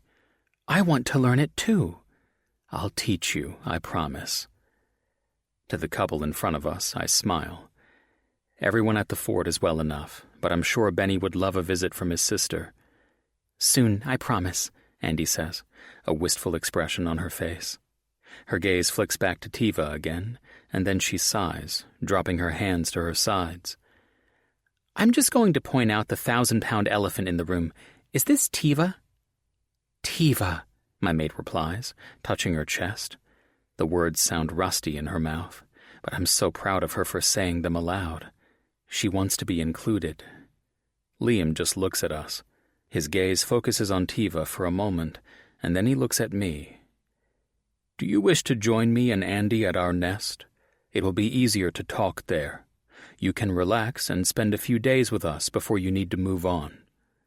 I can feel Tiva's eagerness, and I hate to be the one to ruin it. Tiva shouldn't change into battle form right now. Can we reach it from the ground? If you could, it wouldn't be much of a nest, Andy says cheerfully. Would you rather ride? I'm sure Liam can carry everyone. No, Liam says, at the same time as I do. I say it instinctively, because I pick up a hurt flash from Tiva. It seems that suggesting one Draconi ride another is an insult. Andy bites her lip. Sorry about that. I wasn't trying to insult. She gives Tiva a faint smile. My mate bares her teeth. It's not quite a smile. We'll walk, I say. Maybe there's someplace we can set up nearby and let the cats out to stretch their legs. I don't think they'd appreciate a dragon ride either. Fair enough. Andy glances at Liam and then smiles at us again. Want company on the walk? Tiva. We plod along the highway, my hand clasped in Gabe's. The one called Liam has his harness on the flatbed and pulls it along while the female, Andy, walks next to her mate and asks my Gabe about people back at the human hive. They call it a fort, Atalam says. They don't like the word hive. A fort, then. It feels strange to talk without my Gabe realizing it. He is engrossed in speaking of Andy's brother and the youth's relationship with his young female. I glance over at the male Draconi. He wears the human coverings as if he is used to them, and he speaks the human words. He calls himself Liam, which is not a Draconi name. How do you know this? Have you been to their hive? Fort, He corrects again, ignoring my abrasiveness. and I lived there for many years with them, pretending to be human. It was the only way to survive. I am surprised to hear that. Did the madness not affect you? It did not, He admits. When I came through the rift, I was a prisoner of war, newly captured and kept in my two-legged form. Everyone around me went mad, and then I was suddenly free, but trapped in a strange world. I realized that the madness had something to do with battle form. I suspected that if I shifted, I would go mad too. So for the last 7 years, I lived as a human amongst them. I have only reclaimed my battle form recently. A thread of amusement slides through his thoughts. With mixed results. That is why I do not change to battle form, I admit to him. I want to, but I lose my temper quickly and I hear things. It worries Gabe, so we have come to see you. He wants to know how I can get past this, how I can be fully Draconi once more. More amusement from Liam, tinged with regret. I am the wrong one to ask. The moment I shift to battle form, I am on the edge of losing control myself. Only Andrea is able to pull me back to myself, and sometimes it is a great effort for her to do so. I worry that she will not be able to reach me sometimes. I worry this too. Do you hear other voices when you are in battle form? If you mean Salavatri, she is but an infant with a very loud mind. No, I mean other voices. Voices that tell you to do bad things. No, nothing like that. Liam is thoughtful. My mind is chaos when I shift. Only Andrea helps me see through the madness. Do you ever attack those you care for? Not yet, but the fear is always there. Liam's mind grows stark. I always feel close to the edge. Only Andrea saves me. This does not comfort me. I grip Gabe's hand tighter as we walk, and eventually we find a building to stop at and relax. There is a covered awning and shade, and in Gabe's mind he calls it a gas station. Even though everything stinks of an odd smell, the humans are pleased, and Gabe goes inside the building with the cats and lets them out of their containers so they can stretch their legs. Atalam and his female remain outside talking in low voices, and Gabe glances at them. Will you stay here and watch the cats, Tiva? I'll be right back. I scratch Colonel Mustard under his soft chin. The cat likes me more than Gabe, probably because of my warmth. Of course. He sends me a mental rush of affection, kisses my brow, and then heads outside to talk to the female and Liam. I continue to pet the cats, sitting on the dirty floor in my pretty dress as they rub against my hands. Even as I do, I pick through Gabe's mind. I cannot hear his conversation, but he has not yet learned how to shield his thoughts. As easily as if he is talking in this room, I pluck from his head the question he wants to know. Is it safe to go back to the fort with Tiva? They answer, and I cannot hear their answers, but I can feel Gabe's disappointment. He thinks only of the others, Atalam says, his thoughts pressing in on mine. He will not leave your side, but he feels responsible for those that remain behind. He has people he cares for there. I scowl to myself. I know he has people there, but I am his mate. He has known some of them for years. How long have you been mated? Days. Does it matter? Our spirits are joined. I am irritated he would even ask such a thing. Have you been with the humans for so long that you forget how a Draconi bonds with another? Perhaps so. All I know is that you might be his mate, but it is not that simple in his eyes. Humans are different than us. It should be that simple. They are as his family. Did you not have family back on our world? Atalam's question makes me think. I believe I did. And would you abandon them for someone you met within a handful of days? Humans are not used to taking a mate. Let us say you were not mated at all. Would you leave your family behind if he told you to? I had no answer for him. I cannot stop thinking about what he says, though. What if I was not mated to Gabe? Humans think differently than us? Does Gabe not want to be mated to me? He said he never thought things through when it comes to being my mate. He doesn't wear much of my scent, and he won't give me his seed. I thought if our spirits joined, that would be the end of it. But even though we are mated, I do not feel as if we are one. The realization wounds me deeply. I hide my hurt as the afternoon passes slowly. The other couples stay and talk for a while, and if I am quiet, no one notices. How can they? I cannot speak their language. Gabe tries to draw me in, but I keep my answers short. The only thing that makes my heart hurt less is that he holds me possessively against him as we talk. But I cannot forget about my conversation with Liam earlier. That humans are different than Draconi. That humans do not take mates, not like we do. They do not share spirits. And Gabe and I are not as bonded as I'd like.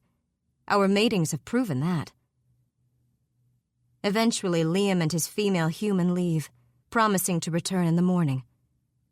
I watch enviously as Liam shifts to battle form and becomes a Talim once more, all golden scales and powerful wings. I miss my battle form as if it is a part of me gone. His mate harnesses her seat upon his shoulders, and then mounts, and then they fly away, and it is just myself and Gabe.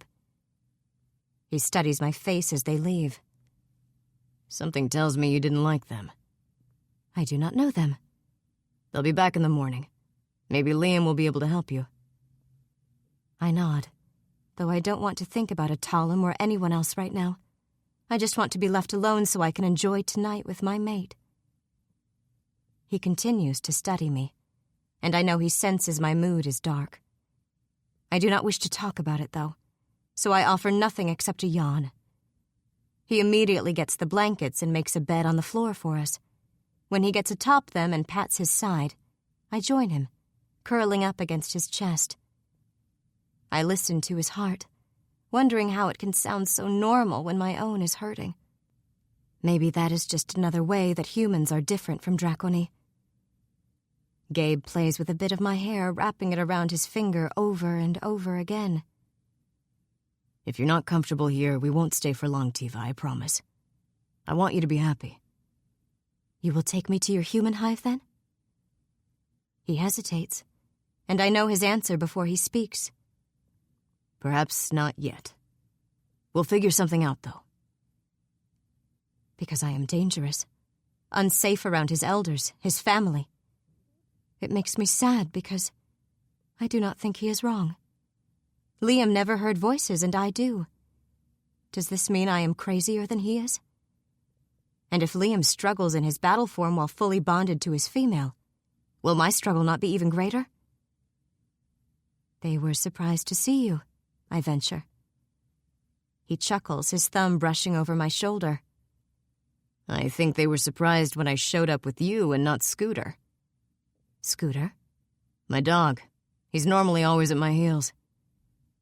His thoughts fill with affection as he pictures a great black and tan beast with dark eyes, 4 legs, and a happy, slobbery tongue. There aren't many tame dogs left anymore, and he's not right in the head, but he's a good boy. I love his affection for the creature, and it fills me with a wistful yearning. Not right in the head? Yeah. Someone hurt him before and they did something to him. He doesn't react the way he should to a lot of things. I have to watch out for him. But he will, because Gabe is a good man. And now he has me, who also has a damaged mind. I force that thought away and the sadness it brings, focusing instead on his memories of Scooter. They are familiar, and when he thinks of throwing a disc, a frisbee, I remember this too. I have seen this before. I remember Scooter, I tell Gabe. I remember you playing with the dog. I saw this from afar and I could not figure out why you drew your prey in and then released it once more. He laughs. It's a game called fetch. I realize that now. But you were kind to him, and he was so happy to be with you. I remember you laughing and it made me happy. I wanted to know more about you. That's why I started following you. I trace my fingertip lightly down his belly. I remember now. That was before we made it. He tells me encouragingly. If you remember that, perhaps you will remember more with time. Perhaps. The note of hope in his thoughts makes me ache. What if I can't remember more than this? What if I'm always too broken to be the mate he wants? 18. Tiva. Later that night, I am curled up against him when I hear a voice inside my head. You are unhappy. My belly fires. This is the first time they have talked to me when I am in my two-legged form, though I am not entirely surprised to hear from them. The voice is the darker one, the more sinister one that has replaced the earlier voice. I have my mate, I tell them. We are simply learning each other.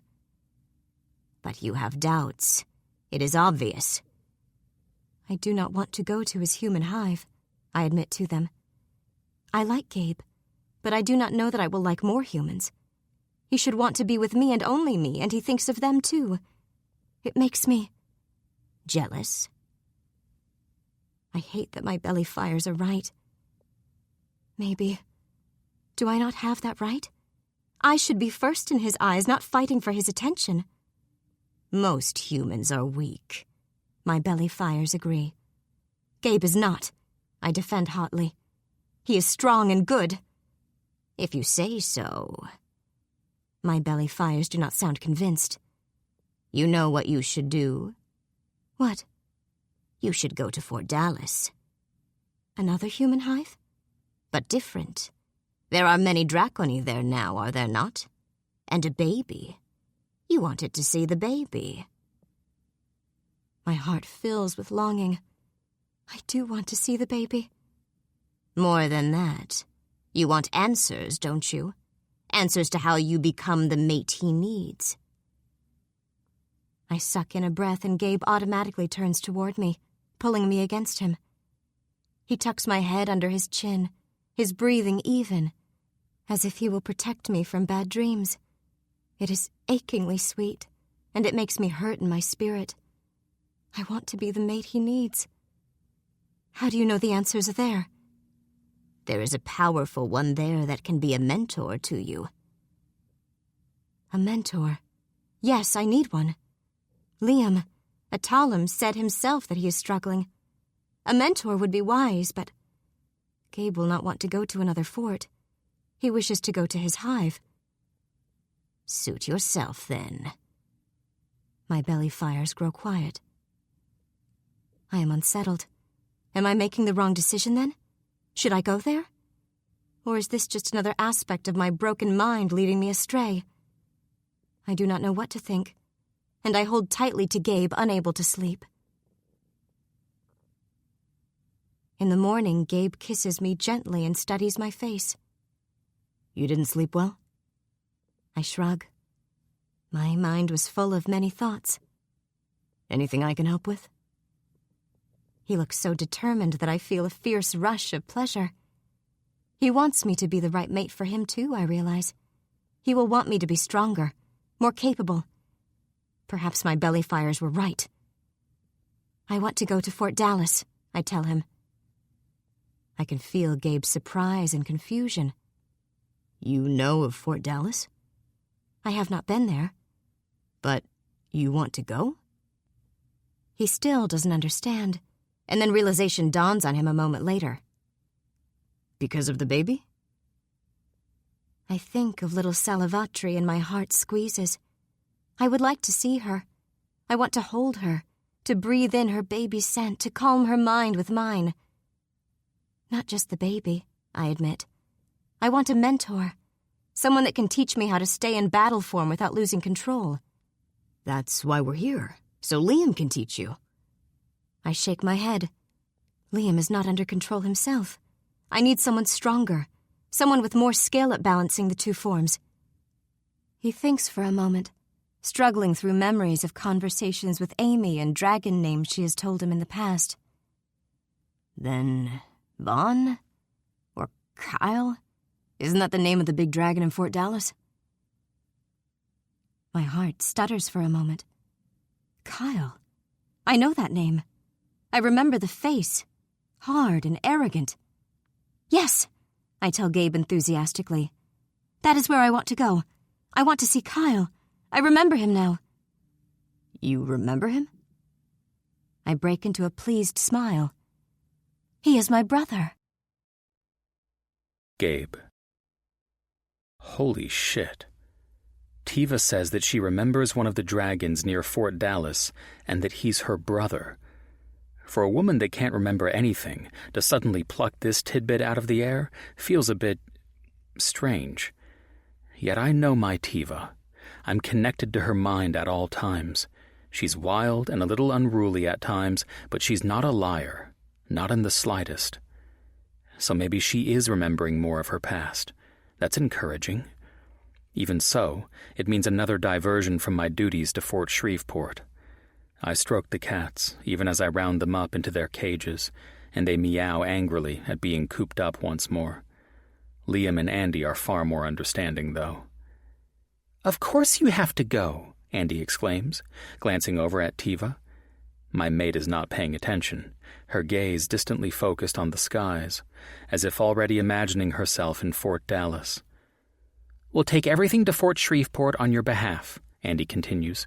"Don't worry about the cats or the flatbed. We can handle all of it, right, Liam?" She beams at her mate, and he nods at her. "We'll walk them there. The cats probably don't want to see another dragon for a while." He gives us a rueful grin. "And I'll get to visit Benny." Andy looks thrilled. "Win-win situation for all of us." Liam glances over at Tiva. Their eyes meet for a moment, and then my mate walks outside, her now dusty bridal gown fluttering in the breeze. I can feel a ripple in Tiva's thoughts, and I reach out to her even as Andy chatters on about visiting the fort. "Everything okay?" I ask Tiva. "What's Liam saying to you?" Her thoughts stir, and she turns to look at me, her eyes whirling gold. "He says that it is dangerous there, to be careful. But I still want to go. Kyle is my brother. I have a connection in his world, something to look forward to." Her thoughts are full of hope. For some reason, I'm stung by that. She looks forward to her brother because then she'll have a connection? I want to ask what it means for me, but things have been strained between us for days. It's like we can't connect at any level, and the more we struggle, the more I disappoint her. I've only wanted to help her, not make her miserable. Seems like I'm not succeeding, though, and that's the most frustrating thing of all. If I don't know what I'm doing wrong, how can I fix it? But whatever it is, I'm not enough for Tiva, plain and simple. She needs more. So off to Fort Dallas we go. 19. Gabe. It takes several long days of endless hiking for us to reach Fort Dallas. We're faster without the flatbed of cats, and we can walk longer with less breaks. Tiva stays in her human form, and I never suggest that she switch. We're polite to one another, and she keeps up with my longer legs, but the vibe between us is off. She's silent, and her mind is closed to me at almost all times. If I ask her something directly, she answers, but she's not there. The warm, playful Tiva I've glimpsed so many times in the past isn't here. The female at my side is remote and distracted. And while I understand it, I still want the other Tiva back. I miss the playful flirting. I miss her enthusiasm for the world around her. I miss her, period. Strange how you can miss someone that's a few feet away from you. Stranger still, how you can miss someone you only just met. But Tiva and I are connected on a deeper level. At first, I thought it was jarring to have her thoughts constantly touching my own, her mind paired with mine. But now that I've had it, I miss it when she pulls away. I miss feeling her emotions as she discovers something new, and she's doing her best to keep all of that from me.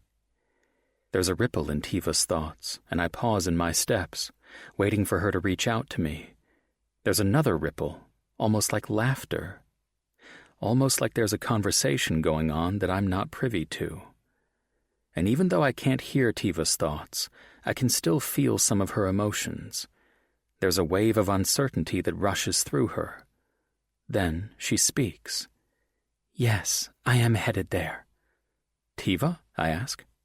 And she looks over at me, startled. "Going where?" "What?" "You said you were headed there," I repeat slowly. "What were you talking about?" "Oh, nothing." "Are you talking to another Draconi?" I scan the horizon, looking for wings. "Or Liam, the baby?" Her golden eyes whirl darker for a moment. "No, none of them." That concerns me. I think about what she said before, the voice that talks to her and tells her to do things. "Your belly fires?" She admits this with a slight incline of her head. "They are happy we are coming to Fort Dallas." I'm disappointed to hear she's still talking to them. It means she's not getting better. I was hoping that whole belly fires thing would go away once she kept her human form for a while, but I guess that's not the case. "Are they the ones that told you that Kyle is your brother?" Maybe this is all a figment of her imagination. Is that why they're glad? "They do not know about Kyle," she admits. "It is just a memory I have. Kyle is not his full name, you know." Her smile grows soft, her gaze distracted. "We were young and fighting constantly. This was after I acquired my fires, but Kyle was too young to leave our family's nest yet. We were both hot-tempered at that age. I do not remember why we argued, just that he bit off the tip of my tail and flew off. I was furious, and so I flew after him. He flew low to try and distract me, thinking I would play it safe. Instead, I decided to prove to him that I could follow just as close." "And did you?" Her expression grows sheepish. "I did, and then I crashed into a rock wall, mangled my wing. Kyle carried me all the way home without a word of complaint, and he never teased me again." Her mind is full of fondness. "He was a good brother. I am both sad and happy that he is here. Sad that he has been through the same misery I have, but happy that I have someone that I remember. Family." "Family's important," I agree. I think of my family, and how none of them survived the rift or the days afterwards. I shake my head, as if to clear it of bad memories, because the months directly following the rift definitely weren't good ones. They're best left forgotten. "So how long did you want to visit?" "Visit?" she asks, and there is genuine curiosity in her tone. "Why is it a visit? This is where my family is, and so this is where I want to be." I stare at her. I'm a newcomer at Fort Shreveport, granted, but I'm needed there. I have friends there. My Apocalypse family. I think of Charlie and Lester and Major, Scooter. While I can go and retrieve the dog, traveling would be hard on the guys. They're old and still recovering from the long walk to Fort Shreveport a few months ago. The last thing I want is to drag them all over Texas to some place I don't even know is safe. I have obligations back home. Don't you think we should discuss this? I can sense her hurt. It covers her feelings like a blanket, shielding me from her innermost thoughts. "You have already decided that the other hive is now our home without asking me. What if I do not want to be there? What if I want to be here?"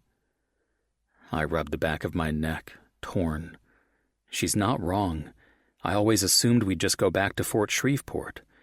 Even so, I can't abandon the people there that need me. We'll figure it out. Somehow. Tiva's golden eyes are accusing. "You said you did not anticipate having a mate, that all you thought of was bringing me back to myself. Well, I am here, and now you do not act as if you want to be with me. You have kissed me and then pulled away. You will not give me your seed or your heart. You do not want a mate. You do not want to share spirits. You do not want me as much as I want you, and I will not hurt myself further by expecting more. I hate the words that pour out of her, hate the thoughts that slap into me like blows, because she's right. I treat Tiva like my mate when it's convenient for me, and the moment it's not, I balk. Even so, it's not that simple. If it was just me, I'd let Tiva lead. But I have to think about the people in Fort Shreveport that are counting on me. I have to think about Charlie and the others who are a burden on the fort unless someone takes up the slack. I think about Benny, who needs a male authority figure in his life and has been looking to me for that. I think of Amy and Rast, who are already spread thin trying to keep the fort together, and how much worse it'll be for all of them if I fuck off and never return. I think of all the people that died of plague at Fort Justice.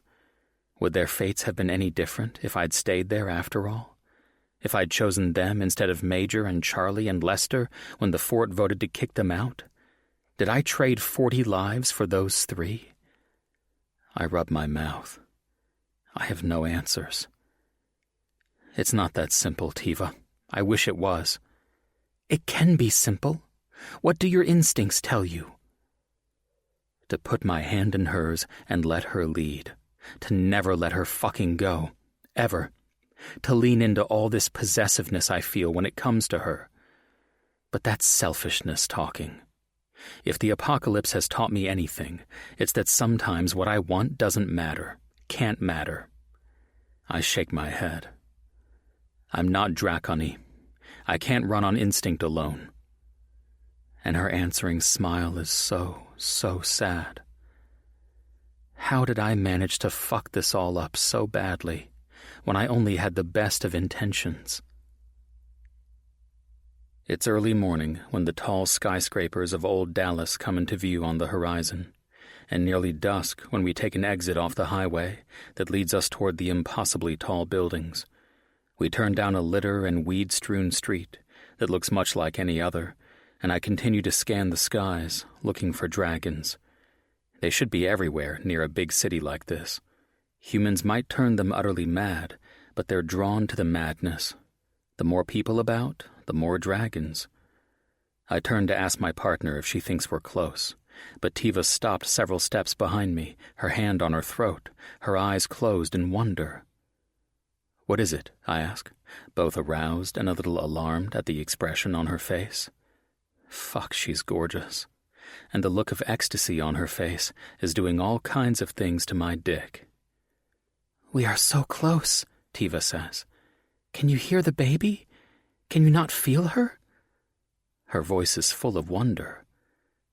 I can't, I admit.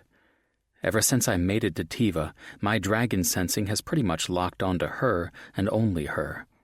I used to be able to sense any dragon nearby, but either I'm totally fixated on her, or it's another aspect of the bond.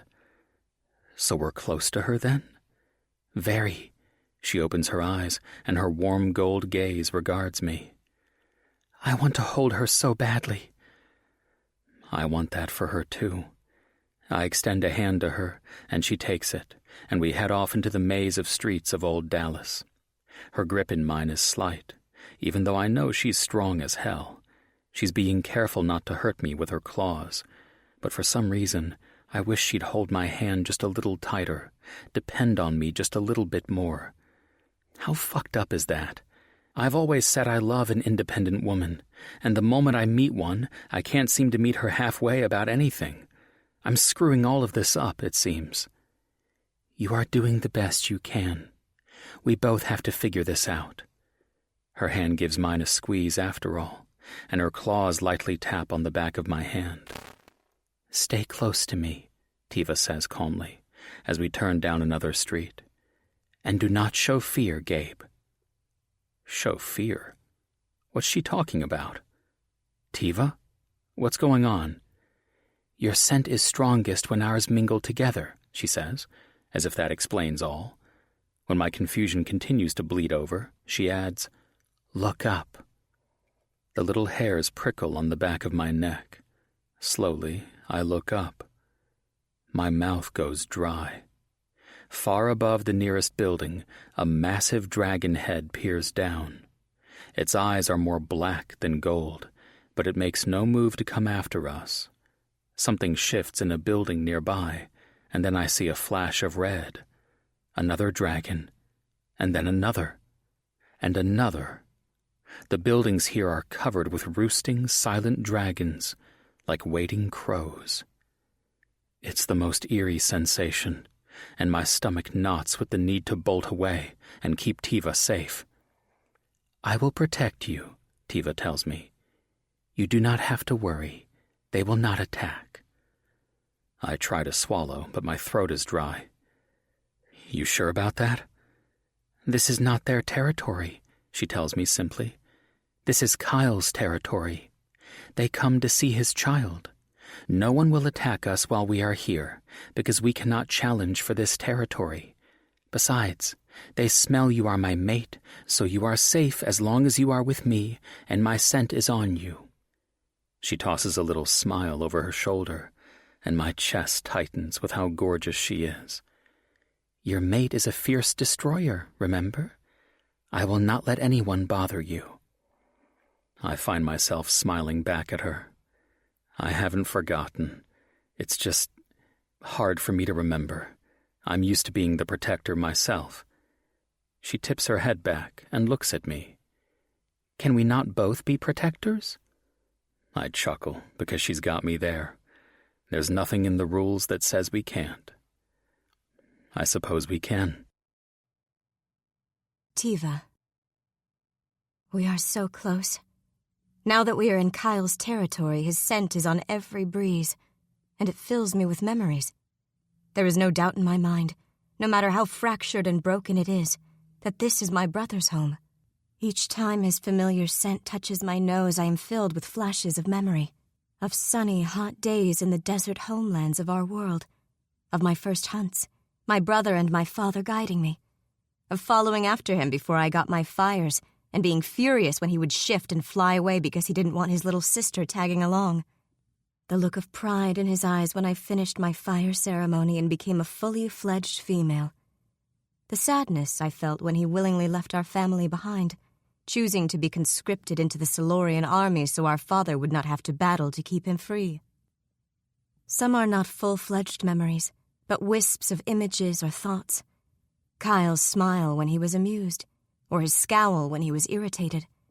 The way he loomed over me, tall even as a youth.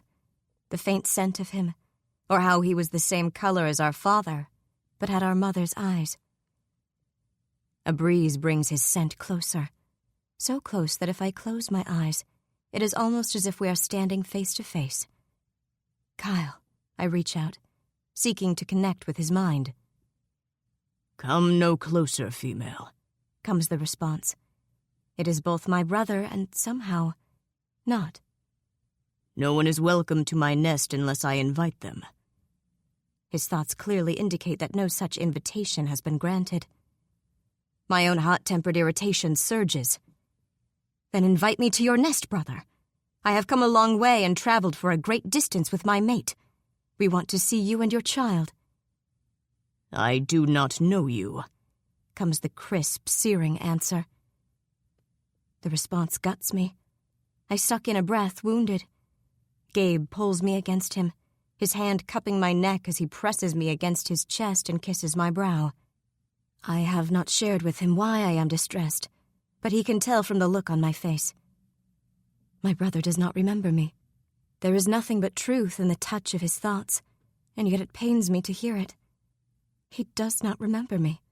He has no memory of his little sister, Tiva. I should not be so hurt. Is my mind not broken? It stands to reason that his would be too. And yet, it still wounds me deeply.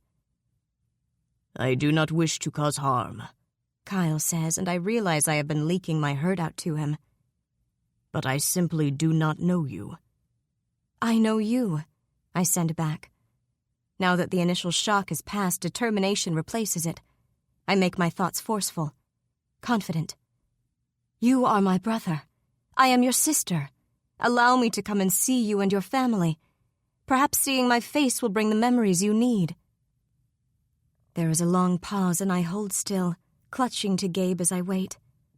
Finally, Kyle responds. "My mate says yes." His mate? She is the one that chooses for us to visit, not Kyle. This is another stab in the gut, and I swallow back my frustration and hurt. It does not matter, I tell myself. He will remember me when we are face to face, and he can breathe in my scent. Then I will have family once more. Belonging. I did not realize until just now how badly I want those things. So I look at Gabe, my mate, and share my thoughts with him. "We are invited. Are you ready to go?" He glances up at the buildings where all the uninvited dragons hover nearby, waiting. When I graze over their thoughts, I quickly pull back. There is nothing but madness, nothing but chaos. There is no mind to connect to in the maelstrom of their spirits, only emptiness and instinct. They are drawn to the infant as I am, but unlike me, they will remain out here. I should be pleased, but my belly is full of bitterness. "I'm ready to get away from this crew," he murmurs, and then gestures that I should lead. "After you."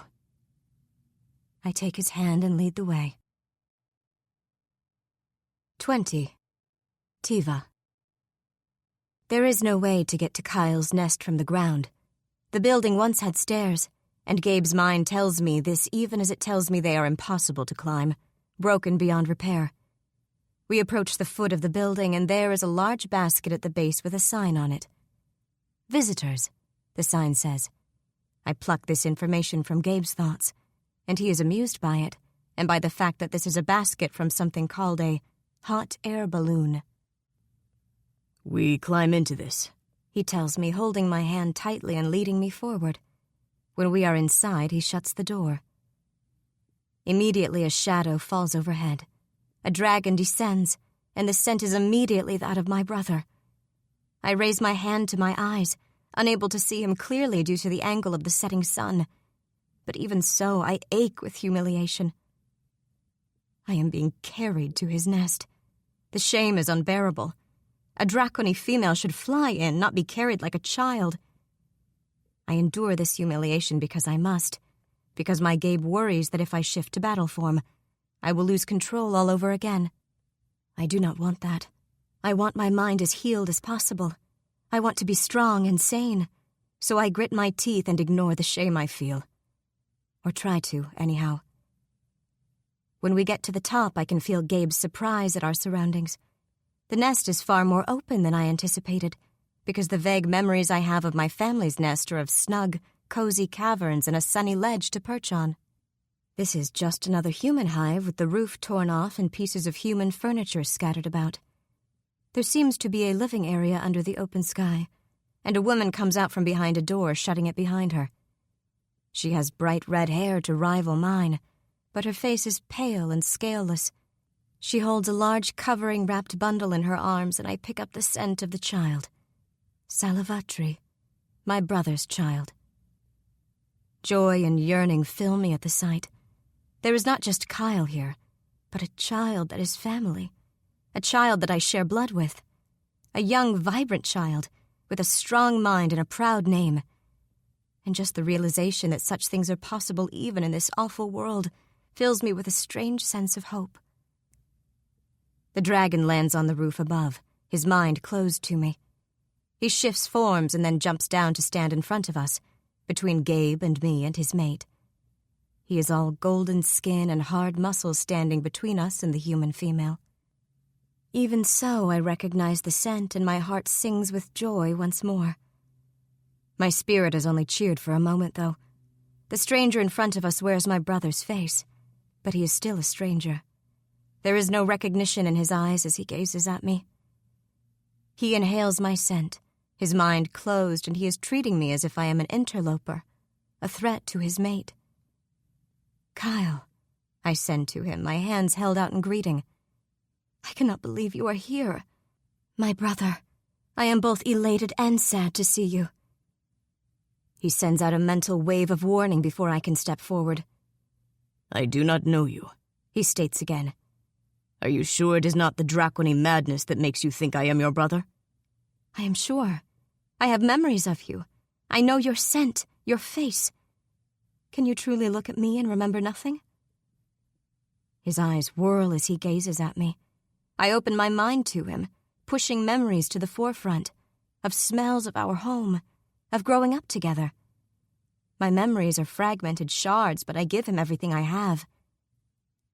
There is no recognition there. I am sorry. That is not me.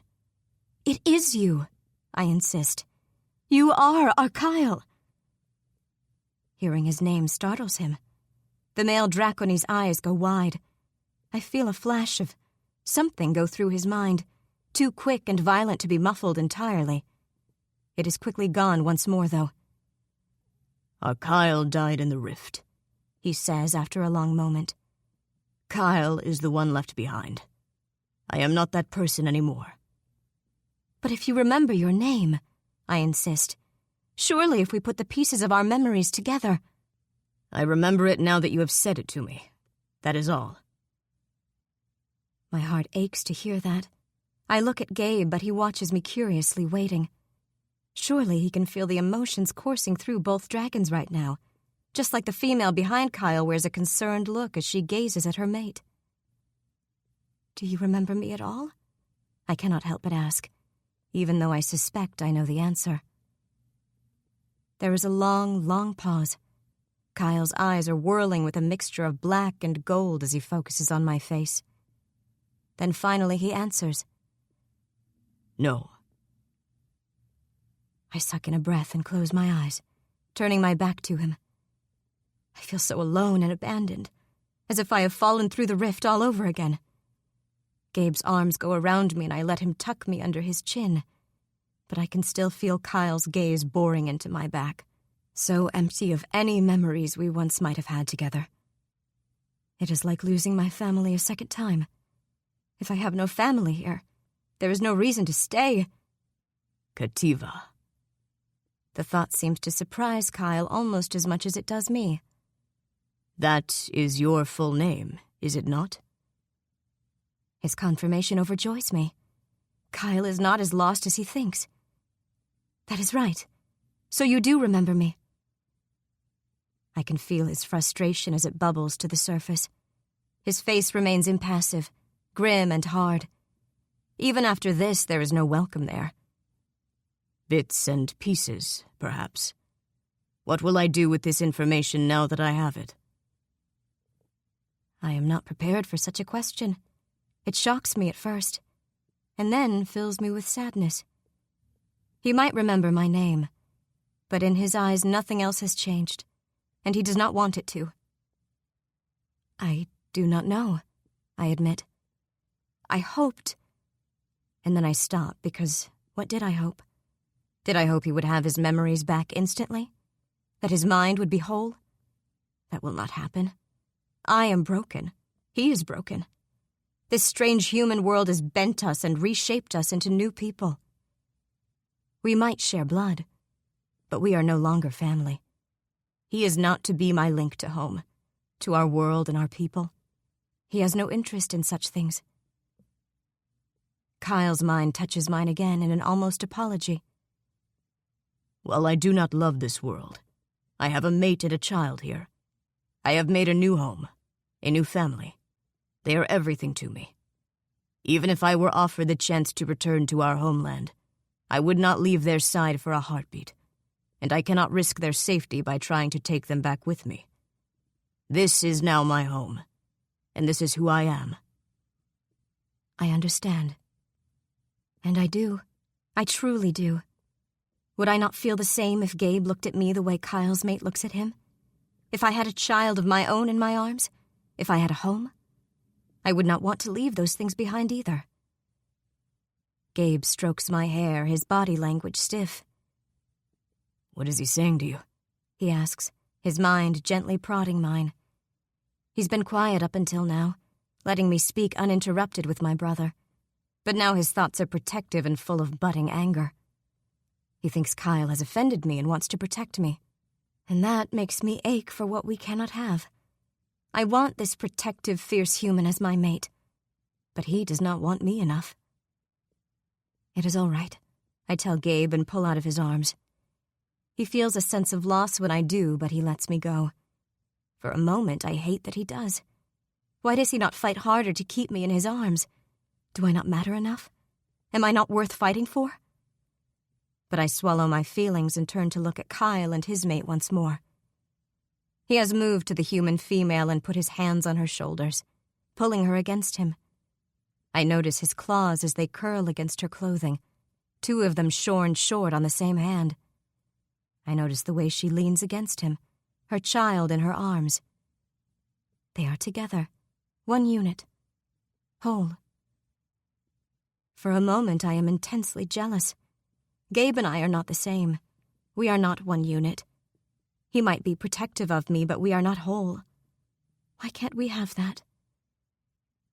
A bubble of joy crashes into the tense undercurrent of unspoken thoughts. It is the baby, her delight simple and unfettered as she reaches up and taps her mother's chin with a chubby hand. The human female studies me, her eyes curious. Then she takes a step forward. My Claudia wishes to know if you would like to hold Salavatri. There is warning in Kyle's thoughts, but apology too. I know I cannot be the family you want, but perhaps here with your mate, you will make a new one. A new start. My throat clogs. I gaze at the beautiful baby in his mate's arms, and I am full of yearning. I have always wanted a child of my own, and to see that my brother has one with such a strong mind and born to a strong, proud name, it only increases the hunger in my spirit. I would like to hold her, I admit. The female approaches, the child held carefully in her arms. I can hear its gentle cooing before Salavatri's scent touches me. His mate's scent fills my nostrils too. She is a mixture of strange human things and Kyle's stronger dracony scent. His bites are on her neck, and her blood is full of his fires, and that fills me with a different kind of hunger. My Gabe is not covered in my scent. In fact, we have not mated for days now, and the scent of our connection grows less with every passing day. That hurts me, but I do not know how to be human enough to please him, and I am too dracony to try. But I do not want to think about such things now, because Kyle's mate holds her child out to me and I take her carefully, mindful of my claws. I gaze down at the child in awe, fascinated.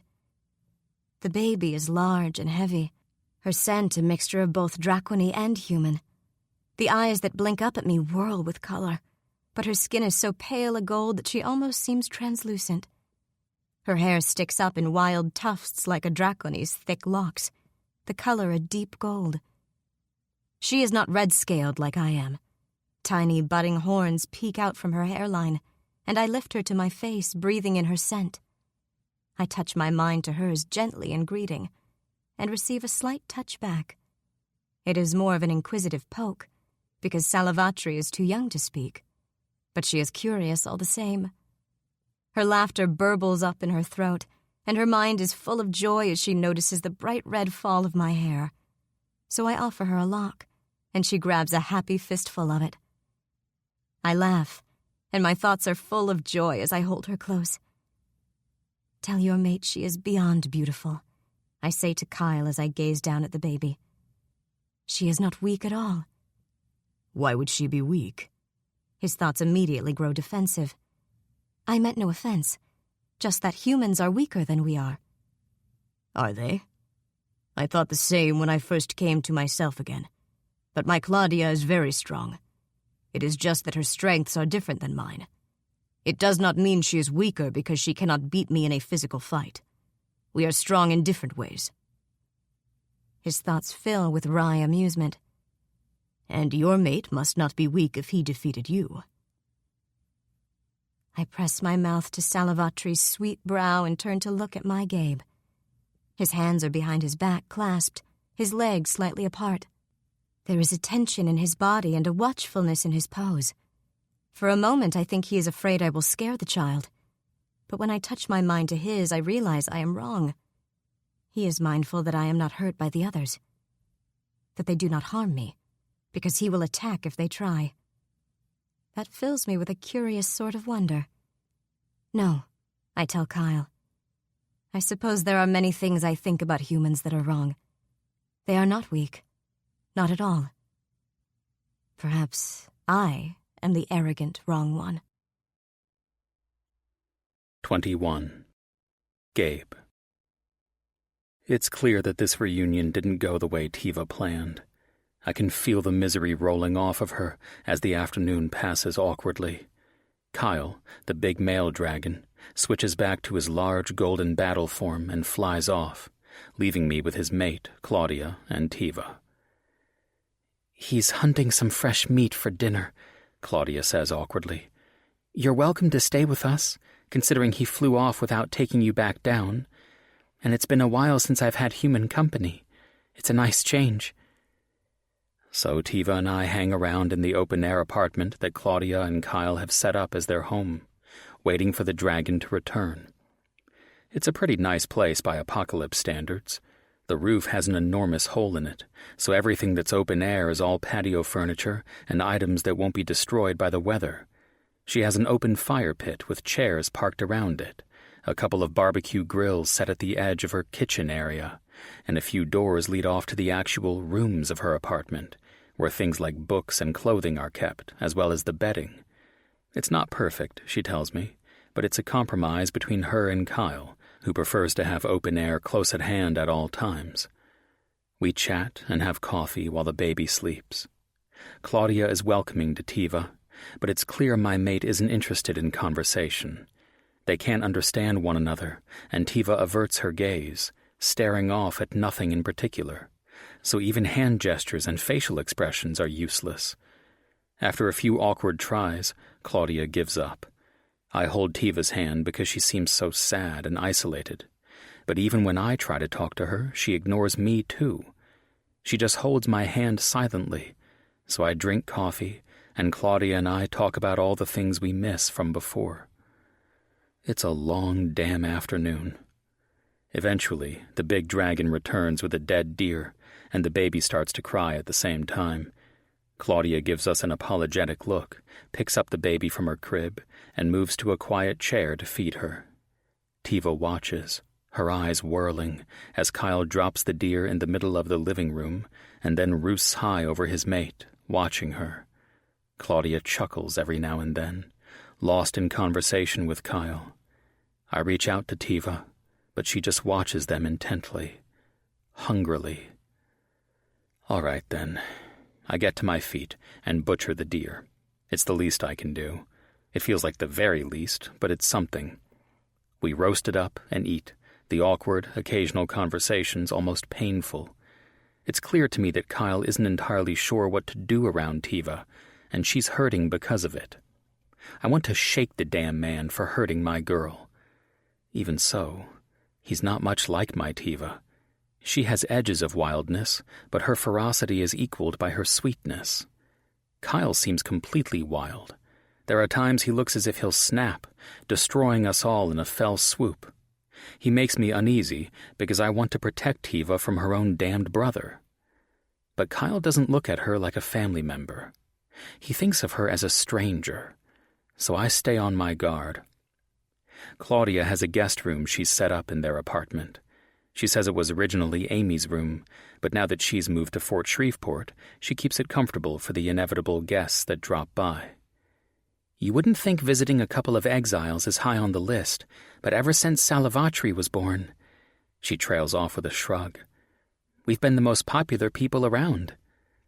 I did notice that. Perhaps that's why Kyle is so angrily suspicious of everyone. The buildings nearby are covered with waiting dragons, all eager to see the baby, to connect minds with her. No wonder her parents are so damn vigilant. Tiva joins me in the bed, but she doesn't curl up against me or reach for me. She seems to be utterly alone, isolating herself, and no matter how many times I try to touch her mind with my own unpracticed one, she doesn't respond. She needs to work through this, so I let her be, remaining close. I want to protect her, but I feel as if I can't, as if I'm the problem. I can't protect her from Kyle or any of these other dragons. I know as well as anyone else that they could slaughter me in an instant. Doesn't mean that I wouldn't give my everything in the process, though. She's mine, and I'd die protecting her if I have to. I'm responsible for bringing her back to herself, after all. She's mine. Even as I think it, though, I know that obligation doesn't play a big part into how I feel about Tiva. It's not all honorable thoughts and me choosing to do the right thing. That's all bullshit I tell myself. In reality, I'm just as crazy over Tiva as Kyle is with his mate. If I was as altruistic as I keep telling myself I am, I wouldn't be wild with need to touch her. I wouldn't be obsessing over the curve of her hips, or the scent of her, or the way she tosses her hair. I wouldn't be having sleepless night after sleepless night, trying to figure her out. I wouldn't be going slowly insane because she shut me out. I wouldn't care at all if I truly was just in this to be the good guy. Even if I hate to admit it to myself, I'm obsessed with Tiva. I know it makes me selfish, but I don't see how I can ever leave her behind. Hell, I can't even bear the fact that this chasm is growing between us by the day, and there's nothing I can do about it. I'm fucking all of this up, and the harder I try, the worse it gets. These thoughts swirl in my mind over and over again, a quiet madness as the object of my obsession sleeps fitfully next to me, only inches away, but seemingly further than she ever has been before. I don't know how this massive gulf developed between us, but it's there, and I don't know how to fix it. I don't even know how to start. At my side, Tiva whimpers in distress. I go still, listening. Did I imagine that? I touch my mind gently to hers, expecting to be rebuffed, and instead, I'm assaulted with a deluge of images. Chaos pours through my mind, even as she whimpers again and instinctively moves closer to me. "Tiva," I whisper, trying to fight through the swarm of images to stay focused. I have no idea what's happening to her. When she doesn't respond to her spoken name, I reach for the other side of the bed, light the candle so I can get a good look at my mate. Her eyes are squeezed shut, her face in lines of distress. I concentrate my thoughts and push at her mind again. "Tiva." This time I am harder, firmer. Her eyes fly open, whirling with black at the edges. She blinks at me, and the chaos in her mind quiets. She pulls closer to me, burying her face against my chest. "Gabe, it's you." Who else would it be? I stroke her hair. "You're okay," I tell her, utterly conscious of her shuddering. "I'm right here. Tell me what's wrong." "The others. Their minds are overwhelming. It's so hard to shut them all out." She clings to me, her mind pressing against mine as if seeking a life raft. "The others?" It takes me a moment to realize that she means all the other dragons roosting nearby, the ones drawn by the baby. They don't seem to bother Kyle, but that dragon is much harder in spirit than my fierce but fragile Tiva. Protectiveness overwhelms me. This is why we're mated, I remember. It's so I can anchor her mind with mine and be the strength she needs. I'm an asshole because I've been allowing this gap to grow between us. I take her jaw gently in my grip. "Look at me." Her eyes flutter, but when I repeat the words, she focuses in on me. Her mind calms, ever so slightly. I push harder, as if I can intensify my thoughts. I imagine a blanket, wrapping it around her and protecting her from their intrusive minds. "Think only of me, my Tiva. I'm here. I won't let anyone hurt you. I won't let you slip away again." Her hands tighten on my shirt, her claws tearing into the fabric. "I am sorry. I know you do not want this." "Shh. I don't know if you've noticed, but I'm not good at expressing what I want." My mouth quirks up in a half-assed grin. I run my thumb along the softness of her jaw, caressing her. I can pick up notes of pleasure from her thoughts, and so I run the backs of my fingers across her neck and collarbones. Let me protect you, Tiva. I've got you. Tiva seems to sink against me, her breathing easier. She is quiet for a long time, her thoughts pressing against mine so tightly that it almost feels physical.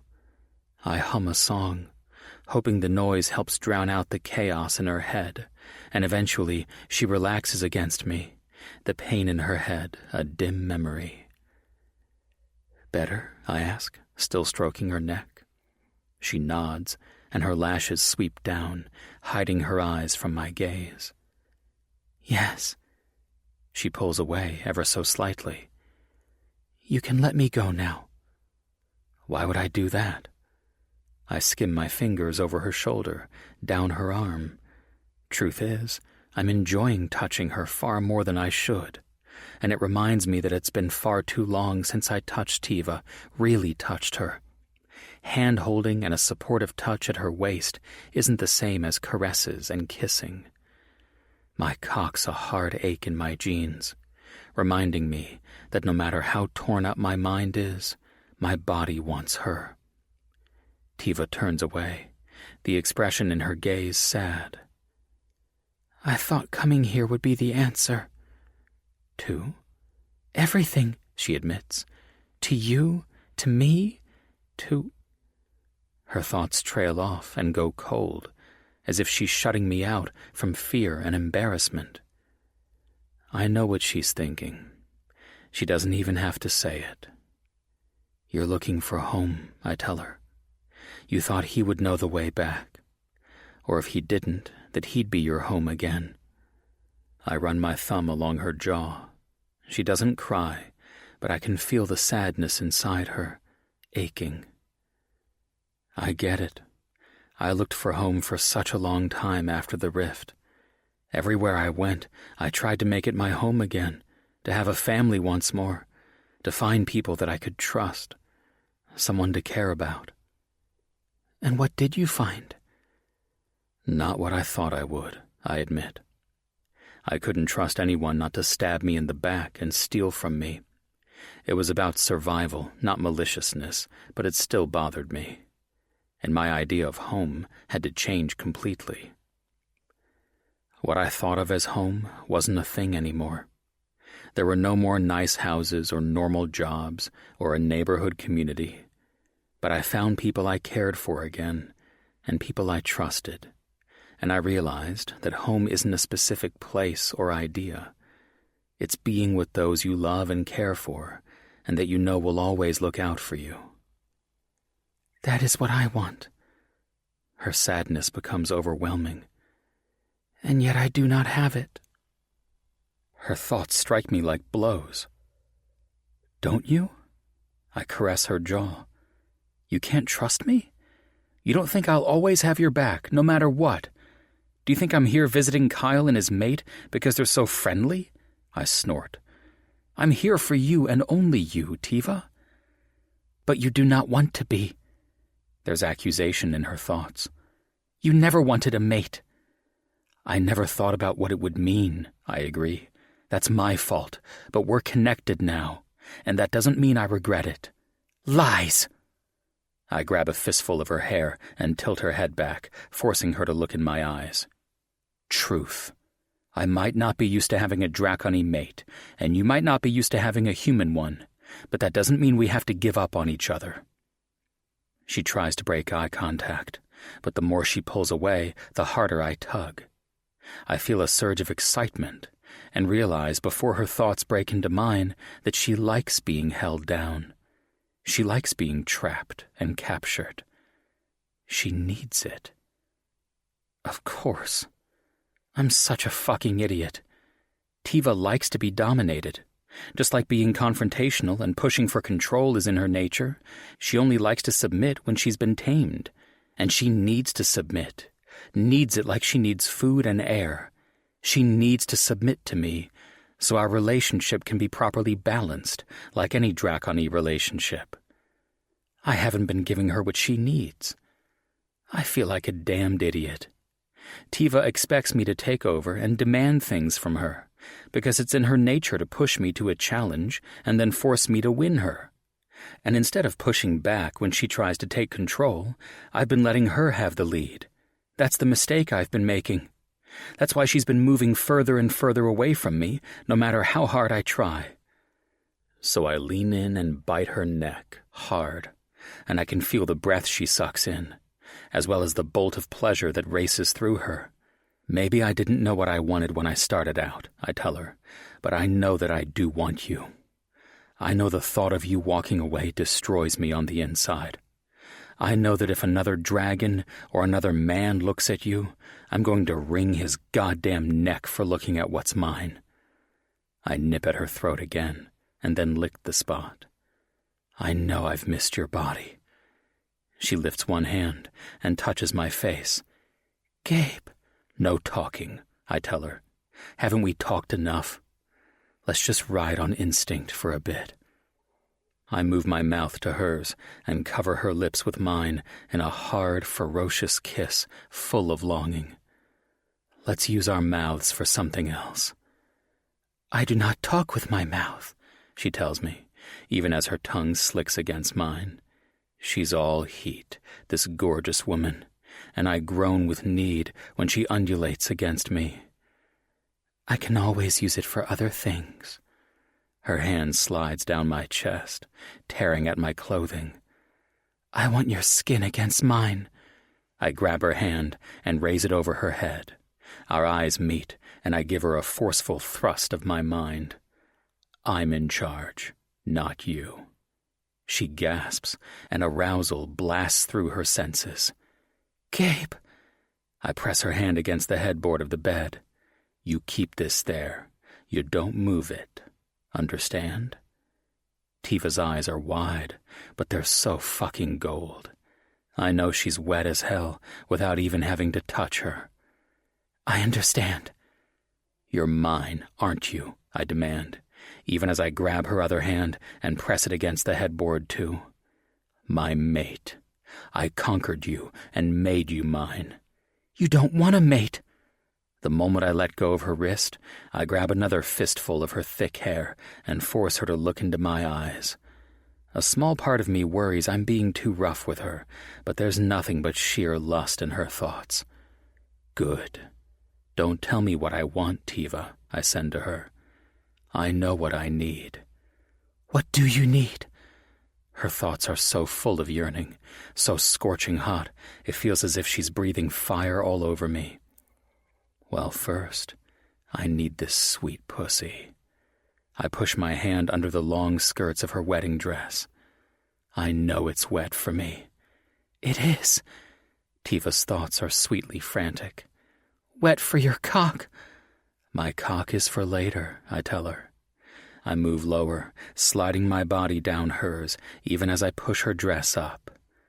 My mouth is for now. Your mouth? Definitely. You're keeping your hands where I told you to, right? When she scrapes her claws against the headboard, I finish hiking her skirts up to her belly and reveal the treasure between her thighs. Her skin is flushed a deep red with arousal, and her pretty, bare pussy is the deepest red of all.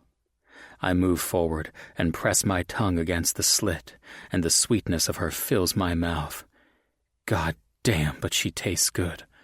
I'm growling low in my throat, like some wild fucking animal, but I can't help it. I need her too badly. I push her thighs apart with one rough hand, then taste her again. Hot arousal floods her thoughts, even as it floods against my tongue. Gabe, You're mine, Tiva. This is how I'm going to take you. I'm going to make you come so fucking hard with my tongue that this pussy's going to be drenched. After I've drunk it all down, I'm going to drag my cock through all this juice until it's as wet as you are, and then I'm going to fuck this pussy hard and fill it with my cum. Tiva clenches against my tongue, a gasp escaping her. Oh! Do you want me to do that? Do you want my tongue here? I push her folds apart with my fingers and lick the sweetness coating them. She's so goddamn slick, it's fucking beautiful. But even more beautiful than that are the little cries escaping her throat, and the sensations boiling through her mind. "Yes," she manages, and to my surprise, she sounds shy. "Yes, I want your tongue there." "Or do you want it here?" I press the tip of my tongue against her clit and tap twice. She cries out softly, the sound in her throat raspy, as if she's not used to speaking aloud. Her legs draw up in response to my touch. I grab one hip and push it back down again. "I didn't give you permission to move." Another moan escapes her, and her pussy gets even wetter under my tongue. I drag my tongue over the nub of her clit, even as I gaze up at her, and her nipples are so hard they look like beads against the slinky fabric of her dress. Christ, she's fucking gorgeous like this. This is the most aroused Tiva's been since we mated that first time, and it's like I've unlocked a fucking treasure. This is what she needs, and goddamn, it's what I need too. I need this sweet pussy soaked with arousal, her thoughts wild and fierce with need. I need Tiva full of longing and pleasure and focused entirely on my mouth, my hands on her skin, and how much she wants me. "My female," I tell her, as I move my tongue over her clit, pressing a finger deep into her cunt as I do. I begin to slowly thrust, even as I tongue her in a steady rhythm.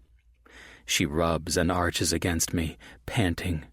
Her hands slide to my hair, but I grab one and thrust it back up as high as I can without lifting my face from her cunt. "Hands up," I command, and she obeys. "You can't touch me until you come." Tiva whimpers again, and then she's lost to sensation, her mind a whirl of delicious chaos, threaded through with arousal. I'm lost too, my world not existing outside of the clench of her cunt, the soft folds that brush against my hungry mouth, the delicate nub of her clit. Her actions grow more frantic, her thoughts needier with every stroke of my tongue and thrust of my finger. "Gabe," she sends to me. She's full of tension, her thighs tight as her need builds inside of her. I need you inside me." "Not yet," I tell her forcefully, and redouble my efforts to make her come. "You don't get to decide, Tiva. I do. I get to decide when this pussy gets release.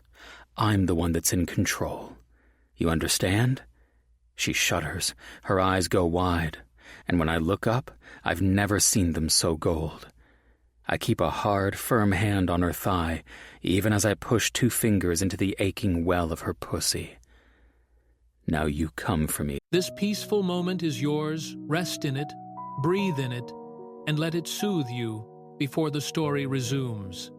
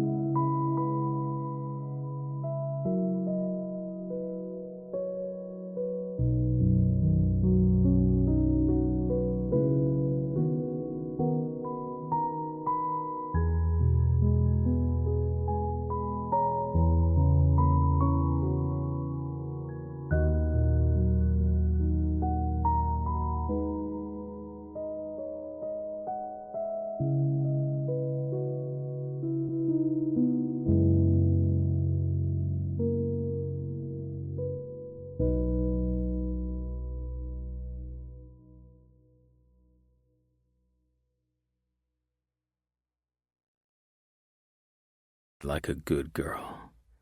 She makes one of those gorgeous guttural sounds again, and then she's coming, her cunt clenching around my fingers, her release bathing my face in fresh honey. I lick every drop of it up, loving the little noises she makes and the wonder spiraling through her mind. I feel like I just conquered the fucking world. Tiva just came. Hard. And it's all because I'm finally giving my girl what she needs. My own need is a hot brand pressing tight against the fabric of my boxer briefs. But I'm in no hurry. I change my licks to long, leisurely ones, my fingers moving slower. I draw the release out for her, loving every little quiver she makes. I can feel how good she feels, how happy. Her pleasure just fuels mine. I press one final kiss to her pussy, then slide off the bed and strip my clothing off. She watches me with gleaming golden eyes, her expression hungry. Her hands are still pressed up against the headboard, her breasts the prettiest little mounds with tips pointing at the ceiling. I want to lick and taste all of her, but my control only goes so far. I kick off my jeans and underwear and then palm my hard, aching cock, giving it a rough stroke as I look at my mate. Hands and knees, baby girl. I expect her to protest, to complain about the nickname she hates. Instead, Tiva just shudders and rolls over onto her belly, raising her ass into the air and spreading her thighs. Her pussy gleams in the low light of the bedroom, and I groan at the fucking invitation. I've never seen anything prettier. The wedding dress pools around her ribs, leaving her ass in the air and her legs exposed. Fucking beautiful. And all mine. Tiva shudders at my thoughts. Yes, yours. I give my cock one more stroke, trying to pace myself so I don't pounce on her like an impatient fool. I'm going to give you my seed, Tiva. I'm going to fill that pretty cunt with so much seed, all the seed your pretty little body has been craving.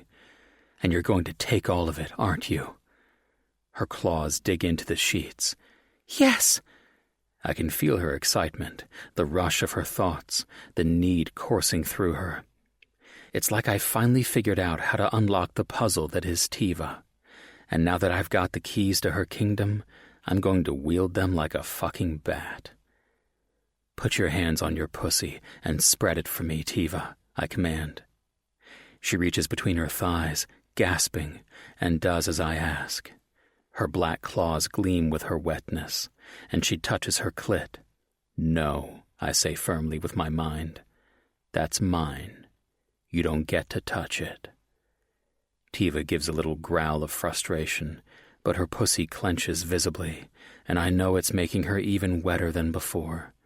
She loves me taking control, loves being bossed, loves being dominated. I put a hand on her pretty ass and stroke it, then ease my thumb into the aching heat of her cunt. I'm going to take you hard, I tell her, and I can feel her spasm in response. I'm not going to stop until you're filled with my seed. Please, she begs again, and her thoughts are scorching with need. No more teasing. I want to make her come again, to wring another orgasm out of her, just to show that I can. But for now, I want to claim my mate more than anything. I move forward and push her thighs further apart, my hands on just this side of rough. I drag my cock along her folds, wetting it down, and then pump deep inside her in one quick stroke. She cries out. I grunt and go still, because she feels so good that I almost lose control. Her cunt's clenching hard around me, and I can't stay still for long. Being in her, knowing she's so close, it makes me frantic to drive her over the edge again. I put one hand on her hip, grabbing a handful of her hair with the other, and love the gasp she makes, and how her cunt tightens around me. I'm manhandling her, just a little. She won't break, though, and she loves it. She's not human. She's strong. so I throw caution to the wind and fuck her hard and fast. Each stroke into her is rough and unforgiving, and her thoughts fill with so much pleasure and need that it makes me push harder, faster. She comes again, thighs quaking, moments before I do too. My seed boils out of me, harder than I've ever come before, and the pleasure wafting through her thoughts only intensifies things.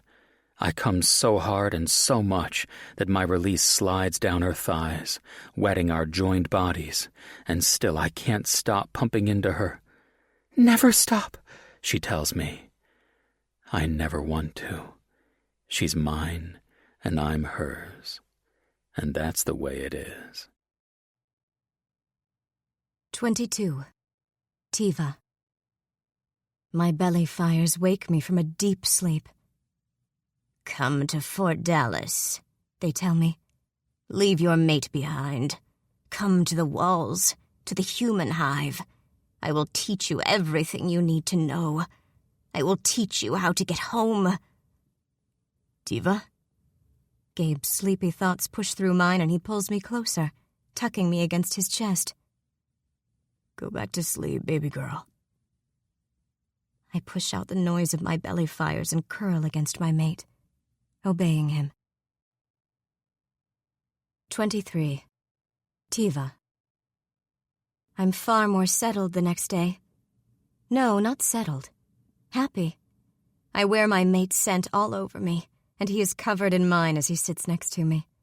His thoughts constantly connect with my own, small touches reminding me that he is close nearby, and his thoughts fluctuate back to mating with me as often as mine are focused on him. His hand is heavy on the back of my neck as I eat my morning meal, but it makes me feel so good. It feels right. For the first time in forever, I feel possessed, owned, and I feel such joy. I love Gabe's forcefulness. I love the way he's taken control of things. I need no challenge when he constantly reminds me that he's in control, and his control makes me feel calm and happy, and aroused. I watch Kyle's mate feed their child, but even the hard, gnawing envy of yesterday seems faded. My brother has a child. Perhaps soon I will have a child of my own, one with Gabe's dark hair and strong golden eyes. I like that idea. "And will you raise it in the human hive?" My brother asks. "Your mate has told mine that he has a home where others are waiting for him." He cares for the elders in his hive, I admit. He hunts for them and provides for them. If he wishes to return, I will endure it. Once, the thought of being in Gabe's human hive surrounded by other humans filled me with loathing, but I am less angry about it now. It means a lot to Gabe, and I want to make him happy.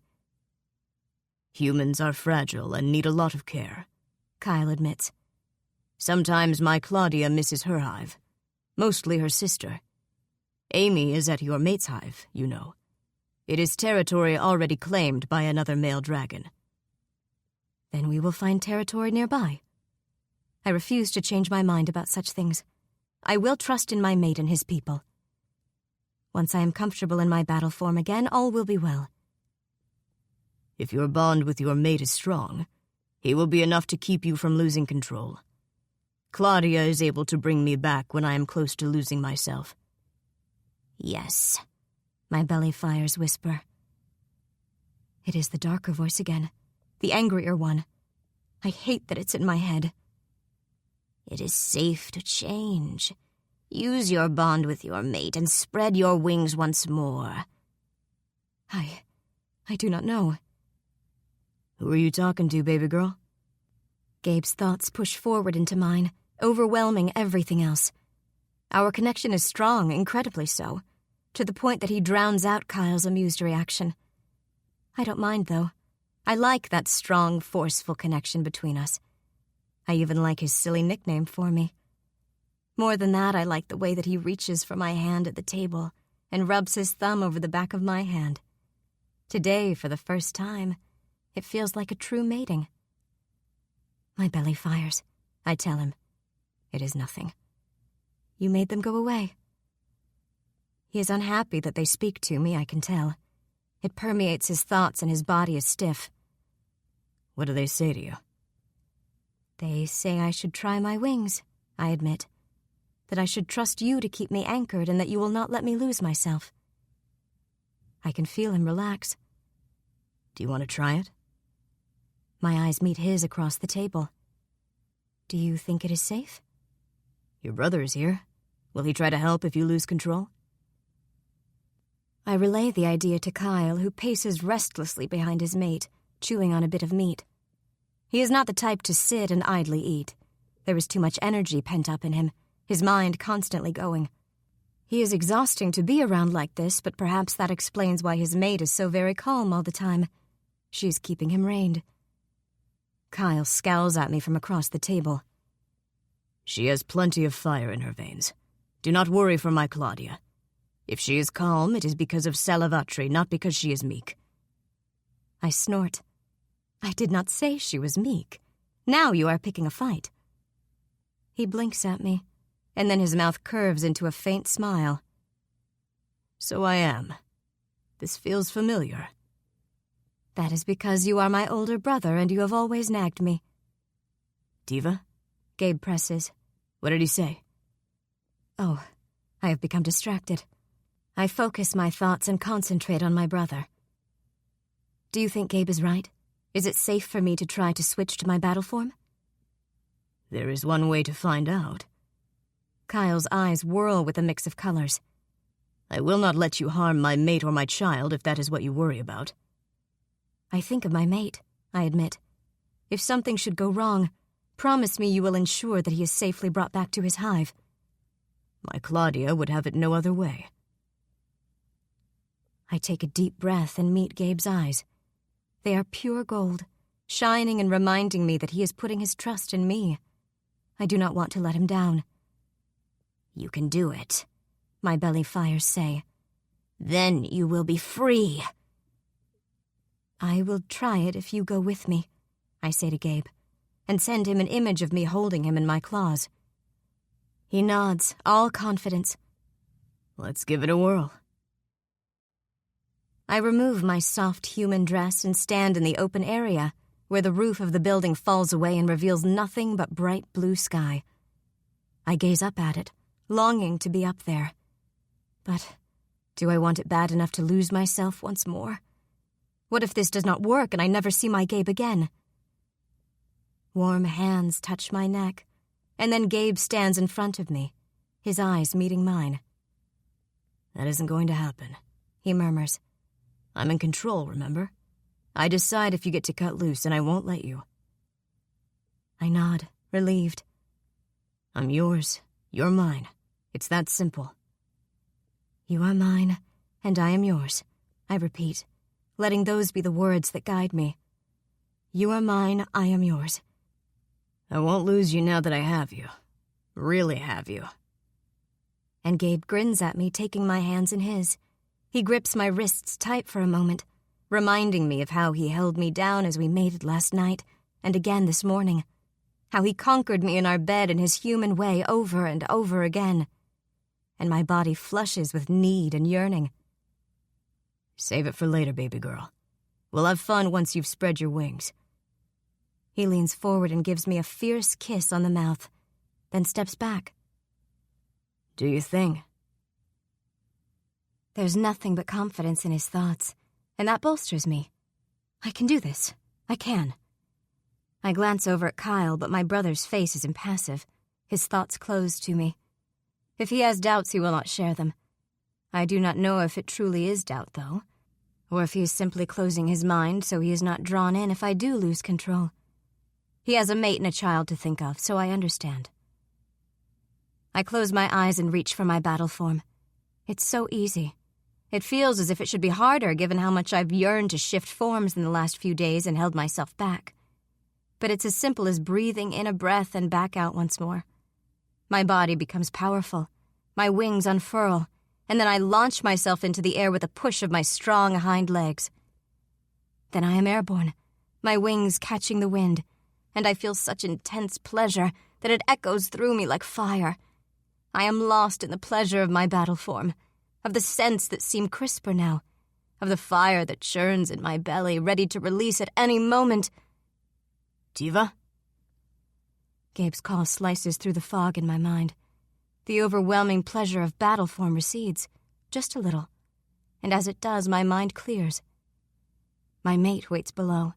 He will keep me focused so I do not lose myself. I soar through the air for a moment longer and then move toward the building, where Gabe awaits me. Kyle hovers nearby, and his mate has disappeared into their nest, no doubt hiding to protect their child in case I do not have control. But I want to laugh with joy, because with Gabe's mind touching mine, control is so easy. It is laughable, really. We have feared over nothing, I tell him, delighted. I am myself, am I not? You are. I'm proud of you, baby girl. I can feel his pride like a warm caress, and it fills me with even more joy. I land on the ledge high above, and when he raises his arms, I lean in and gently scoop him up in my claws, my grip light around his waist. Shall we go flying? If you want. Oh, I want. I want more than anything. Well, almost anything. I send Gabe a bolt of pure lust even as I soar into the air once more. Perhaps we shall find someplace private to make a nest for ourselves, I tell him, flooding his mind with images of us mating. Gabe chuckles, the sound ripped away by the wind, but I feel it in his mind. Let's just practice the flying again, all right? Plenty of time to mate when we get back. Silly human, I tease him. A female in her battle form is always primed to mate. Enjoy my color. Am I not the most glorious, enticing red you have ever seen? You're utterly gorgeous and you know it. Gabe's amusement is unruffled. I sail through the skies, the breeze turning and suddenly filled with dozens of unfamiliar dragons in their scent. It is the ones nearby that roost, waiting for a brush of Salivatri's mind against theirs. I touch my thoughts to theirs gently, and find nothing but chaos. But it is easier to draw away, easier to focus on Gabe and avoid sinking too deep. You're doing fantastic, he reassures me even as I fly higher. You're strong and brave and you're killing it. What am I killing? It's an expression, he says, his laughter faint on the wind. It means you're doing amazing. I let his amused pleasure wash over me as we fly higher, heading for the puffy clouds that dot the skies. I can do this all day long, I think, soaring with my mate through the beautiful day and exploring the remnants of the human hive without getting lost to madness. It is utter pleasure. And all because we are finally joined as one. I lift my mate to my snout, and even now, his scent seems more mixed than before. Our scents mingled so much that it is impossible to tell where one ends and the other begins. We are truly mated. I can smell my scent all over you. We can always reapply when we get alone together, he teases. I'd happily use my mouth on you if you promise to make more of those sweet noises. My delight rushes through me, so joyful that I spout flame instead of laughing. Gabe's thoughts flare for a moment, but then he settles back into my claws. He's trusting me, letting me lead as much as I like, even though we both know he is in control. He knows through our connection that my actions are ones of pleasure and not because I am losing myself. You are strong. My belly fires whisper into my thoughts. Strong and capable. You soar through the skies, higher than all the others, do you not? I am higher than all the rest. The others cling to the buildings, bored and unfocused, and Kyle circles his nest protecting his mate. They do not have the spirit you do. My belly fires tease coyly. How high can you go? As high as I like. Tiva? Gabe asks. Can you go high enough to touch the rift? Why would I want to do that? I am confused for the first time, not just because the question is an odd one, but because my belly fires have changed in tone. They are harder, different, almost as if they have been pretending to be my friend. Now they want something from me. Higher, they urge. Climb to the stars. Go to the rift. See if you can go through back to your home. Almost as if compelled, I soar higher. Why should I not? I am strong and powerful, and the day is lovely. The rift seems impossibly far away, though, the open wound of it in the sky repelling me even as I fly toward it. 24. Tiva. Tiva? Gabe calls for me. How high are we going? As high as we can, I tell him. Why not? I can feel that my belly fires are pleased with this decision. I won't go through the rift, not with Gabe in my claws, but I want to see if I can reach it. Go through anyhow, the belly fires urge. If you can get close enough, why stop? Why stop? The idea is fascinating. What if home waits on the other side, and all I have to do is fly hard and fly high? But if I do manage to make it to the rift and I go through, what happens to Gabe? It doesn't matter, my belly fires whisper. That is the wrong thing to say, because I think of the 7 years I have lost to madness, and I imagine watching my Gabe in the same situation, and it makes me sick. I falter, losing altitude. I would not wish that madness on anyone. Tiva? Gabe's thoughts are a cool balm to my fevered ones. I didn't even realize I was close to losing control until his mind touched mine and made me realize just how distracted I am. And somehow I've flown so high that even the clouds are thin. The air is thin. It is bitterly cold. Higher, my belly fires urge. Faster. Tiva? Who is talking to you? Gabe's thoughts grow hard, stern. Answer me. Belly fires, I tell him absently, even as the voice quietly urges me to go higher. Higher. I tilt my wings to gain even more height, using powerful strokes to scale the next cloud. The rift looks no closer than it ever was, but I am so high up that surely... Tiva! Gabe's command sears through my mind. Stop this. I can't. The realization is a terrible one. Somehow my belly fires continue to silently urge me on, and it is like I am helpless to obey. It is almost as if I have no control over myself. Help me, Gabe. Am I your mate? Gabe's simple question slices through the insistence in my mind. It silences the belly fires. Of course you are. Then listen to me. You're killing us, Tiva. You can't fly this high. The air is thin. Your wings are growing tired. You've done great, but let's pack it in for today, okay? His hand caresses my scales and his fingers are cold. His lungs hurt. Mine do too. But the rift... We'll be there tomorrow. Let's go home. Just you and I, together. Do you not want to save your people, Tiva? My belly fires ask. Ignore that voice, Gabe tells me sharply. Concentrate on me. Breathe in my scent. Take me home, Tiva. Let's go find a bed and then I'll cover that pretty throat of yours with my bite. Remember what we said last night? You are mine. I am yours. Repeat it after me. I let Gabe's focused thoughts wash over me, leading the way. He's right. The rift will be there tomorrow, and the day after that, and the day after that. I have done enough for now. I want to go home with my mate and let him caress me. I want to make a baby with him. You are mine, I tell him. And the rest? His mind is unyielding, so strong and reassuring. I am yours. I change the angle of my wings and glide lower, spiraling downward through the clouds. I can feel Gabe's approval and it fills me with pleasure. You did great, baby girl. We'll talk more about things when we get home. Let's just get back to Kyle's nest, all right? I nuzzle him and notice that my belly fires have gone silent.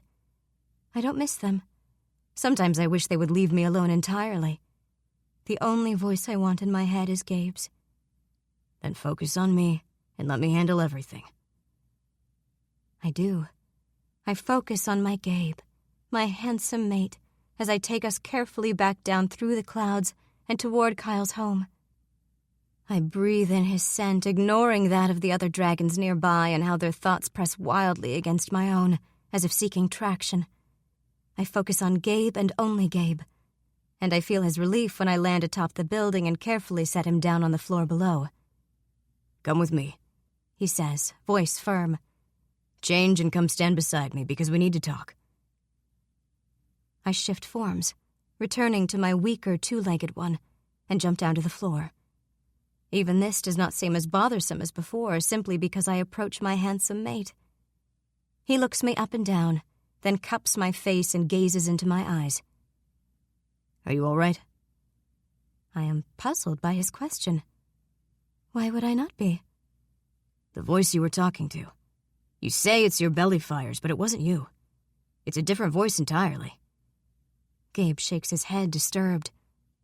And your eyes changed colors. Colors? I ask, confused. I see Kyle and his mate approach from behind, and the human female asks Gabe what color my eyes turned. Gray. Not black, not gold, but just plain gray. She looks at my brother, and I feel Kyle's displeasure. The Silurian, my brother explains. A Silurian? I hiss, a flood of memories rushing back. Of the cool, evil overlords of our homeland. Slave lords who used massive armies and foul mind magic to murder and suppress my people. They are hated and reviled by the Draconi people. Even here in this horrible land we are stranded upon, the Silurians have somehow followed us. What's a Silurian? Gabe asks, his gaze darting from my face to that of Kyle's mate. She tells him they are bad guys, and how one has overtaken Fort Dallas and tries to sink his claws into any susceptible Draconi. But what does he want with my mate? With Tiva? My heart fills with pleasure to hear his angry defense of me. I love hearing him say, my mate. What does he want with any dragon? Kyle's mate says aloud, gesturing with her hands. He wants pawns for his little games. He wants to send someone through the rift to see if they can get home. But he doesn't seem to care that sending someone through the rift, if it's even possible, will almost certainly kill them. Gabe pulls me against him, his arms protective around me. He's not getting Tiva, he growls. What do we do? I ask Gabe, and I can feel his frustration. He has no answers for this. My brother is the one that speaks up. Think, Tiva. Did this voice speak to you when you were near your mate's hive? I consider this. It is hard to remember such things. I am not sure my mind is made to remember anymore. But I do remember a voice. It was less frequent, more agreeable. It did not bother me when Gabe was around. Now it seems to bother me constantly, and the voice is darker, angrier, different, unpleasant. He reaches into your mind because you are close to the human hive where he hides out, Kyle tells me. Salavatri is able to block him for me, but you have no such safety. You will need to leave. Leave? The word strikes like a blow. If you were safe closer to your mate's hive, return there. But you are my family. You are here. And as your family, I would rather that you were safe. Kyle holds my gaze, and I hear his mate talking softly to Gabe, explaining to him that we must go. He nods, a look of determination on his face, and his thoughts push against mine protectively, as if he wants to shield me even now. There is a woman from Fort Shreveport visiting the Silurian, Gabe tells me, his hand tied at my waist. Claudia will send a message on to her about what the Silurian is doing. They will insist that he stop. Will he? The scattered memories I have of Silurians are not of compliance and agreement. We won't be here, so it doesn't matter, Gabe says. We're leaving. Today. Perhaps it is best. Flying? Gabe's eyes meet mine. Can you promise me that he will not attack you again? I cannot promise this. With a sigh, I think of all the walking we must do to return to Gabe's hive. He pulls me close and presses his brow to mine. I will walk 10,000 miles if it means I will keep you safe, baby girl. It won't be so bad, I promise. We'll stop a lot for breaks. Breaks? But why? I have a few ideas. And my mate sends a flurry of mental images full of mating into my mind. Of me with my mouth on his cock, his fist in my hair. Of him driving into me from behind. of him ripping my white wedding dress off my body and thrusting my thighs apart so I can take him. I shiver at how good all those images are. We'll have lots of alone time, you and I. Perhaps walking back will not be so bad after all. 25. Tiva. We pack our things quickly, and my brother's mate fills a sack full of foods for us to take. I hold the baby, breathing in her scent, enjoying my last few moments with her.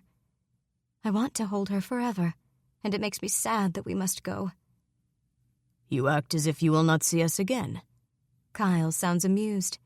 When she is old enough to travel, we will come visit. You could claim new territory away from here, I tell him even as I rub my nose against the baby's brow. Raise your child in a place far away from the Silurian's grasp. My mate wants to stay close. It is complicated. She feels responsible for many left in the human hive. And there are other Draconi nearby. One with a mate that will give birth soon. We all watch out for each other. I see. I feel as if I am losing everything all over again, and my heart aches. You lose nothing, Kyle tells me. His thoughts are calm, steady. The Silurian will not be trouble forever. There are already those working in the hive to tame him. This is all temporary. Besides, you will be with your mate. You will need no one but him. Trust me. I nod. When he holds his arms out for his child, I reluctantly pass her over. It is a different world, my brother tells me. But that does not mean it must be all bad. Embrace it. Embrace your human's hive and his people.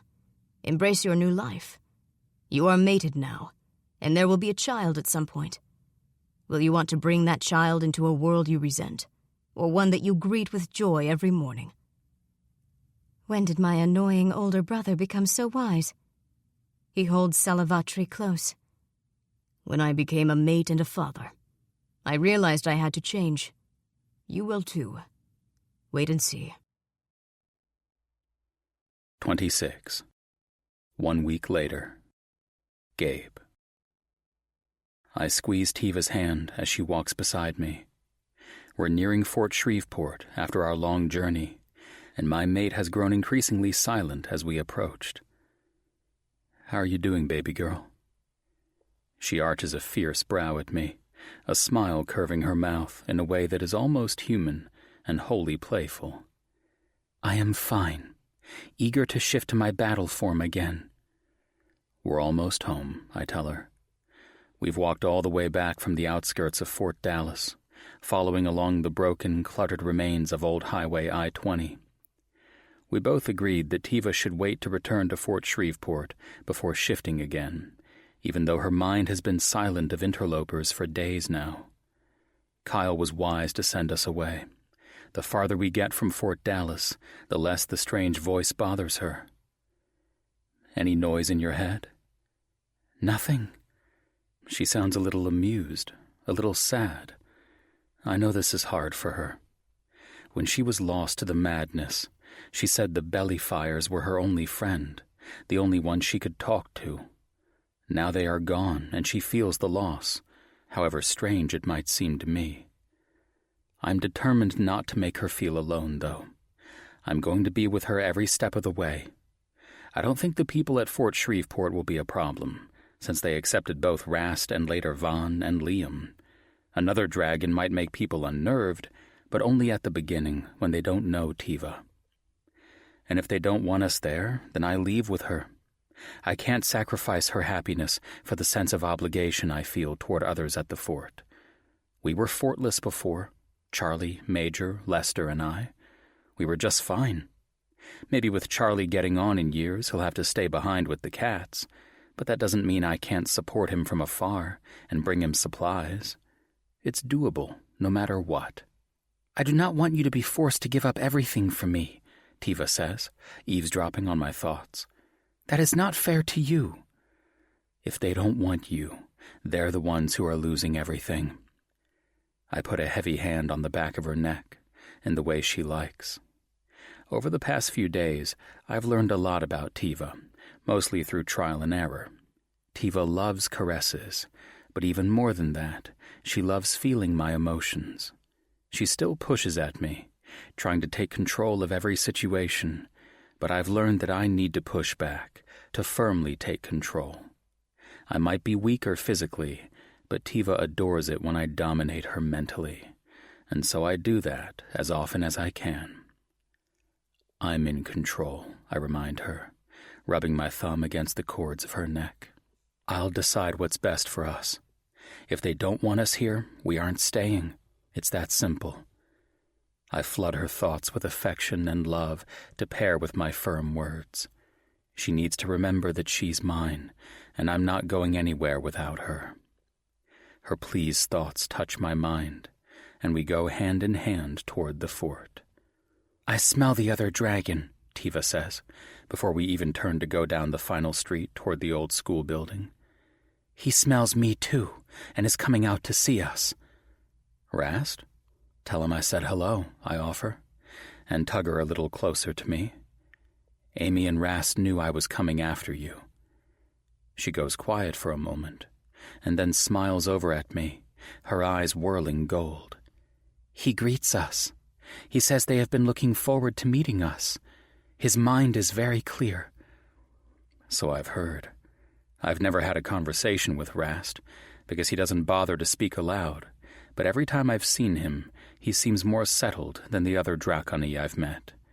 He'll be a good influence for Tiva, and the mentor she needs if she struggles again. He says he is bringing someone out to greet you, she tells me curiously. I wonder about that too, but the moment we come around the bend and the tall chain-link fence surrounding the school comes into sight, I hear a loud, excited barking, and a laugh escapes me. I know exactly who that is. Scooter can't wait to get to me, the big dog's excitement breaking out of him in fierce, noisy barking that makes my ears ring. One of the gate guards, Luz, judging from the braid, opens the gate up, and the German Shepherd comes racing down the street toward both of us, tail wagging excitedly. I keep my thoughts connected to Tiva's in case she gets spooked, but I can feel her amusement. This is like the other meows, isn't it? He's a dog, but yes, he's a pet. I release her hand and kneel on the ground as Scooter barrels toward me, a brown and black streak of pure joy. If he barks at you, don't get nervous. To my surprise, she crouches next to me and puts her hands out, waiting. I feel no anxiety in her, or rage. She wants to love the dog as much as I do. Scooter races toward me, but at the last moment he crouches and belly crawls toward me, tail wagging. He's utterly subservient, looking at Tiva and whining even as he approaches me. I always thought that the rift, or the assholes that live in the after, addled his brains, but that movement shows me he's not entirely unaware of the predator in his midst. Good boy, I tell him, reaching for the thick ruff. Scooter whines the moment I touch him, and then he's bounding all over and licking me once more, excited as hell to see me. I scratch his fur with rough, affectionate motions, and I realize just how much I missed him. He's my little buddy, my ray of sunshine, even on dark days. He is so happy, Tiva adds, smiling. Do you think he will like me? Put your hand out so he can sniff it, and we'll see. She extends her hand toward Scooter, and her long claws are evident and dangerous-looking. But the dog only sniffs her hand cautiously, and then pushes his head underneath for petting. And my beautiful Tiva looks delighted. He likes me. Pet him, I encourage her, and show her how to give him gentle head scratches that make Scooter's tail thump wildly. The dog looks up at her with blissed-out eyes, and I chuckle, wondering if I've got a new rival for her affection. You are always first, she tells me, but there's such pleasure in her thoughts that I don't mind. A pet is new to her. I don't want to take away from this moment, because I know how nice it is to be greeted by a wagging tail and puppy joy when you return home. But there's a crowd forming at the distant gate, and I suppose we need to greet them. I focus on them and send a thought to Tiva. You ready to do this? She hesitates. You are sure I will like the human hive? If you don't, we don't have to stay. I promise. We get to our feet at the same time, and I glance over at Tiva. Her skin is the lovely, muted red that I'm used to seeing. It flares to a ruby shade when she's turned on, but right now it's the color of a desert sunset. Her long hair is haphazard and wild over her shoulders, and her wedding dress has a few smudges and dirt on the hem thanks to our week of hiking, and her feet are bare and equally dirty. Her eyes are bright gold, and I've never seen a woman look more alien or more beautiful. I love you, I tell her. You know that, right? Of course you do. You are my mate. She tosses her hair and gives me an arch little smile. Let us say hello to your hive, then. The next while is overwhelming. We're greeted by everyone, and I do mean everyone, in Fort Shreveport. If I had any doubts of Tiva being welcomed, they're gone in an instant. Everyone's delighted to meet her. She's introduced to person after person, and when her gaze lingers on a fat baby, the mother immediately plops the child in Tiva's arms, heedless of her claws. I kind of want to kiss that woman for being so brave and selfless. Tiva's delight at the baby is evident, and then it's only a matter of time before several children in the fort are rushing around her legs, holding on to her princess skirts and babbling at her. She looks overwhelmed but happy, a smile on her face as she tries to absorb all the names tossed in her direction.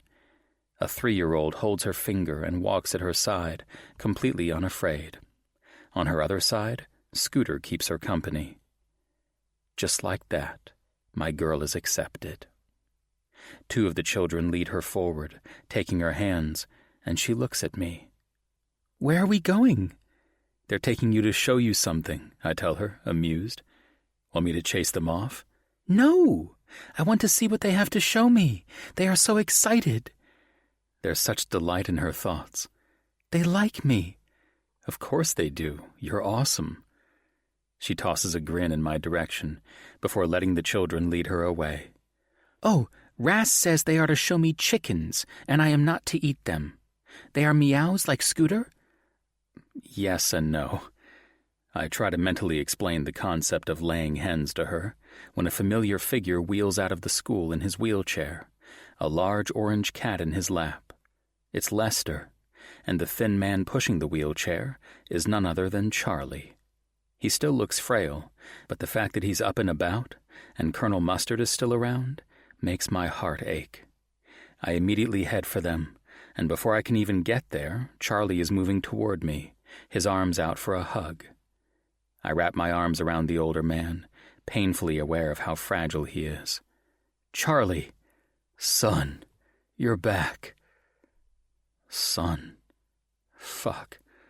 That single word shouldn't get me as much as it does, but my nose gets a tickle in it, and I swallow the knot in my throat. Yeah, there's so much more that I want to say to him, that I missed him and worried about him, that I'm glad he's back to himself, that I went through hell to get the cats just because I wanted to put a smile on his face, that him calling me son makes me feel a million things, but all I manage to choke out is that single yeah. Charlie glances over at Tiva, who stands in the courtyard surrounded by a few of the children, a look of delight on her face, as a young mother introduces her to a squirming baby. I see you brought a friend home with you. She's my mate. Back in my day, we called those wives, Lester says with a surly tone. She's Dracony. They're a little different. Charlie chuckles and claps my shoulder. We have eyes. And as for being different, as long as she makes you happy, she's a daughter to me. Ah, hell. There goes that knot in my throat again. I clear it, coughing politely into my hand, and focus on the cat in Lester's lap. I see our feline friends made it back. Lester nods, his hand on the cat, petting the raggedy fur. Andy and the golden boy brought them to us. What's his name? Liam, Charlie says with a nod. He grins at me. Said you were running around with a pretty girl, trying to impress her, and you'd be back later, once you wooed her. I snort with amusement. He said all that? More or less. He smiles and touches my shoulder again and again, and I suspect I'm not the only one with things left unsaid. You didn't have to go after them, Gabe. They're family, right? I reach out to touch Colonel Mustard's ear, and the cat shies away from me, burying his face against Lester's chest instead. Sometimes that's all you've got, and you have to protect it. I don't say that it was more about Charlie than the cats. It doesn't need to be said. The important thing is the smile on Charlie's face. Well now, Charlie says, his eyes suspiciously wet. Are you going to introduce us to your young lady? I am, I say proudly. Come and meet Tiva. 27. Gabe. Tiva is introduced to each person in the fort before the sun sets, and everyone piles into the cafeteria for a candlelit dinner. She seems a bit overwhelmed at all the people, her nostrils working, and I know her sense of smell probably bothers her. It's 10 times more sensitive than my own, and I remember what people smelled like back when things like deodorant and regular hot showers weren't luxuries. I do not mind, Tiva tells me. If Rast can get used to it, I can get used to it. Other than that, her thoughts bubble through my mind, and they're happy ones. There's no chaos, no confusion, no anger. I thought a human hive would be different, she admits. They are loud and smelly, but they are people, and there are so many babies. If there's one thing humans are good at, it's making babies, I tease. I hope we can make one, she tells me, and a flurry of sexual thoughts race through my mind. We can give it the old college try tonight. Does that mean more than once? At least 2 or 3, I tell her, liking that we can have a filthy conversation and not say anything aloud. Is this how prim-seeming Amy is with Rast, or Liam and Andy? It's a nice benefit I never thought of, the ultimate in secretive dirty talk, and it appeals to my baser senses. I wasn't sure how I'd feel about having someone else's mind connected to mine at all times, but Tiva doesn't pry, and I find the connection makes me feel less lonely overall. Funny how I never thought of myself as a lonely sort before. The dinner being served is a Southwest soup, despite the heat, because the fort has lots of corn and tomatoes and not much of anything else. I eat my bowl the same as everyone else, but Tiva hands hers to the little boy next to her, who greedily takes it with a smile. We will hunt together later, yes? She says to me. If you feel up to it. I do. The voices have been silent and my mind easy. I like this place, too. She watches the child next to her eat. I did not think there would be so many young here, but it makes me happy. She strokes the child's cheek, and he grins up at her. They talk to me, too. I want to learn to make the human sounds like you do. I remember my earlier promise to teach her. Time to put that into fruition. Then we start your lessons tomorrow. Someone walks past the table, tray in hands. It's a woman, and I stare at the blonde braid, trying to piece together who it is, as she gives me an accusing look, tosses her hair, and saunters away like I've done her wrong. Kayla. Right. A rival? I can practically feel Tiva's ears prick. Do I need to best her in a fight? Shall I claw her eyes from her skull? Nope. I've never given her any reason to think I'm interested. Notice that she's avoiding you and just sulking at me? Tiva sniffs the air. I can smell her fear scent. Puny, weak female. I chuckle to myself, earning me an odd look from the person across the table. That's right. She can pout all she wants, but I'm a taken man. Gladly. I eye my Tiva speculatively. Or should I say that I've already taken the best female? I like that version better. She strokes her claws through the hair of the little boy next to her, scratching his head gently like she does the cats. The mother smiles at Tiva and starts telling her all about Lucas and how much he's learned recently. And Tiva pretends to listen politely, even though I know she doesn't understand a thing the mother is saying to her. I definitely have the best female. Amused, I scan the hall, looking to see if anyone else is going to give me dirty looks for showing up with a new woman. A few tables away, sitting by themselves, I see the nomad man and his disguised daughter, the ones Tiva was so determined to kill outside the dress shop. They keep their heads down, hurriedly eating their food. No one sits with them, and when the father looks up, he flinches when he makes eye contact with me. I nod a greeting at him and go back to eating, making a mental note to befriend them later. I'm glad they're here. This fort's a safe place. I should tell them I will not eat them, Tiva offers, her hand sliding onto my thigh. Will that make them less nervous? I grin and cover her hand with mine, then pick her hand up and put it back on her thigh. Not because I don't want her touch, but because I have to keep control. Tiva's a battle that I'm going to need to win every day, but she's so fucking worth it. When her hand is back on her leg, I put mine boldly on her thigh and squeeze, and I can feel the thread of arousal coursing through her mind. We'll talk to them on another day. Some things take time. Tiva's watching me with pure gold eyes, and she's thinking about mating. When can we leave the dining hall and be alone? Soon, I promise her, and slide my hand higher up her thigh, my grip firm and possessive. Amy and Rast enter the dining hall, the delicate mayor limping into the room in a swirl of pale blue skirts and long, silky blonde hair. She leans heavily on Rast's arm, and her mate looks like he normally does. His hair is wild and long like Tiva's, and he is completely naked, his golden skin gleaming in the candlelight.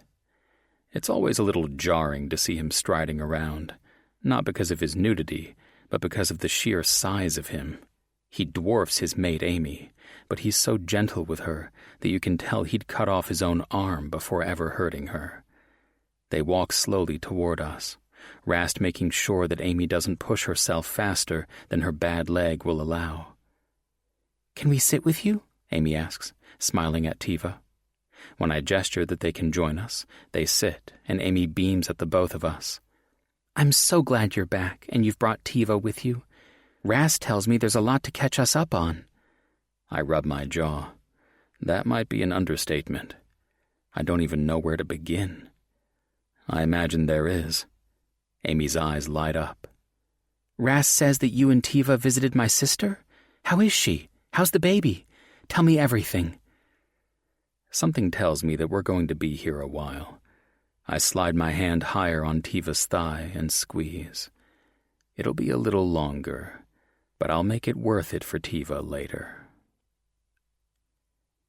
It feels like hours before we're able to detangle ourselves from the conversation with Amy and Rast. Not that it's not a good conversation. It's actually fantastic. Rast seems very open to mentoring Tiva through any struggles she might have with being around humans. Amy has extra riding gear I can borrow, and both are thrilled that Tiva's come to stay at Fort Shreveport. We can always use another friendly dragon, Amy told us with a smile. If one couple is protecting the fort at all times, someone else can go out to hunt. It's the perfect scenario. I can tell Tiva's pleased at being considered so vital to the small community already. Her thoughts have been filled with vague pleasure all night. Now, even as I take her toward the room I share with Lester, her sleepy thoughts are content. I like that I can be a protector here, not just a destroyer. Now that I am mated and there are children around, it is nice to change. I keep my arm across her shoulders, holding her close to me. Her long, silky white skirts tangle against my jeans when I walk, but I can't find it in me to care. It's been far too long since I had Tiva in my arms again, and my body's highly aware of her nearness. I rub the soft skin of her bare shoulder, my cock stiffening when her hand goes to my stomach. We're almost at my room, and I'm glad the hall is dark and mostly deserted, because just the smallest touch from Tiva means my dick gets hard as a rock. I'm straining the front of my pants. Hope Lester's asleep, or this might get awkward. When I open the door, though, Lester's stuff is gone. The cot he slept in is empty, the bed made. His trunk is gone, too, and for a moment my chest seizes with worry. Did something happen to Lester? I could have sworn he was in the cafeteria at dinner time. Tiva moves forward and picks up a folded note on the pillow. "What is this?" I scan the words, my heart pounding. "Gabe, thought you and your new bride might want some privacy. I'm bunking with Charlie and the cats from now on. You're welcome, Lester." Given how irritated Lester can get when the cats meow too often, this is a big gift. I let out a sigh of relief and look over at Tiva. Guess we have privacy. About time, isn't it? "We are always alone, even if we are in a crowded room," she tells me. "Our spirits are connected in a way that will only ever belong to us." She slides out of my grip and saunters toward the bed, hauling up her skirts so she doesn't trip over them. I quickly shut the door behind us, and the room goes utterly dark.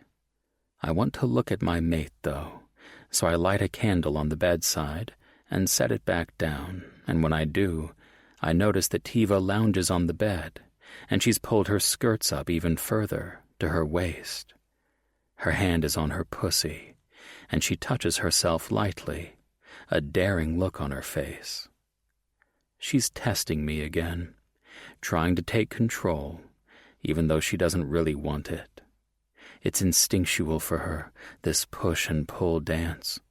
She pulls, and she wants me to push back. And maybe I'm a sick fuck, but damn, pushing back is fun. I bat her hand aside and grab a fistful of the dress. "I didn't say you could touch that," I murmur. "You haven't earned it." "It is mine," she tells me, her breath quickening. Her eyes are bright gold with excitement, and her lips are parted as she gazes up at me. "I will touch it if I want." "Earn it, and I'll touch it for you," I promise her.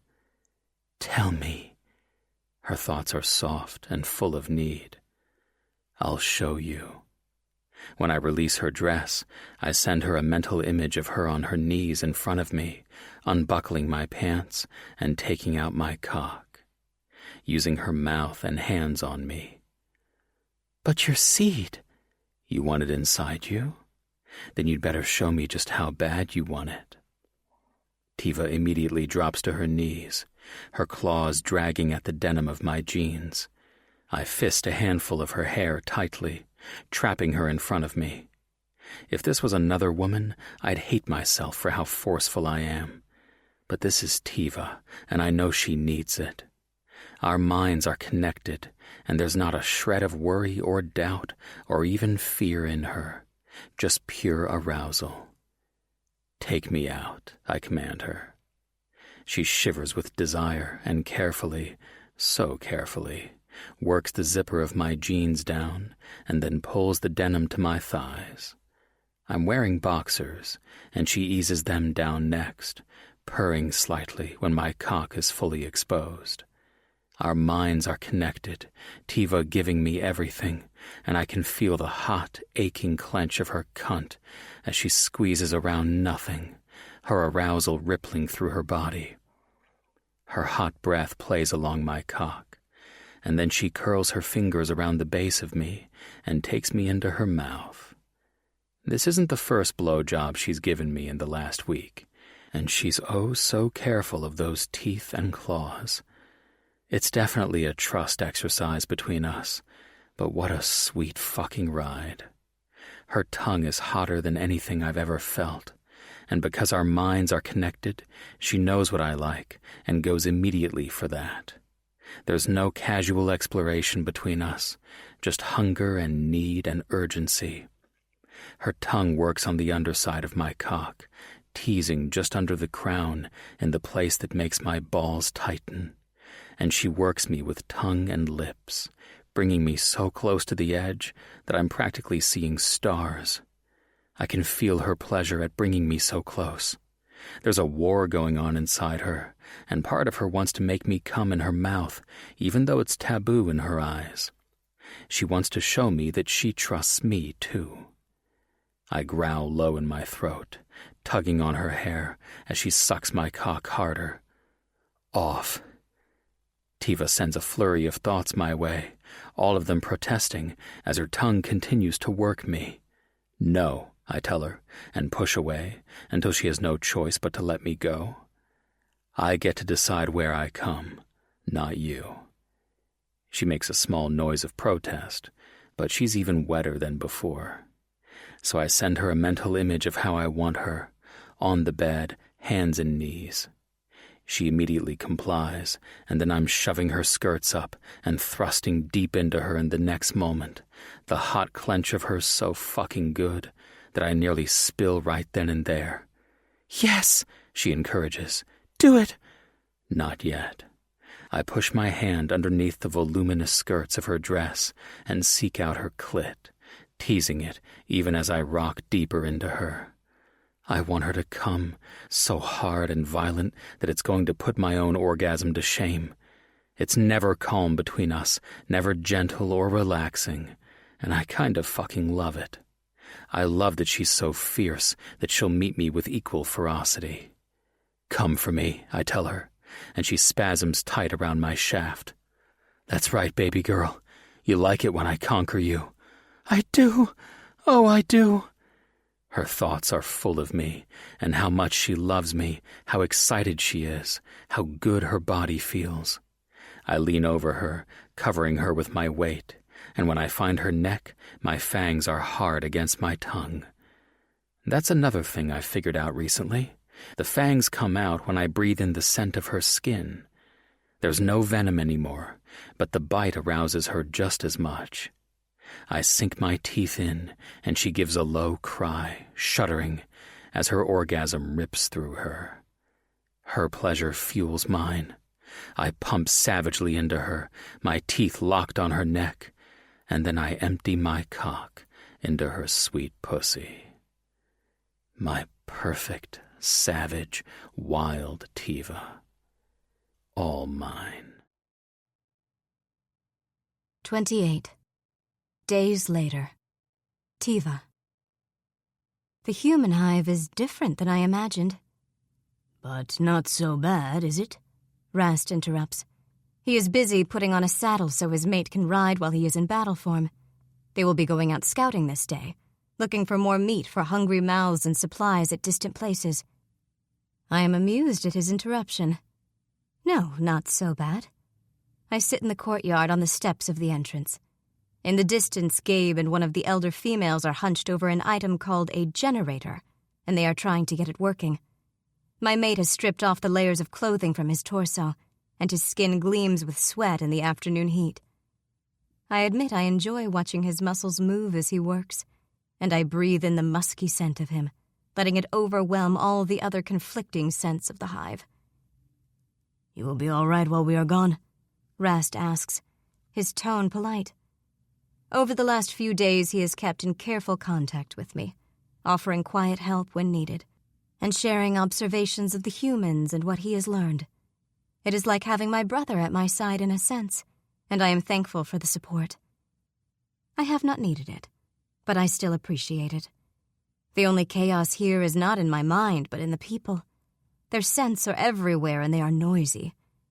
Off to one side, another mother, there are so many females at this camp and few males, hangs wet laundry on a line even as her child clings to her legs, seeking attention. I watch the young one wanting to hug him. I will be fine, I tell Rast. When the smells are too much, Gabe and I go hunting. It helps a lot. "The fort will be safe with you," he agrees. "And Amy and I appreciate another dragon nearby. Liam and his mate do what they can, but he still struggles." Odd that I should struggle less than Liam does. But now that my belly fires have gone silent and Gabe's mind is a powerful, constant, dominating touch, all is quiet. I feel surprisingly normal, and I wonder how much of my struggle was the Silurian pushing at me, trying to bend me to his will. I scowl at the thought. Gabe straightens and looks over at me. You okay, baby girl? I immediately smooth away my dark thoughts. I am. Just talking to Rast.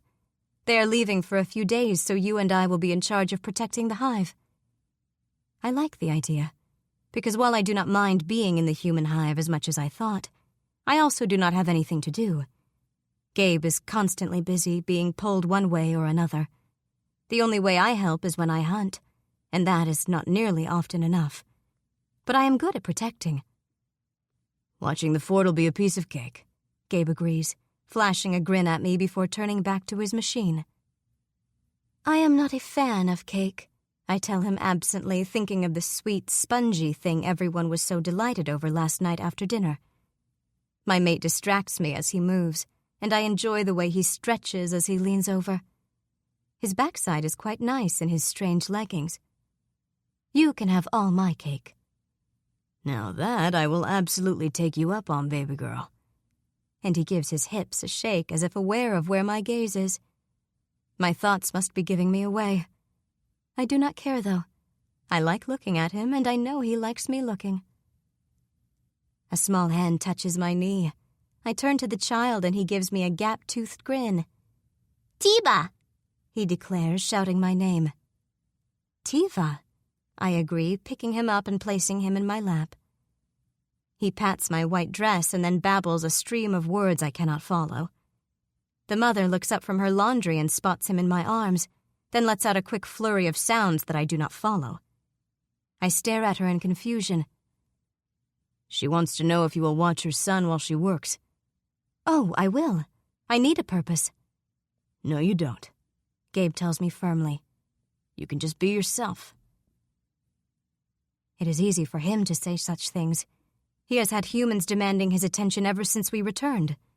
Not just his elders, but females that have no male and need something heavy lifted. Or even now, a machine repaired.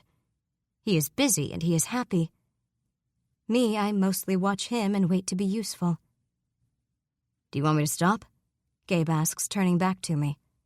We can go hunting if you'd rather. No, I do not want to go hunting all the time, I admit. My belly is still full from yesterday, and we brought 2 deer back to the hive so others could enjoy. I want to be of purpose. All these humans have things that they do that shows they belong. I want to belong. I can feel his smile before I see it. You'll figure something out, Tiva. Give yourself time.